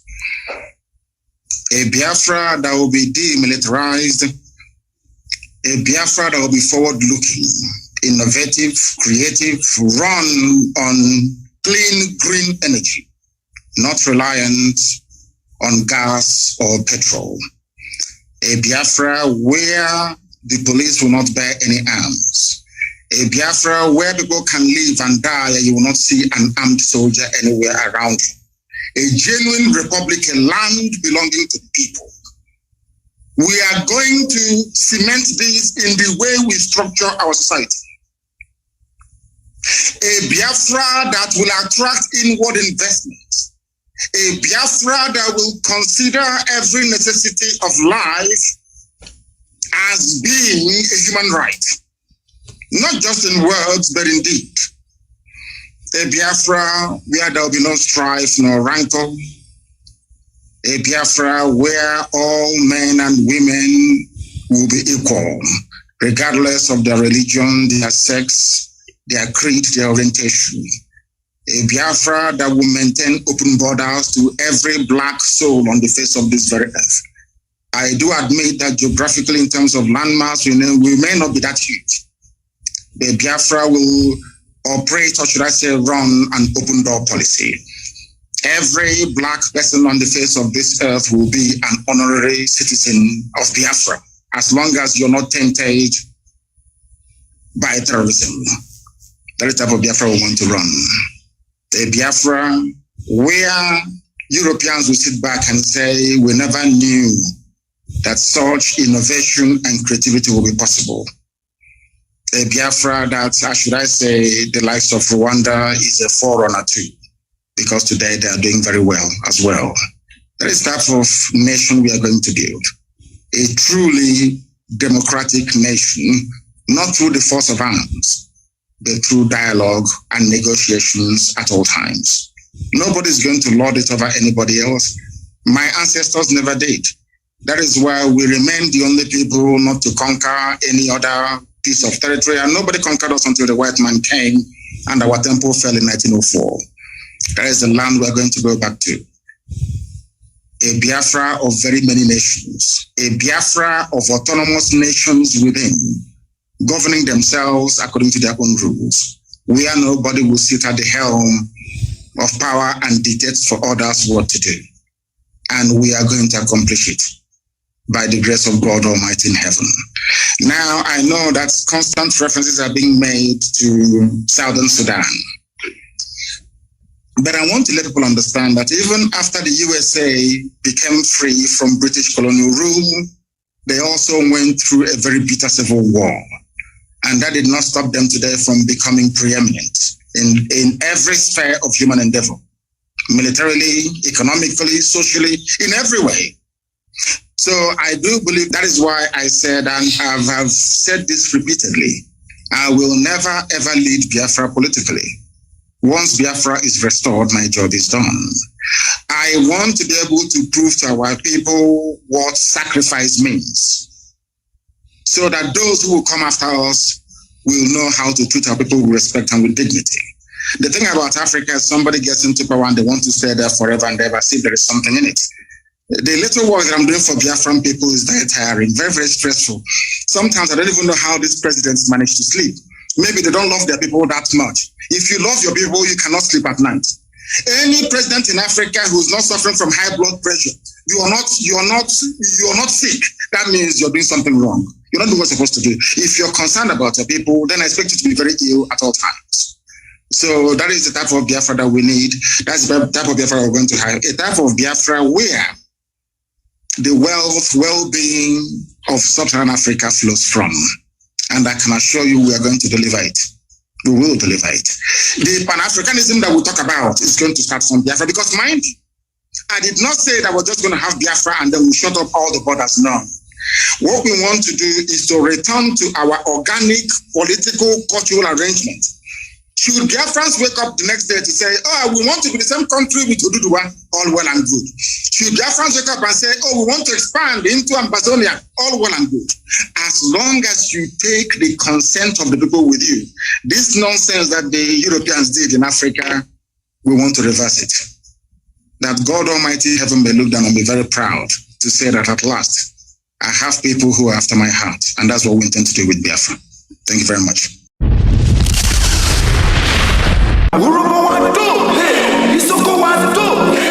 Hashtag, we are one family, indivisible.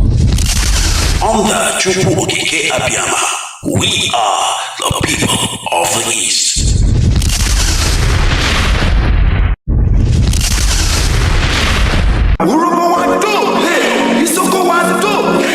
Hashtag, we are one family, indivisible. Under Chukwu Okike Abiyama, we are the people of the East.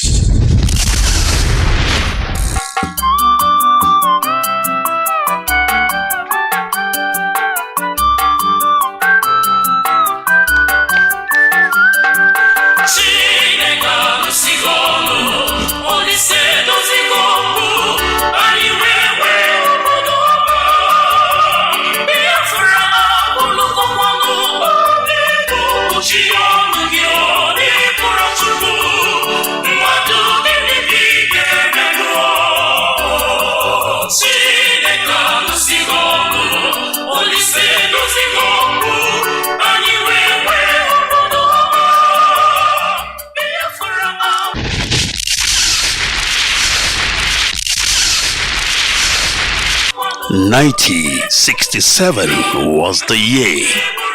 A year not to be forgotten in the history of mankind. A year of massacre, mass murder, genocide against the defenseless people of Biafra, men, women, and children, while the whole world watched and get entertained with the precious blood of Biafra spilled. The world watched and did nothing. But there was a voice in the wilderness, the voice of Okokondem screaming, Omo Biafra, Murunanya, Onyendiro Baraburuburu, Nechendo Yanche. The voice of Radio Biafra. The voice of the voiceless. The voice of freedom. 55 years later, Radio Biafra is still defending humanity, bringing you news, information, analysis, revealing and exposing the kingdom of darkness called the Zoo Nigeria, saturating humanity with melody, music. Radio Biafra. We will never stop until Biafra is restored and beyond Biafra restoration. Do you know why?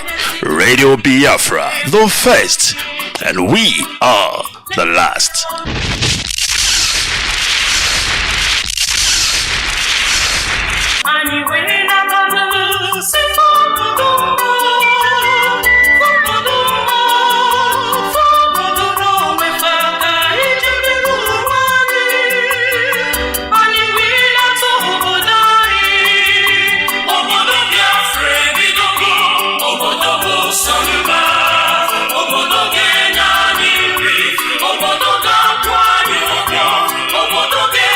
Traditional rulers, aka Ndeze, town union, churches, villages, kindreds, Ndiamala, and all paternal and maternal homes to abeg hear our voice and hear our cry in this request to please do the needful now before it is too late. We dey ask all the people involved to abeg try and bury all the corpses wey scatter all over Biafra land. For this one, they should say it dey bring us spiritual and physical problem, and now we dey suffer we no know. When you know the root cause of the sickness, the treatment now don dey easy. Abeg my people, now we don sabi the cause of the sickness. IPOB don come with the solution. The research wey you do show say some dead body don dey up to 1 year, 3 years, 5 years, and the death count na human being we go bury or na firewood. Everybody wey this one concern, we IPOB dey beg una, abeg make una do something new, because anybody wey in person start the journey,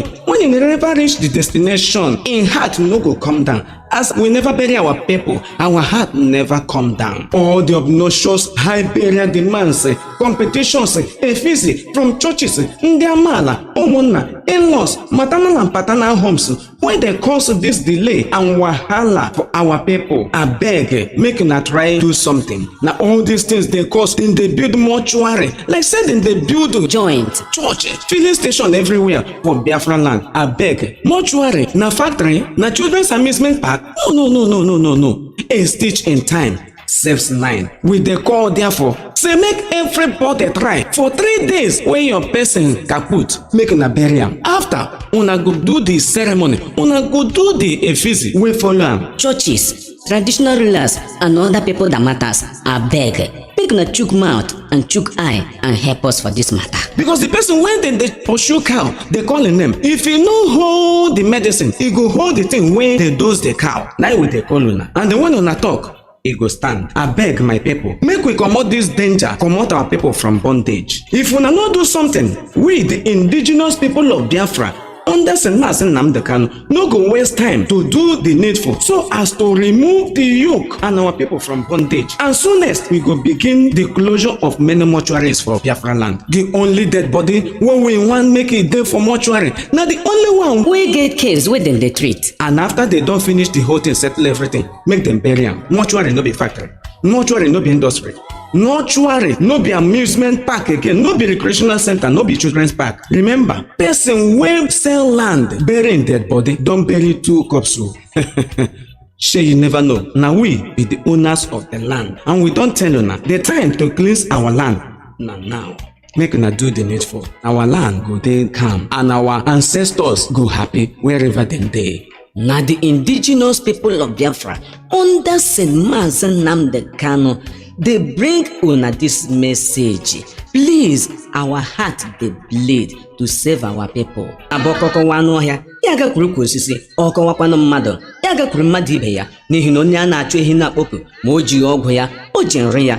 Ebe nwata na-ebe akwa na-atụ aka, ma isi nne ya nọrọ ya, ke nne ya ga-anọrịrị ya, ọkụkọ sị na ihe na-esi aṅụ mmiri, lewe anya n'elu na ọ bụ ebe ọnwụ na-egbu ya na-esi abịa.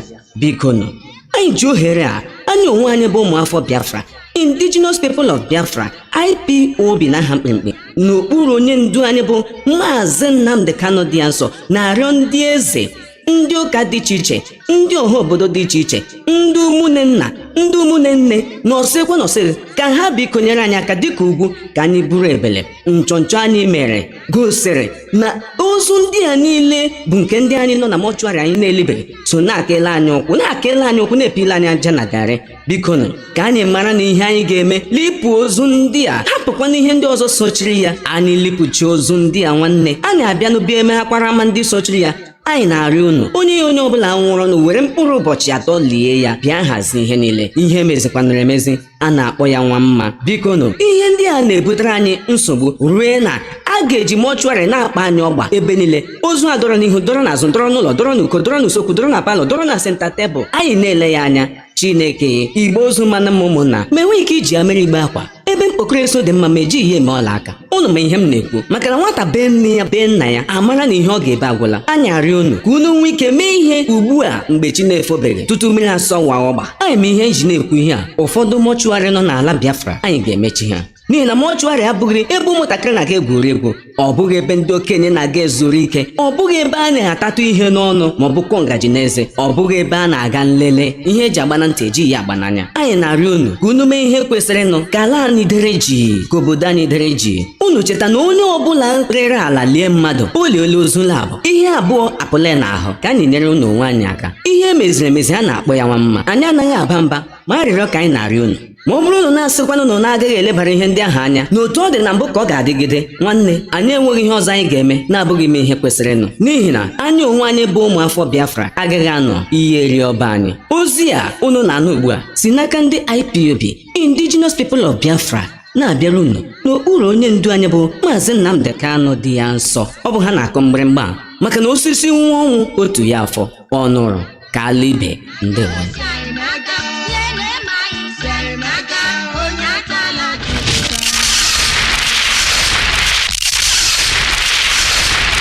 Mama, opportunity. Sister, opportunity. Oh, that's life is opportunity. Opportunity.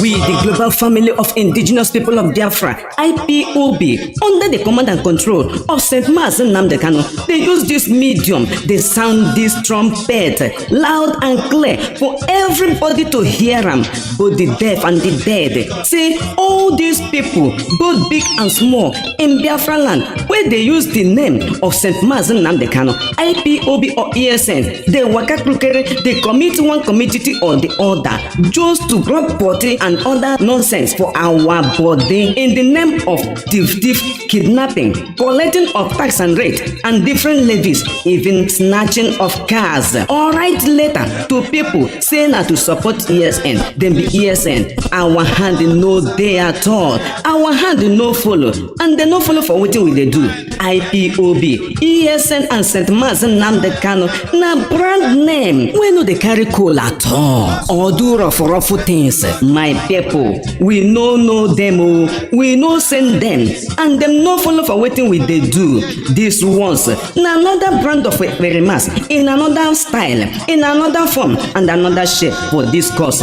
Every papa, mama, brother, sister, auntie, uncle, quick match. Advise your pikin or brother now. For the leg where they waka krukere, I where they see sharply, they see am. Person where they put hand for water where crocodile they make shakara. Waiting they find my brother na palaba, and they go catch am. 2 was not there for the 10. If the dragon where they fly, it come you. Now through get the dance, then go play for you, and you must dance that dance. And now before you don't dance finish, your name go become Obentuare.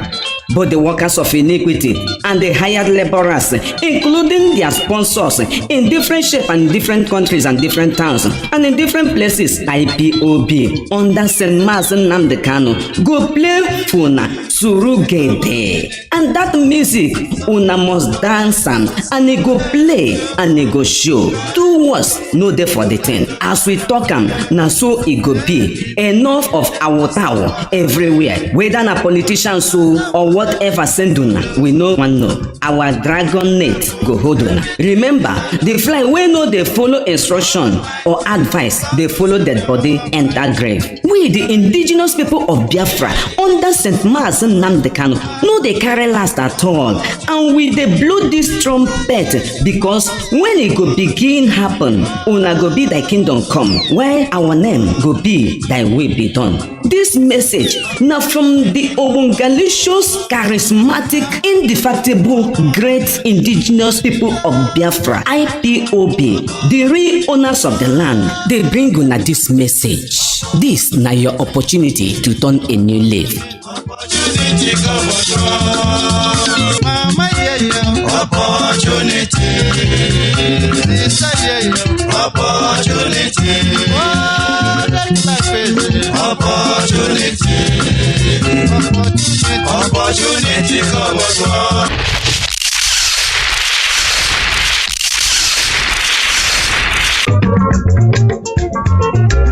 ndị ọchọngoloko nekwanufa look them anyị onwe anyị bụ ọha ndị IPOB ma ụwa dum gburugburu bụ the indigenous people of Biafra, IPOB, n'okpuru onye ndu anyị bụ Mazi Nnamdi Kanu dị nsọ ji oge a n'afọ opike a ka ndị dị ndụ, ndị nwụrụ anwụ na ndị ntị ike nụ ya na anyị onwe anyị bụ ndị nwe ala Biafra gbaa gburugburu na-ekwu ya ugbu a na-ekwusi ike na anyị agaghị anabatakwa kpọmkwem ime onye n'ihu itepọtị ndị ekperimọlụ mmebi iwu na ọchịcha mere heaven oke ha na-ete anyị site n'iji ESN IPOB na aha dị nsọ nke Mazi Nnamdi Kanu na-eji egwu ndị anyị chandum n'ụzọ dị iche iche, ịnụ ụtụ dị iche iche, ịtọrọ mmadụ, ịzụ ụgbọala, iji ntụmaka na-ere mmadụ aka point and kill n'ala Biafra. Mbanụnụ nke mere emekpuru ekete ọzọ emekwala. IPOB ESN Mazi Nnamdi Kanu dị nsọ bụ aha nwere agba eji aga mba, a na-enye oche pụrụ iche, abụghị ihe ndị na-amaghị nke ha riri. Ọkụkọ amaọcha ha na-adịghị mma ga-emebi na-etekwa une n'ihu ma na-erikwa ndị a na-eme ugu n'ụzọ dị iche iche. Ka m jụọ n'ụlọ onye gbachara apriko gbaa igbe ụzọ zụtara eji eli nna ya, ọkwa onwe na-anaki ụgwọ mọchụarị ya ebe o werekwala aka ya gwuo alili ya. Chineke menụ n'ụlọ ebere ya mere papa, mama, broda, anti, ọnkụ, onye ọbụla ghe dụọ nwanyị ọdụ, n'ihi na ọkụkọ ntị ike ga-agbakwa egwu ike ọ gakwa n'ihe n'ofe ebe ukwu na-aga njem ọjọọ agadịghị alọta. Anyị onwe anyị bụ IPOB, anyị na-ajụ ugbu ajigbu na-eri n'ihi na ọ bụ ekpegbuo nwa nwaala apụrụ ya gafe ama nna ya.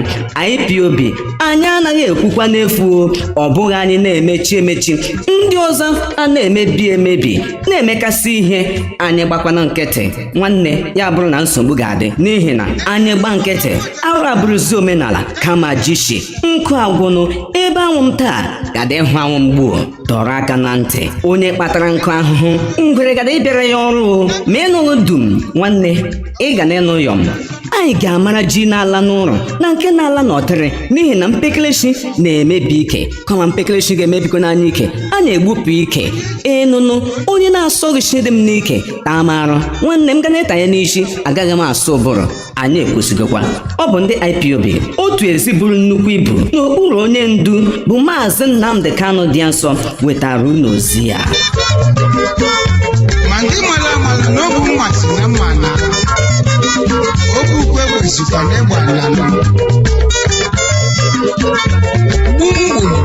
gbamgbam n'ime ụwa nke ala ọ bụ gịnị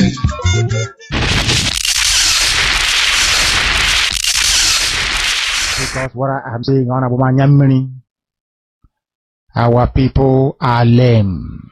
They are weak. I am struggling to count how many men there are in Biafra land. There are no more men left. Weak, docile, and imbecilic. Weak. I don't know how we can take such people to war. I don't know how we can take men who are not men into battle and win. I am ashamed. Very, very ashamed. Nonetheless, we must preach this very gospel because man did not ask us to come. Chukwu Abiyama in heaven mandated that we should come. If not, that I was called to do this very work, I will not speak to any of you anymore. But Chukwu Abiyama said this very gospel must be preached, and we must preach it. I have prayed since yesterday up until now. My request is very simple. The same prayer I made in secret, I will make out here in the open. Chukwu Abiyama biko,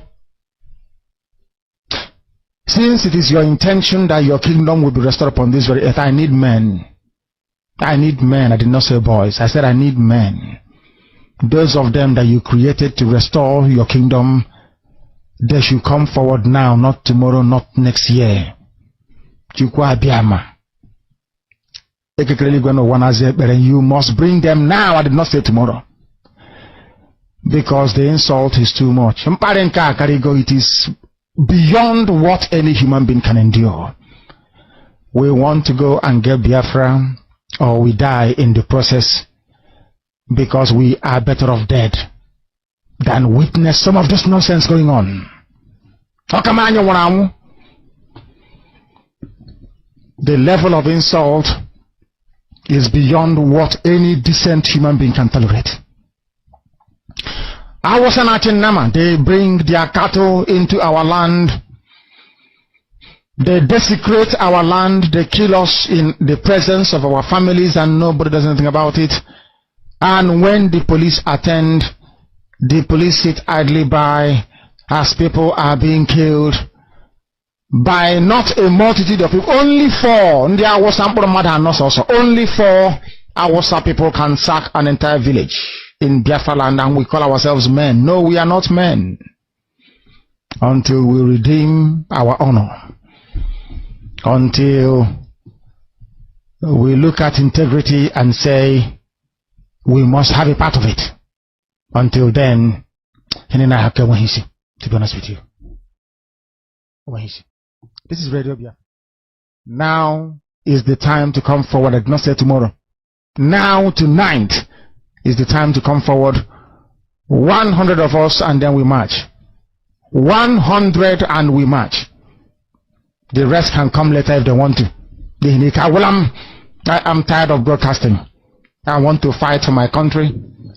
I want to carry arms to defend the honor and integrity of my country. I want to avenge the death of 6 million people. I want Biafra to stand as a beacon of hope, freedom, and liberty in black world. I want Biafra to stand as a testament to the glory of heaven upon the face of this very earth. I want Biafra to stand because my obligation to the dead outweigh that which I owe to the living. That is why Biafra will stand. and Biafra will come. 100 men, that's all. And we march. The rest can come later on. I no longer give a damn. The disgrace and the insult is too much. We must go and meet our enemies, even if we have only machete and hose. It is far more better for us to go and meet them and die with a semblance of dignity than with this very humiliation which we encounter every blessed day. We must assemble as we have to come to the conclusion that there are no extenuating circumstances. You have been found guilty on all charges. Is there something you could tell the court before pronouncement of your sentence? All we want is freedom. That's all we want. Freedom. Freedom for children to learn. Freedom for men to work. For mothers to love. For a nation to grow. That's all we want. Equality.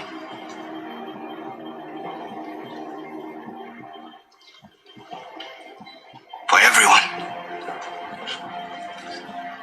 You see, I am just one of many. A foot soldier. There will be many, many more to follow. So, there is no court of law, no police force,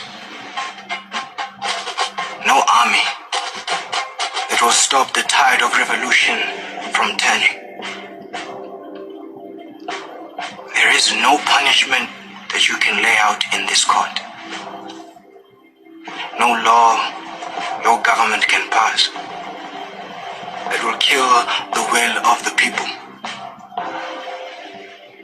Because we will fight. We will continue to fight until all our people are free. And maybe we can even free you from yourselves. So you can hate us, degrade us, torture us, and kill us. But we will fight. And we will be free.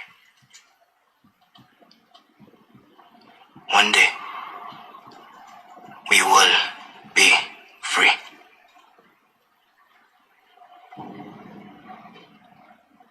Amanda!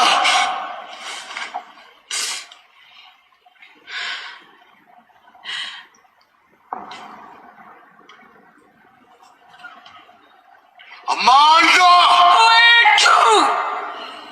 Solomon Kalushi Mashango. You are hereby sentenced to death. You will be taken to Pretoria Central Prison on a date to be set, and you will be hanged by your neck until you die. What I'm going to share with you is the ongoing history of how Biafra came about. And it's not something we rush through, because history has been denied in the school, and therefore people grew up not knowing what actually happened. I'm not going to say, everything that I speak to you, I was there. No, nobody could possibly be there. But we are so blessed and so privileged to have the Eastern Nigerian government at the time. They took their time to record what happened to our people. So, what did they do? They went about to establish a tribunal. This tribunal is to allow those who survived the pogrom to come and give eyewitness accounts of what they went through. They were cross-examined. They were under oath in front of the High Court judge, the Chief Justice. This new case commission was targeted at getting at the bottom of the truth of what happened to our people. So it's a worthy read. I wish one day in every Biafran school we will have this commission report called the Massacre of Ndibo, 1966. Is anybody who can read and can understand must read it. So there'll be no ambiguity as to what happened to our people. Briefly then, the tribunal was set up by the Eastern Region government to ask those who survived the pogrom. Remember that those who died, nobody could give account of them. Those people who actually survived, who extricated themselves out of the north or northern Nigeria, were asked to come and give witness. It took 49 days. There were 253 witnesses. There was an exhibition of 498 exhibits. They went from town to town, from Enugu to Onitsha, to Aba, to Port Harcourt, to Calabar, to Uyo and Ogoja, gathering this information and therefore recording it, not just for you and I to read, but for history and also for posterity. So the issue at the moment in Nigeria is that those who perpetrated this crime don't even want to say they have done it, let alone apologize for it. There are still ongoing killing of our people. If we do not know where this thing started, how are we then going to defend ourselves? So there's a saying that if we don't know where the rain started beating us, we're not going to learn to defend ourselves from the rain. So this is the reason behind knowing the source of the history and the eyewitness accounts, which I'm going to share with you today. Because of the time constraint, I'm going to therefore limit it and structure it in such a way that hopefully most of you would understand it. There are under headings of motives. Why did this happen? The motives for massacre. The next one is the methodology. How do they get about? And of course, the crime itself, the madness, the murder. It's like a crime scene. What motives they have? How did they go about it? And the actual crime. So motives, method, and the madness, I call it. The third bit is to look at, just pick, because of the time, we can't go through every single witness account. We pick maybe 2 or 3 towns where this pogrom was visited and the people of Eastern Region. Remember at that time, they're not called Biafrans. They thought they were Nigerians. They're in the same country.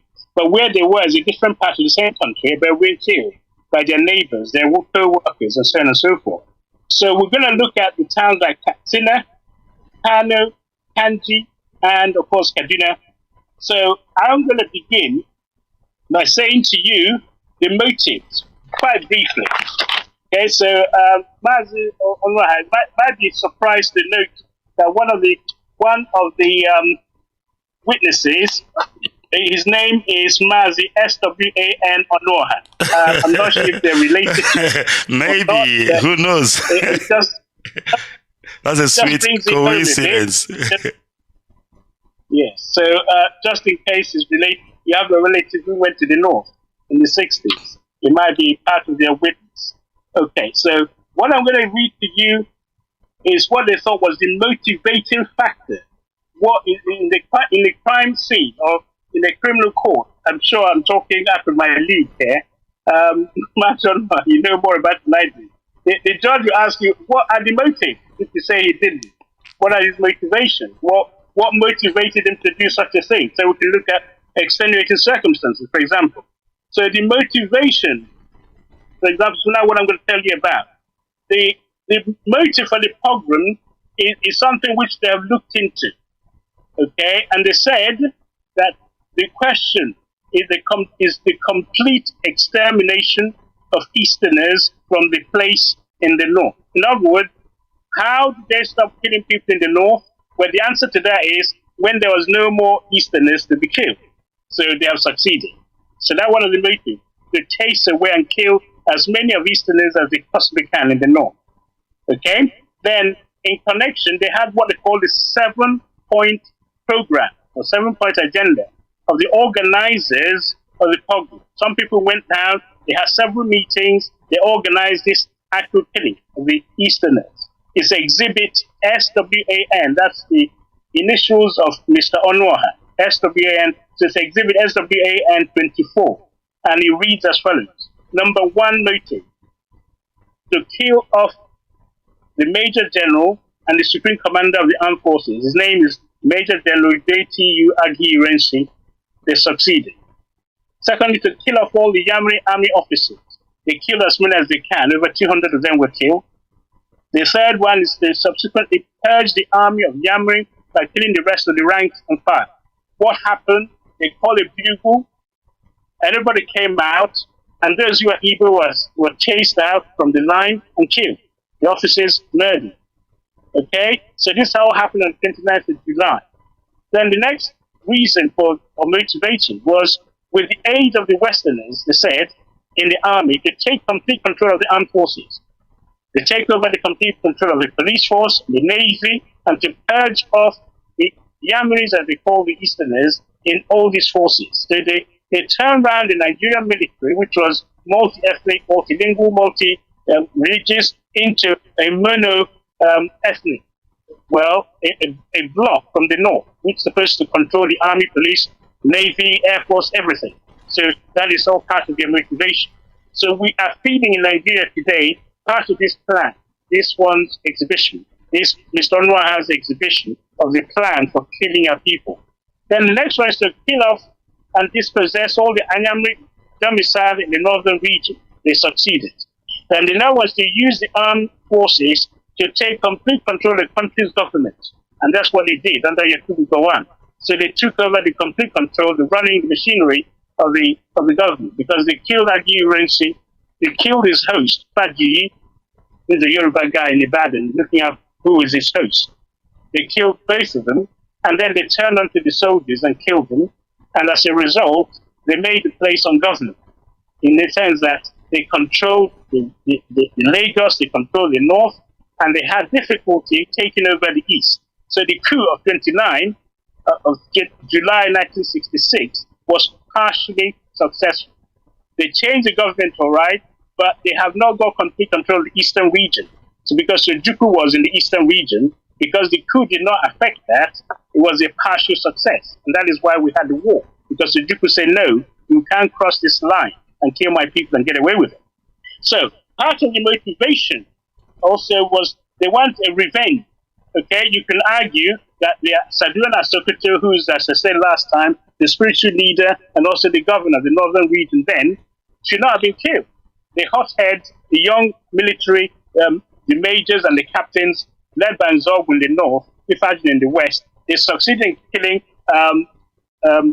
their spiritual leader, Saduna Sokoto, Hamadu Bello. And then Abubakar Tafawa Balewa, his prime minister, was also killed. So now, part of the motive there for killing all the people living in the north who have Eastern origin was to get rid of these people, and because having killed their own, they want to revenge on Dr. Azikiwe, they want to kill Dr. Abara, they want to kill Ojukwu, they want to kill Major Nzogu. The interesting thing, killing Ojukwu, although Ojukwu became the governor of the Eastern region, he was actually in the north, helped to stop the coup in the north. The Commonwealth countries met in Lagos, and all the politicians were returning from Lagos to Kanu. Ojukwu welcomed them. So if they think it was an Igbo coup, he would have locked them all up. But he was the one who protected and looked after them. So yet, in their agenda or motive, they want to kill Ojukwu and also Major Nzogu. Major Nzogu died during the war, but they gave him a military honor burial. They took his body from Enugu, where he died, around the Nsukka sector, and buried him in Kaduna, as I understand. Okay, so then the next thing is to destroy Port Harcourt, Enugu, University of Nigeria, and Nsukka, which they have succeeded partly, because the University of Nsukka, even up till now, the chemical department has not been activated, because they're fear that they may produce more chemicals during the war. Then finally, to kill off all the Yamri top civil servants, and all the wealthy Yamri, male and female, all the Yamri educated giants. It's like if you don't have educated giants, you kill other people's educated giants. Anyway, all grown-up males and females in Yamri, and then to leave only sucklings and Yamri in their land. And in their radio Kaduna broadcast throughout the war is, yes, let us go and kill all the Yamris, rape their women, take their property, and leave them the just baby suckling. So that was all the motivation. So if you're in the middle of the court and the judge asks, what was their motive? These are the 7-point agenda which they lined up and was made known to us by the witness. He's called his 8th witness, Mr. S.A.W.A.N. Onoha.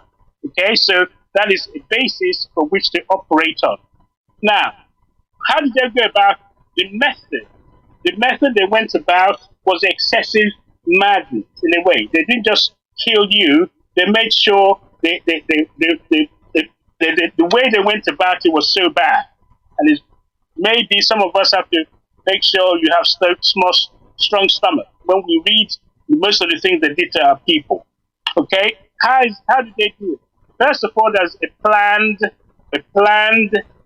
killing of our people. Like most genocide, they have those who sit down and plan it. So it was planned, mostly by their undergraduates at Ahmadu Bello University. They also had sometimes the help of the foreigner. British people, especially British lecturers, assisted them in planning this pogrom. They wanted revenge of the Sajuana. They wanted to make sure nobody on the east rose in the northern part to play any role whatsoever. So the killing was deliberate. It was